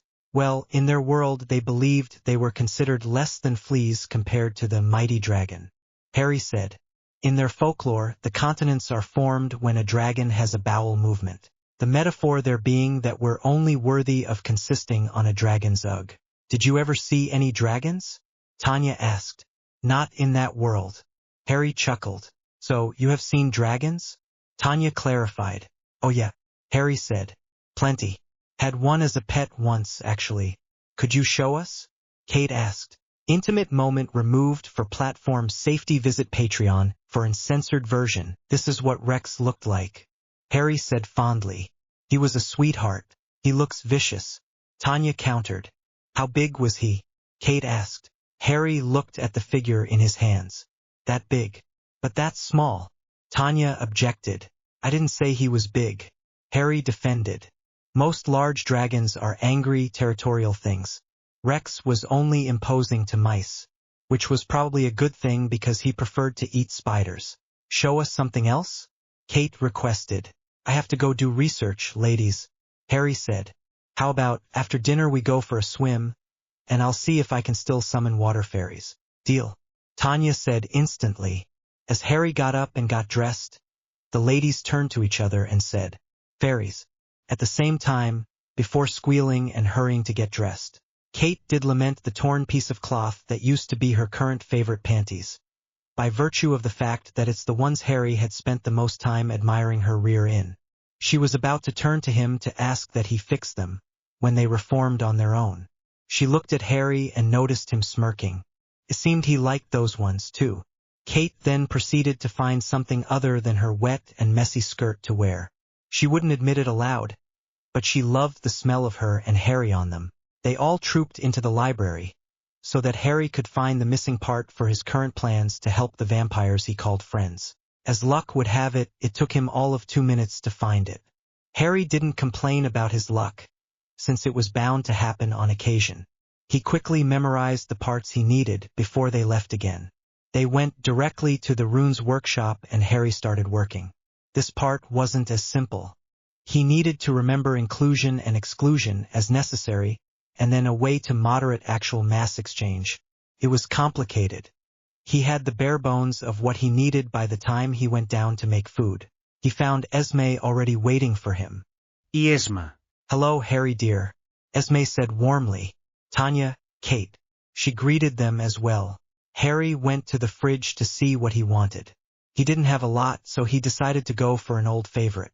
Emmett would love it. Harry quickly got to work, telling Esme what he intended and the processes involved as they started prepping. By the time the guests arrived, they walked out with nachos, fresh dips and extras with a few pitchers of margarita. "We're having nachos," Harry announced. "Ooh, I like themed parties," Alice said. "We should have worn ponchos and sombreros." "Yes, let's be racist about it while we're at it," Harry mocked. "I'm just saying," Alice said. "We could do something more, you know? This is the first time you're making us Mexican and I'm feeling like giving the proper respect to the meal." "Then just enjoy the meal, dear," Esme suggested. She didn't necessarily disagree with the idea of theme parties, but Alice's suggestion had been a little on the nose. "If my current project works out, you'll be able to eat whatever you feel like, within reason," Harry said. "Really?" Emmett asked. "If it works out," Harry agreed. "And I'm not telling, so don't even ask." Emmett didn't stay miffed for long, because he was looking at a large plate of nachos with all kinds of sides and it was all covered in melted cheese. "Awesome," he said. As meals went, it wasn't overly complicated. Seemed it was enjoyed, though. The margaritas were also a big winner. Emmett had once again proclaimed it was his new favorite. After dinner, the guests decided to stay for some unknown reason and everyone moved into the pool room. "You ladies tell the guests what I told you?" Harry asked his ladies. "But it's fairies, Harry." "Fairies," Kate objected. "We seldom see the light side of the supernatural world," Tanya said. "If you can do it, I think all of us would appreciate it." Harry looked sternly at them for a few moments, before it broke and he developed a smile for them. "Fair enough. Who could stay angry at you angels?" he said. They both smiled widely at him for the compliment and took him by the hands, leading him to the room where the others had gathered. They were all sitting around and chatting and Edward playing bartender again, with what was left of the vampire-friendly drink. Content removed for YouTube compliance. This time, however, there was a small chorus, in what sounded like a tiny voice as one and then more voices joined Harry's note. Harry held it as long as he could, before he needed another breath. When he started humming the same note again, the voices joined him instantly and the water started moving, like there were fish just under the surface, but not breaking the water. Harry kept the note, even as a tiny head poked out of the water, seeming to be made of water itself, and looked at Harry curiously. It moved closer, coming out of the water as it did so and reached out. A scene removed for guideline compliance. Visit Patreon for uncensored version. Content removed for YouTube compliance. The creatures flew out of the water again and continued their inspection of the people and sniffing at the drinks. The vampires watched in awe as these creatures of legend, creatures they didn't even know existed themselves, flew about and played with each other. Every time Harry's note was about to end, there was a rush to get back in the water. Then they would come out again at the note. After about 10 minutes, Harry's tone changed to the deeper tone again, and the fairies didn't fly far from the water at all this time. One of them placed a hand on Harry's other cheek and disappeared into the water, for the last time. Harry opened his eyes and swam to the side to get out. That was amazing, Alice exclaimed. Just amazing. What was that, Harry? Carlyle asked. Fairies don't live in this or any dimension. Harry said. There's some place they go which is connected to everything, but they can only appear to people if certain requirements are met. Still water, a sustained note, and magic. I'm guessing? Rosalie asked. The surface of the water is a portal to them. Harry said. Still is better. They prefer that, as it makes the note easier to hear. The note itself creates a kind of connection for them. They use it to interact with the world, to become physical. They hum the note as well because they need it. The vibration of the water of the pool is their way back. The magic helps them know that I know what they are and how to protect them if they decide to take the invitation, as well as sustains them. They love magic. Protect them? Esme asked. Intimate moment removed for platform safety. Visit Patreon for uncensored version. So your first note was deeper, to let them know that you'll be opening the door. Carlyle said. Then you repeated the other note and they sang along to see how long you could maintain it and to get the frequency right. Then that first one told you that they'd come though, and the last one told you it's safe to stop. You kept your eyes closed so that they knew you weren't waiting for them to be out of the water and hurt them or capture them or something, right? Tanya speculated. That's about the gist of it. Harry said. How many were there? Hundreds. Alice said, a sound of wonder in her voice. They flew right up to us and waved and sniffed our drinks and stuff. Tanya was suddenly hugging Harry. Thank you. That was beautiful. She whispered. She wished she could cry. She wanted to cry. Do they come to just anyone with magic and the right knowledge? Kate asked. There are a few more conditions. Harry allowed. While I'm not giving you everything, there's also the fact that the sun's not out. Evaporation. Carlyle mused. Does being enclosed also help? Likely. Harry agreed. Yes, anything that might disturb their forms, like sun and wind, does affect their likelihood of taking the invitation. Can you summon other fairies? Tanya asked, looking up at him. Possibly. Harry said, smiling down at her. But not tonight. The other conditions are not met. What others are there? Irina asked. She'd been very quiet. A few. Harry said mysteriously. But I'll leave that as a surprise. Scene removed for guideline compliance. Visit Patreon for uncensored version. Strange how making something with blood somehow counteracts that. Maybe it was a vampire thing? After the movie was done, Harry stretched out. Okay people, I'm going to bed. Thanks for the company, he said as he got up. His ladies made to get up, but Harry said, don't get up on my account, ladies. You're more than welcome to join me when and if you want to. I'm only going to sleep. We like sleeping with you, Harry. Tanya said. I like waking up with you. Unless you don't want us to? Oh no, not at all. Harry said. I just realized the other day that you are used to not needing sleep at all, so I was just wondering. We go with you. Kate said. Good night, Harry. Rosalie called after them. Do you think he's still working on making us human? Emmett asked. I think he's trying to give us everything humans have and then he'll see if we still want to be human. Rosalie said. Do you? Emmett asked. I want options. Rosalie said. If he can give us everything he thinks he can and babies, along with a safe future, then no. I'll stay what I am and watch over my family. Raise children, send them to school, see them fall in love, get married, have children of their own, and then I'll offer them our life, never needing to see our family die. Emmett said with a nod. When do you want to start? As soon as we know we can protect the children when they leave home. Rosalie said. They? Emmett asked. I want 2 boys and a girl. I don't really care which order, but I would like an older brother for the other 2. Rosalie said. 3 children. Emmett mused. Me a father. That will take some getting used to. Just wait until you realize you'll also be on diaper duty. Or when your daughter brings a boy home. Rosalie said. What boy? Emmett asked with a frown. She'll bring home a man, when she's old enough to marry. No sooner. He smiled then, already seeing it. Can't wait. Chapter 7. End. See disclaimer on Chapter 1. Chapter 7. Intimate moment removed for platform safety. Visit Patreon for uncensored version. What is this place? Esme asked. Harry's rune workshop. Tanya said. It's where he uses machinery from other worlds to create things that can use magic runes. He's only let us see the prototype of the new device. Kate added, I'm looking forward to seeing it in action. She said excitedly. Intimate moment removed for platform safety. Visit Patreon for uncensored version. With that, he activated the machine and the counterpart was fed with gold, palladium, silver, platinum, and 1 or 2 other bars he went to fetch from a drawer. Where do you keep all these precious metals? Tanya asked. We've looked in that drawer. There's never anything in it. From the vault. Harry said. This drawer removes only what I need from my stores. You've got a vault? Kate asked. Why don't we know this? Probably because I never mentioned it. Harry guessed. It's nothing special. Contains only metals that I've gathered over the years and some gems and stuff. On one of the worlds I went to, gold was used as commonly as they use aluminium here. It was still made into alloys because gold is soft and stuff, but still. It was plentiful and easy to use, so their Bronze Age was literally called their Golden Age.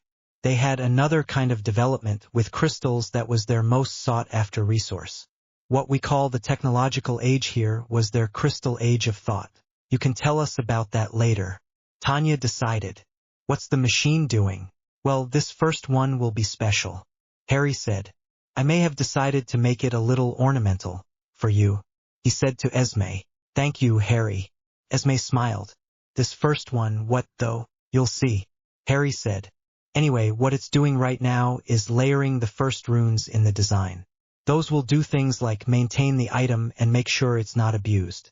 The second part makes connections for the rest of the functions. The last part is external and will need contact with the skin. Only a well-fed immortal should be able to use it, even though it won't use your blood for the work. It's like a security feature. What you'll need to remember is that this will still be connected to my stores of blood. But the girls and I recently expanded on the amount of sources we have for that, so stocks are growing rather than diminishing. We'll still need to set up a facility for the storage of the blood. At some point. I'll also need to show you how to check stock levels. I currently have to use my magic to do that, but I don't want to be in charge of that forever. The item will have different settings. Everything from snacking to a full meal. You want to be able to choose how much blood is used because eating might be fun, but you don't want to spoil people, either. You can also use it for liquids like drinks and such, but always remember that the transformation is temporary, so you want to use the device on the food and then eat or drink it within a day or so. Harry finished. I still don't know what you are talking about. Esme said. You will. Harry said. They waited for a while, since the machine had to process all the metals and work with them. When the process was complete, the machine opened up and an arm extended with a large platter with a cover or cloche. Is the item in there? Esme asked, looking at the platter curiously. Then her eyes widened. The cloche was very pretty, with designs and a few symbols on the handle. That is the item, she said in realization. Yes, it is, Harry said, smiling. Come on, we have to test it. He took the platter and cloche and led them from the workshop. Harry took them to the kitchen and decided to make a bit of lunch for himself. It was a simple sandwich, but it would do for the test. Content removed for YouTube compliance. Can you do that now? Harry asked, turning the handle back.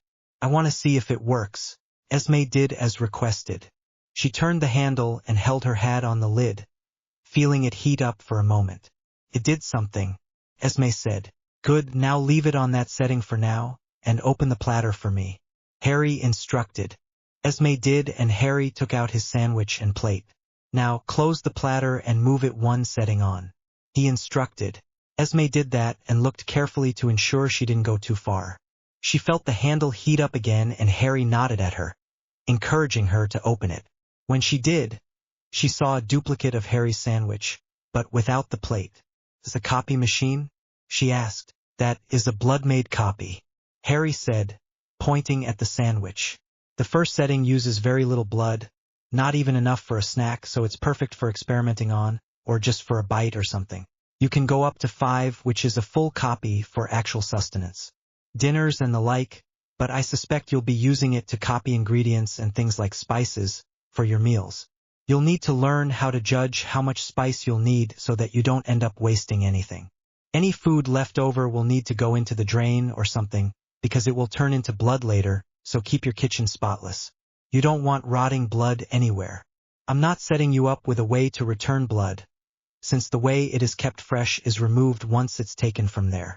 Esme was looking at Harry like he'd just told her Christmas was here. You made it so that I can make food without you, she exclaimed. You'll not need to spend so much time making us food. Hey, I still like doing that. This just makes it simpler for us both, and I'm still the better cook. Harry said, winking at her. You can experiment all you like, but also go to town and buy new things to try. I also still need to show you how to change what kind of blood and stuff. There are spaces for symbols if you want, but I suspect with your perfect memory, you'll like to be the only one that knows what is what, so your family can appreciate the forethought when you cater to their likes. You can also copy whole meals, Tanya said. Harry used his prototype on a meal and had us taste test the difference between another one he made properly. There is a bit of a difference, so for best results I suggest making the ingredients, but if the family wants to go for takeout, you could use this as well, Kate said. She and Tanya had already discussed the uses of such an item. Food tastes better when made with love as the special ingredient. Harry agreed. Taking your time and making things individually, specifically catered to the needs of the family, will always get you better results. The only problem with that is that you don't want to let your food get cold, so I suggest starting with meals you can prepare all at once. What about soups and things? Tanya reminded Harry. Oh right, Harry said. Part of the magic is to look for a container. Ceramic, glass, metal, or china. If you put something in here and want to copy an entire meal, remember to add an identical plate. As you can see, that sandwich is not on a plate. Harry pointed at the copied sandwich. May I? Esme asked, also indicating it. Sure, it's just a taster for you. Harry agreed. Make us copies, please? Tanya asked as she quickly fetched 3 plates. Esme quickly moved her sandwich onto a plate and made 2 copies, after placing a plate on the platter. She felt a thrill of delight at the knowledge that she was using a magical item, geared specifically for the use of immortals. Sandwiches and things should taste the same, since they are base ingredients unless you want to bake your own bread or something. Harry pointed out as she bit into her own sandwich. This is delicious, Esme said. Well, I'm sure your kids won't mind being able to bring lunch to school from now on, Harry said with a chuckle. Ooh, I'll have to start preparing lunches and maybe breakfasts, and I can make dinner for the whole family now, Esme said excitedly. You will obviously be invited, of course. I'll need to buy the real ingredients after all, so I might as well use them.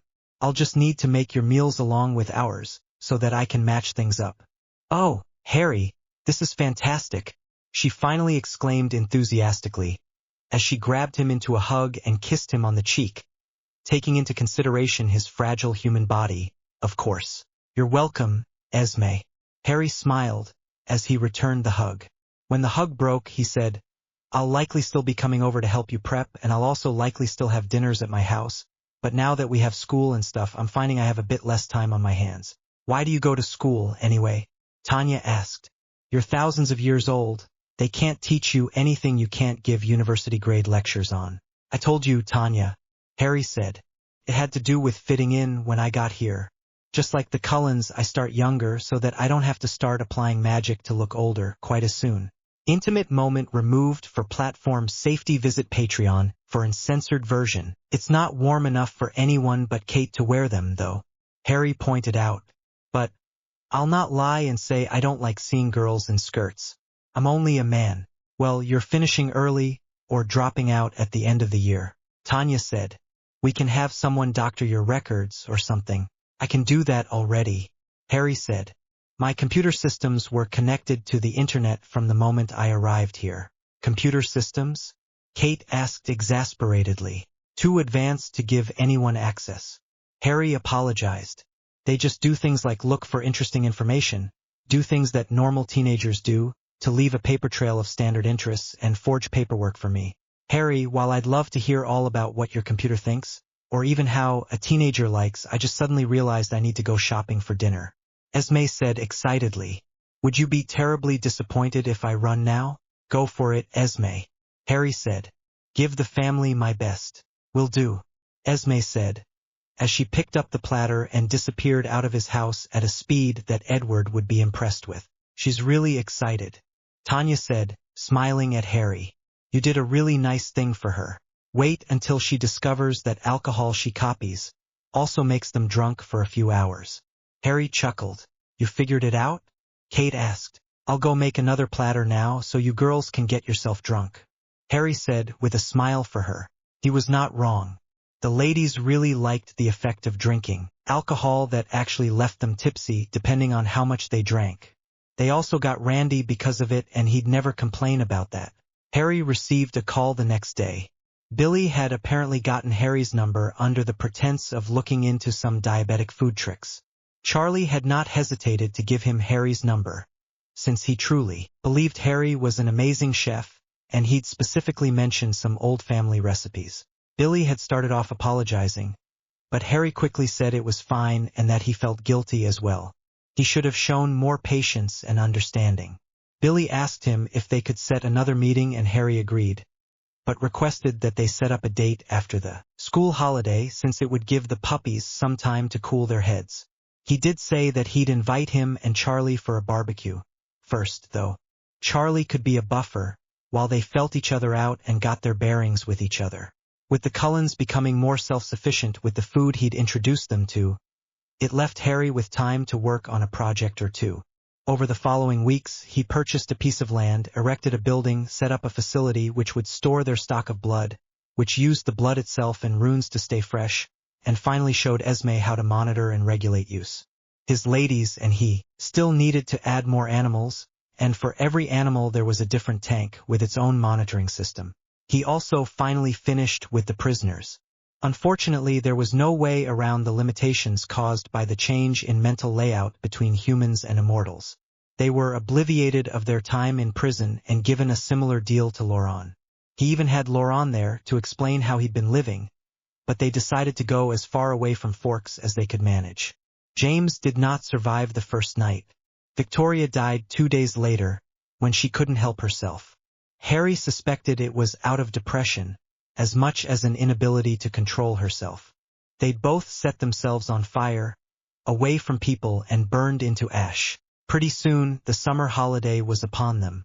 Tanya was ecstatic because Harry would be dropping out, saying that he was studying through the mail. With the holiday, the plans to go to Florida were solidified. The Cullens and Denali would be staying in a hotel until Harry had a chance to set up his house, where they'd join him once he was ready. The vampires would be going in the Chevy, while Edward went with Bella on a plane. All the immortals in their group now wore pendants which allowed them to appear human. It had the soft, warm skin that didn't sparkle, all worked into one stylish design of an arrowhead, with an ability to turn the movable point which switched off the functions by taking the runes out of alignment. Harry thought it was best to not limit them to always be as vulnerable as it made them. Esme obviously took the platter, her prized possession, with her. Harry had assured her that distance wouldn't affect its connections to the facility. That way they could order room service and stay perfectly fed. Edward and Bella arrived in Florida after the rest, which they found funny.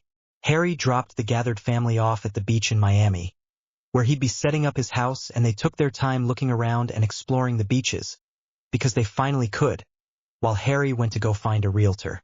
He didn't want to buy a house, but it was simpler to simply connect something that was there to his house, and he ended up purchasing a large one near, but not on the beach front. Making the connection to his house was easy, but that didn't mean Harry and his ladies wanted people there just yet. Tanya and Kate wanted to follow through on their threat to walk around unclothed for a bit. The property had certain protections, and the large pool out back would be welcome, especially since swimming unclothed was such a fun activity, along with all the other things one could enjoy unclothed in the pool.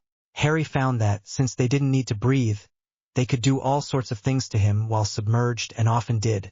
It was 340 miles between Jacksonville and Miami, but they had all decided that claiming to own property there would likely be suspicious. It would only take the Chevy a few minutes to fly between the two places, so that was a small distance to them. Heck, they could go there for the day to spend time on the beach and come home at the end of the day with little effort. It was during those first few days that Harry's wards, back in Forks, told him that he had a visitor or 7. It seemed that the wolves had come sniffing around. Harry informed his ladies and they all got dressed, before a set of stairs appeared on the second floor, going up. They walked up the stairs and appeared in Harry's house in Forks. Harry's ladies felt a thrill at realizing how easily they had just traveled so far, and that they could do so themselves if the mood struck. Perhaps Harry could set up a few more houses the world over, so that they could travel to their heart's content. Harry led his ladies into the pool room and out the back, where he'd felt the presences. "Are you going to come out? Or am I coming in?" Harry called. Intimate moment removed for platform safety. Visit Patreon for uncensored version. We've come to talk. The man called. "You know my name. Let's start there." Harry suggested. He turned to Jacob. "Sup, Jake?" I am Sam Yuli. Sam said. "I am Alpha of the pack. You will speak to me." Jacob is here at the insistence of Billy. "No, he's not," Harry countered. "Billy didn't arrange this meeting, or he'd have called me first." Sam's eye twitched at that. He'd been caught out, it seemed. "Why are you really here, Mr. Yuli?" Harry asked. "He wants to know that you aren't giving our secrets away." Jacob called. "Silence." Sam snapped. "No." Harry countered. "You stay silent. Jacob is at least trying to speak to me. That's all I ever wanted. I showed up to that meeting to find out what was happening to the tribe, to ensure that we weren't hurting you somehow. Billy only confirmed what I suspected, when you broke the peace. The people I brought didn't know that they would be affecting anyone besides themselves with their presence." Blood. Jacob started correcting Harry. "They are people, Jacob." Harry interrupted. "They want to live in peace. They have loved ones and care for each other. There are differences, of course, but that's to be expected. I would not be protecting them and helping them fit in if they were violent monsters. Right now, I'm more inclined to believe in them than a pack of wolves that descend on me, for simply not allowing myself to be used or be dictated to." Harry had called them bloodsuckers in the beginning, but when he did it these days it was just as a joke. Sam tried to speak then, likely to insult them, but he found no sound was coming from his mouth. Jacob realized, and Harry could see him put effort into not laughing at the man. "I told you to be silent," Harry pointed out, when Sam stared at him angrily. "What about our secrets?" Jacob decided to ask. "Have you been telling them?" he said, turning his head to one of Harry's ladies. "I told them of my own experiences with other tribes that lived their lives as your ancestors did," Harry said. "They had more respect, though. I was even able to help them out by being a mediator between warring tribes. As a result, the Great Spirits blessed me and I was made one of the tribes. I was then called, well, their dialect was different. They called me he who dwells with spirits." Harry said it in the tongue of the natives from that world. For them, it meant that they considered me a seer and messenger of sorts. I honestly have a very small gift for the art of divination, but it helped them out a time or two. I even had an animal then, but it has long since left me. You could just be making that up," Jacob pointed out. "Am I, though?" Harry asked. "Do I smell of deceit? Can you hear falseness in my voice, like those from that tribe could?"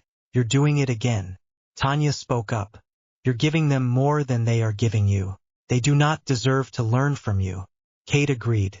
Sam looked angrily at the women. "I'll warn you now, Sam Yuli.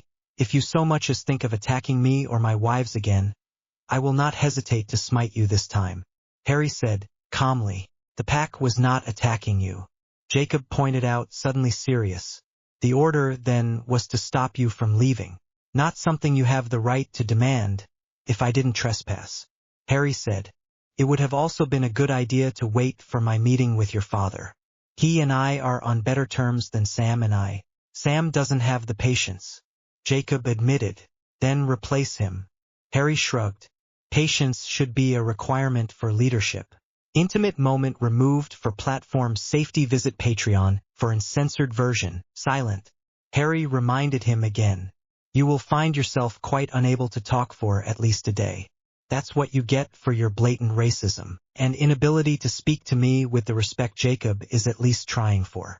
He's still communicating with the pack," Tanya pointed out. "I can see them converging, but staying in the treeline." They all moved at the same time. Kate agreed. "Interesting," Harry said. "Shared telepathic communication." Probably because they all share one spirit. I've seen similar in the past. He theorized. Should be useful and keep the pack coordinated. He focused on Sam, then. You will from now on stay at least 1 mile away from my property. Consider it claimed land, for the insult of making unreasonable demands, while I was only peaceful. He broadcast into Sam's mind.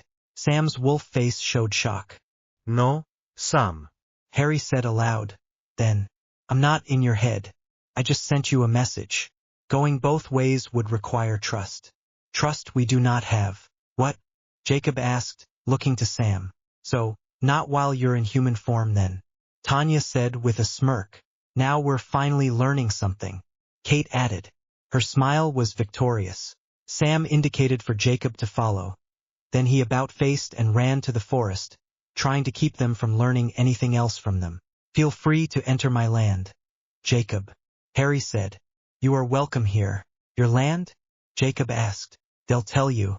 Harry said, indicating into the forest. Go, before your alpha shows his displeasure and loses his calm. If you ever want me to remove him from the pack, I should be able to impede his connection to the wolf temporarily. Jacob said nothing, but nodded and turned to the forest. Before Harry and his girls left, he activated a ward and added the pack he still felt in his range, excluding Jacob. They'd feel uncomfortable if they entered the mile he had claimed, like there were eyes on them at all times. Then they went back to Miami and being unclothed. Harry was actually happily surprised to get a call from Billy the next day. Hey there, Billy, Harry said as he lounged in the pool. Harry, I hear you had some visitors last night, Billy said. Harry could hear some humor in his voice. Yeah, Sam was being grumpy about secrets, Harry said, as he saw Kate smirk and disappear under the water.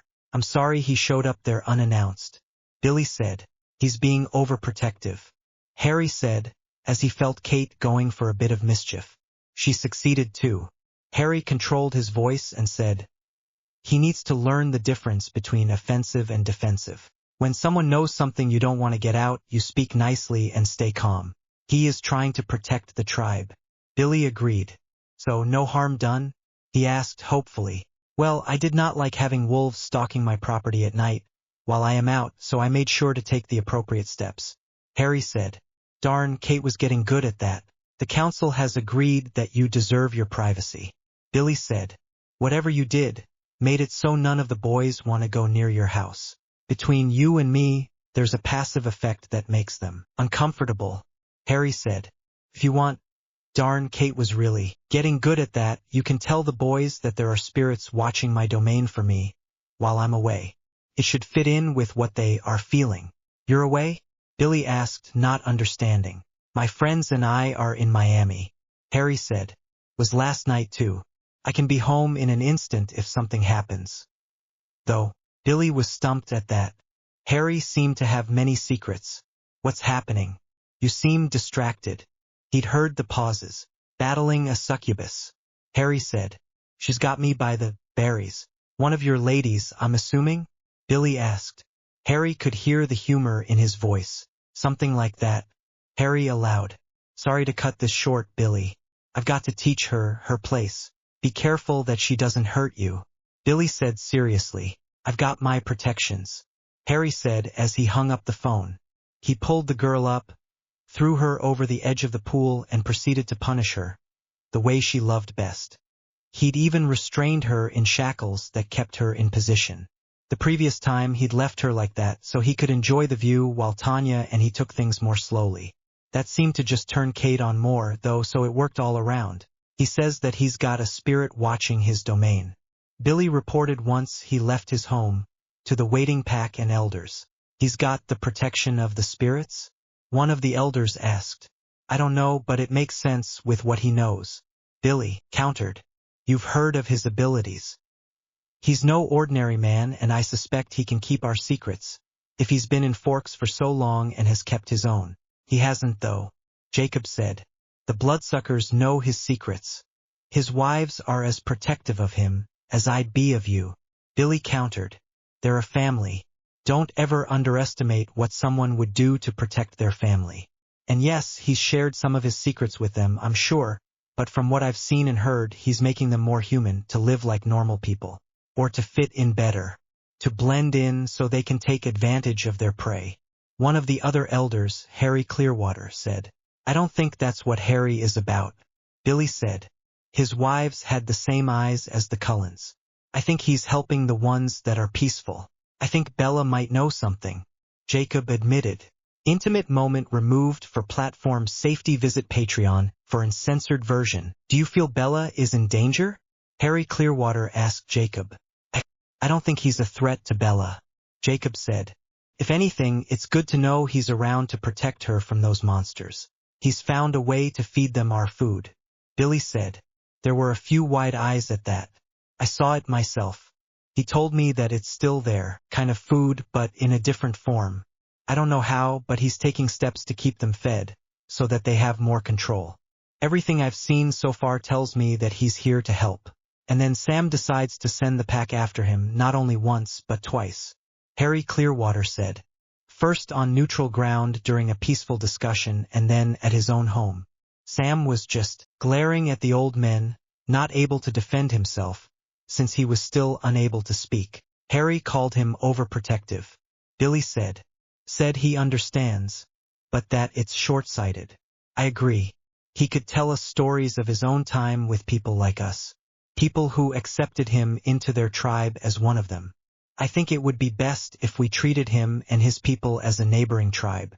But they're monsters, one of the pack exclaimed. They're people trying desperately to not act like monsters. Billy disagreed. Until that changes, the treaty stands. We will not attack them. Harry is linked with our world and he's married into a different tribe, so we should treat them as neighbors, or at least extended family to our neighbor. Back in Miami, Harry was just finishing up with Kate. He left her shackled, with a blissful smile on her face, as he went into the house, where Tanya was making lunch. She loved the idea of serving lunch to her husband, almost as much as Esme did for her family. Their serving dish was stainless steel, but had a similar design to Esme's. Tanya had quickly learned that things that copied without too much loss in flavor were her favorite, so she made sandwiches and finger foods. Strangely, vegetable platters were becoming her favorite. She'd made Harry a grilled cheese sandwich and duplicated that for her and Kate. Harry had something the Cullens didn't though. 2 large platters with preservation magic so that they could make things and keep them fresh for if they wanted to eat later. Harry intended to give the Cullens some of these at some point, likely for Christmas or another special occasion. Harry kissed Tanya as she put the plate in his hand. Thanks, love. Harry said. Where's Kate? Tanya asked. Oh, she's a little tied up at the moment. Harry said. Tanya chuckled at that. She does have a bit of a fetish, doesn't she? She asked. She loves all the different things we do, but she likes her power games the most. Harry admitted. What did she do this time? Tanya asked. Billy called to apologize. Harry explained. He's at least reasonable. Tanya said. They should just send him from now on. Intimidation won't work. I think they've realized that. Harry said. Hopefully next time we see him, we'll be able to lay the foundation to a healthy relationship. How did Billy calling lead to playing with Kate? Tanya asked. She decided to distract me. Harry said. Blowjob? Tanya asked. She's getting really good at those too. Harry agreed. Well, we can always go make love while she watches again. Tanya said. It drives her insane being tied down and watching us for a couple of hours. Their plan was just unfolding, when Harry received a call. Enough is enough, Harry. Alice's voice said. Tell us where you live already. You can be kinky in the bedroom all you like. Pulling a card from Kate's deck, Tanya proceeded to mount Harry. Anyway. Scene removed for guideline compliance. Visit Patreon for uncensored version. Yes, we are. Tanya said. Harry knew they could hear pretty much everything. No fair. Alice exclaimed. We don't get to do fun things in these rooms, without everyone hearing. Come on, Harry, she pleaded. Scene removed for guideline compliance. Visit Patreon for uncensored version. Have fun with that? Harry asked. It's fun, right? Kate asked, from where she was watching them with hunger in her eyes, but still smiling. The whole family has heard us at it at some point, as far as I can tell, so it's not so embarrassing. Tanya allowed. We immortals hear all kinds of things from our neighbors, so we tend to live apart, for that reason. Ide asumat. Harry said. Doesn't help when we hear things nobody wants to. Tanya aloud. That's just another thing we love about you. Kate said. You can give us privacy. Tanya proceeded to increase her tempo, pleasing her man without a thought of her own enjoyment, trying to get him there faster. She'd heard the frustration in Alice's voice and felt she could stand sharing her space again. Harry didn't disappoint, though, and his magic sped things up for her as much as she was for him. Afterward, they just lay there for a while, before Harry finally released Kate and they all got dressed for the first time that day. The immortals went for a walk on the beach and found Harry's Chevy waiting for them in a place they'd met before. Strangely, there was nobody else there. Emmett ran forward and took the driver's seat with a grin. Unfortunately, there was no key, but once everyone was in, the car vanished, only to reappear in the new garage. Grumbling, Emmett got out of the car, but put a hand on her roof. Don't worry, I'll get Harry to let me drive you one of these days. There were tropical drinks and snacks already waiting for them when they entered the kitchen from the garage. This one was on the same level, but this house was larger and had more rooms. Emmett, Rosalie, Alice and Jasper only stayed long enough to be polite before they went to claim rooms, all protected and private. Irina and Lauren soon disappeared too, leaving Harry with his ladies, Eleazar, Carmen, Esme and Carlisle. We hear there's something going on with the tribe? Carlisle asked, as he sat back and enjoyed his drink. He stopped, though, when he saw Kate and Tanya each lighting up a cigarette. Really? Why did you have to make those two? Carlisle asked. Scene removed for guideline compliance. Visit Patreon for uncensored version. We know you don't have to brag so much. Esme chastised. You do know where those other 6 disappeared off to, right? Tanya challenged after a drag from her own cigarette. Harry had done something special with these too. Not only was it blood created, but it was a copy from a conjured pack of cherry-flavored cigarettes. Harry had apparently been a smoker in the past and had a favorite. Not for the nicotine but for the taste. He also liked the way it made a room smell. With his kind, it didn't even smell like smoke, and it tasted amazing. Carmen got up and asked for a cigarette as well. She'd always wanted to try, but this was her first opportunity to actually try and enjoy one. Eleazar shrugged and got his own. Harry looked at Carlisle, who shook his head. I've seen what those do to humans, he said. These won't do that and even have a calming effect, all without nicotine or the other poisons and pollutants. Harry pointed out, just remember to smoke those downwind from me. Wouldn't want it to turn into blood particles on, in or around Harry. Tanya agreed. I can clean myself, but still prefer not to breathe what is basically bloody smoke. Harry said, lighting his own just because the majority of the people were. His was a cigar, though. And yes, Billy called. We had an incident with the wolves again, but we were able to talk rationally. After Harry silenced their leader, Kate said, Billy's boy, Jacob, seems to have a cooler head now. Better than the first time we met him. Tanya agreed. Anyway, Billy wanted to apologize for their actions and I told him it's fine. Harry said. He claimed a mile around his house as a precaution. Tanya reminded. Put up a bit of magic to dissuade snooping. Harry said. Told them it was my land now. It's probably for the best. Carlisle aloud. We can't allow them to think you are an enemy, but at the same time you aren't their friends until there's some sort of understanding. You spend too much time with our kind for them to ever trust you fully. How's Edward doing? Harry asked, changing the subject.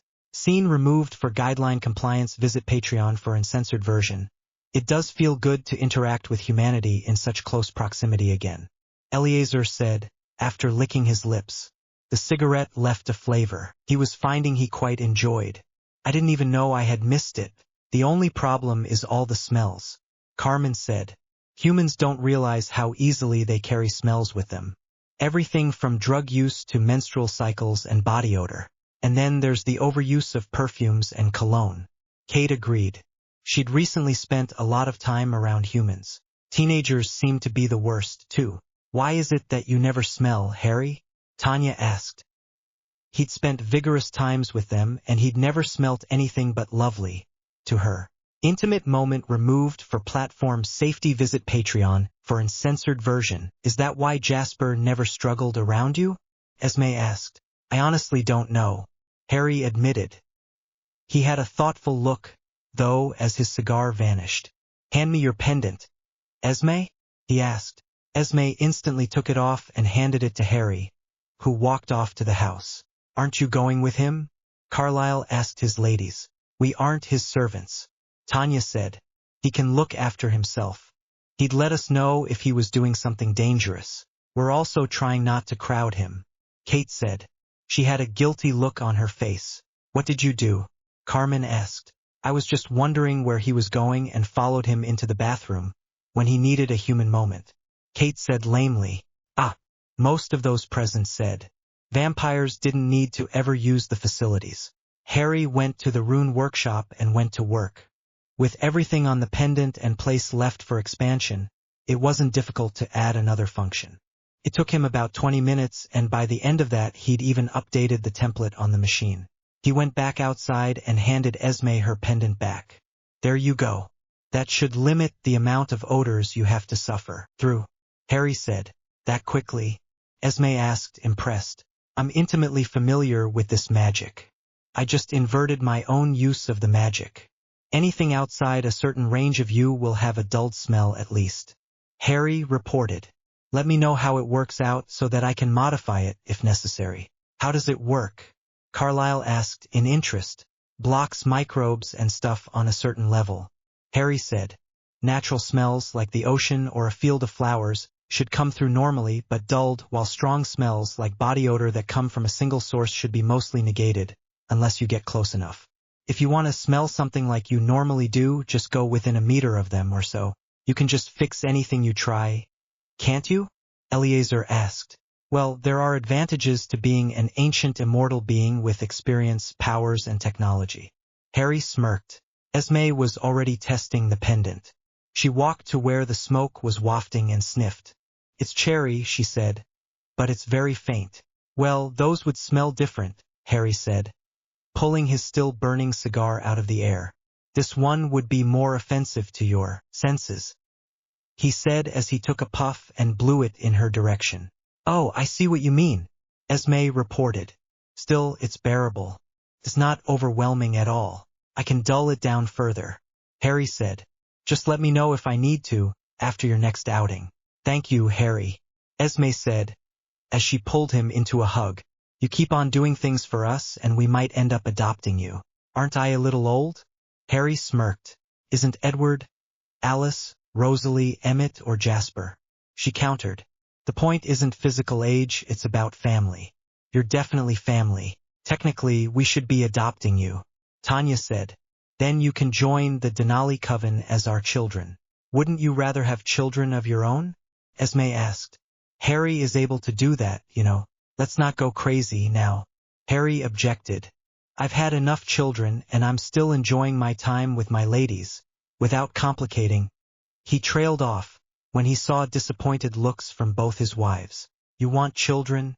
He asked. We never discussed it, but I would like at least one child, yes. Tanya said. Many of them. Kate agreed. I want all the babies I can handle and then a few more. We'll discuss your need to be overwhelmed at another date. Harry said. But seriously, I've not had children in a few thousand years. I couldn't stand to leave any more families behind. You should discuss this in private. Carlisle said, as he made to get up. No, Carlisle, stay. Harry said. We can discuss this later. Tanya nodded at that. We've got time. We still need to sort out the other immortals in this world as well. Harry pointed out. Do you have a plan yet? Eleazar asked. Everyone was betting on Harry to sort that mess out, because they didn't have the power to do it themselves. Well, right now I'm planning on trying to be nice, Harry said. Maybe set up a platter system for them that draws from a big pool of prisoners. People that are on death row and such. Convicted murderers and evil men. I can set it up so I don't have to do anything and the blood is extracted and pooled. Then I enforce my plan by placing a geas, as Lauron called it, on a few prominent members. Once one or two of them decide to ignore the threat and kill themselves in plain view of the rest, the others should start playing ball. There was silence after that, but Eleazar was smiling from ear to ear. That's you playing nice? He asked. That's tame. Harry said. I could use mind control on them to force my will on them, or I could also just outright start killing all of them until they give up and become my servants. I then put Carlyle in charge and have him make the rules. The efficient, brutal ways are often the easiest ones as well. Why not just do that? Carmen asked. My job is to enforce good and stop evil. Harry said. Evil would be a chaotic, unstoppable army of immortals taking over the world and treating humans like cattle. I've seen similar in the past. The Volturi are technically pretty mild, if what you've told me is true. A bit of manipulation and enslavement of people against their will is not so bad in the grand scheme of it all. We'll put a stop to that, of course, but in the meanwhile the Volturi are doing a good job of keeping people in line with fear. This is what I'd do. You'd rule with an iron fist? Carlyle asked. That's why I never rule. Harry said. I'm the sword.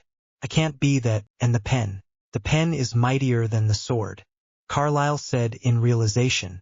How difficult would it be for you to take over a world? Kate asked, a bit of hunger in her eyes.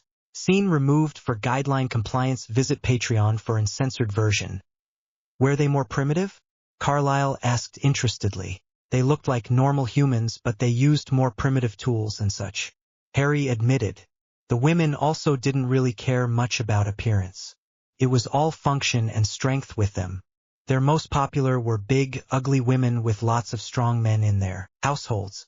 I've never seen so many women walk around topless, nor with so much body hair. Sounds like a strange world. Esme admitted. Oh, I've seen stranger. Harry said. But not many quite as savage. So, you took over their world? Tanya clarified. Harry nodded. And what did you do once you had it? Started a cultural reform, where the mind was more important than strength. Harry said. I don't know how that turned out. I only had a few years there after that before I was moved on. How did you do it? Eleazar asked. Start the reform, put rules in place for treating people as you wanted to be treated. Built up an army of enforcers and got them all to swear loyalty, enforced by magic, which would carry on through the generations. Harry said. The idea is always to create a lasting change, which continues after I leave, which is also why I don't want to be connected to whatever system we end up using. It needs to function without me, or at least be self-sufficient. I will one day disappear from this world, so it needs to work before then. I don't want to think about that day. Tanya admitted. We will need to figure out how that works. If you are forced to leave, I'm coming with you. And any children we have? Harry pointed out. Tanya was silent at that. She wanted two opposing things. She'd need to decide which is more important before they decide to have children. Harry's current plan would make human offspring. If the idea to take advantage of the fact that their bodies didn't have a heartbeat actually worked, they'd need to leave the kids or turn them, but that didn't take into consideration the next generation either.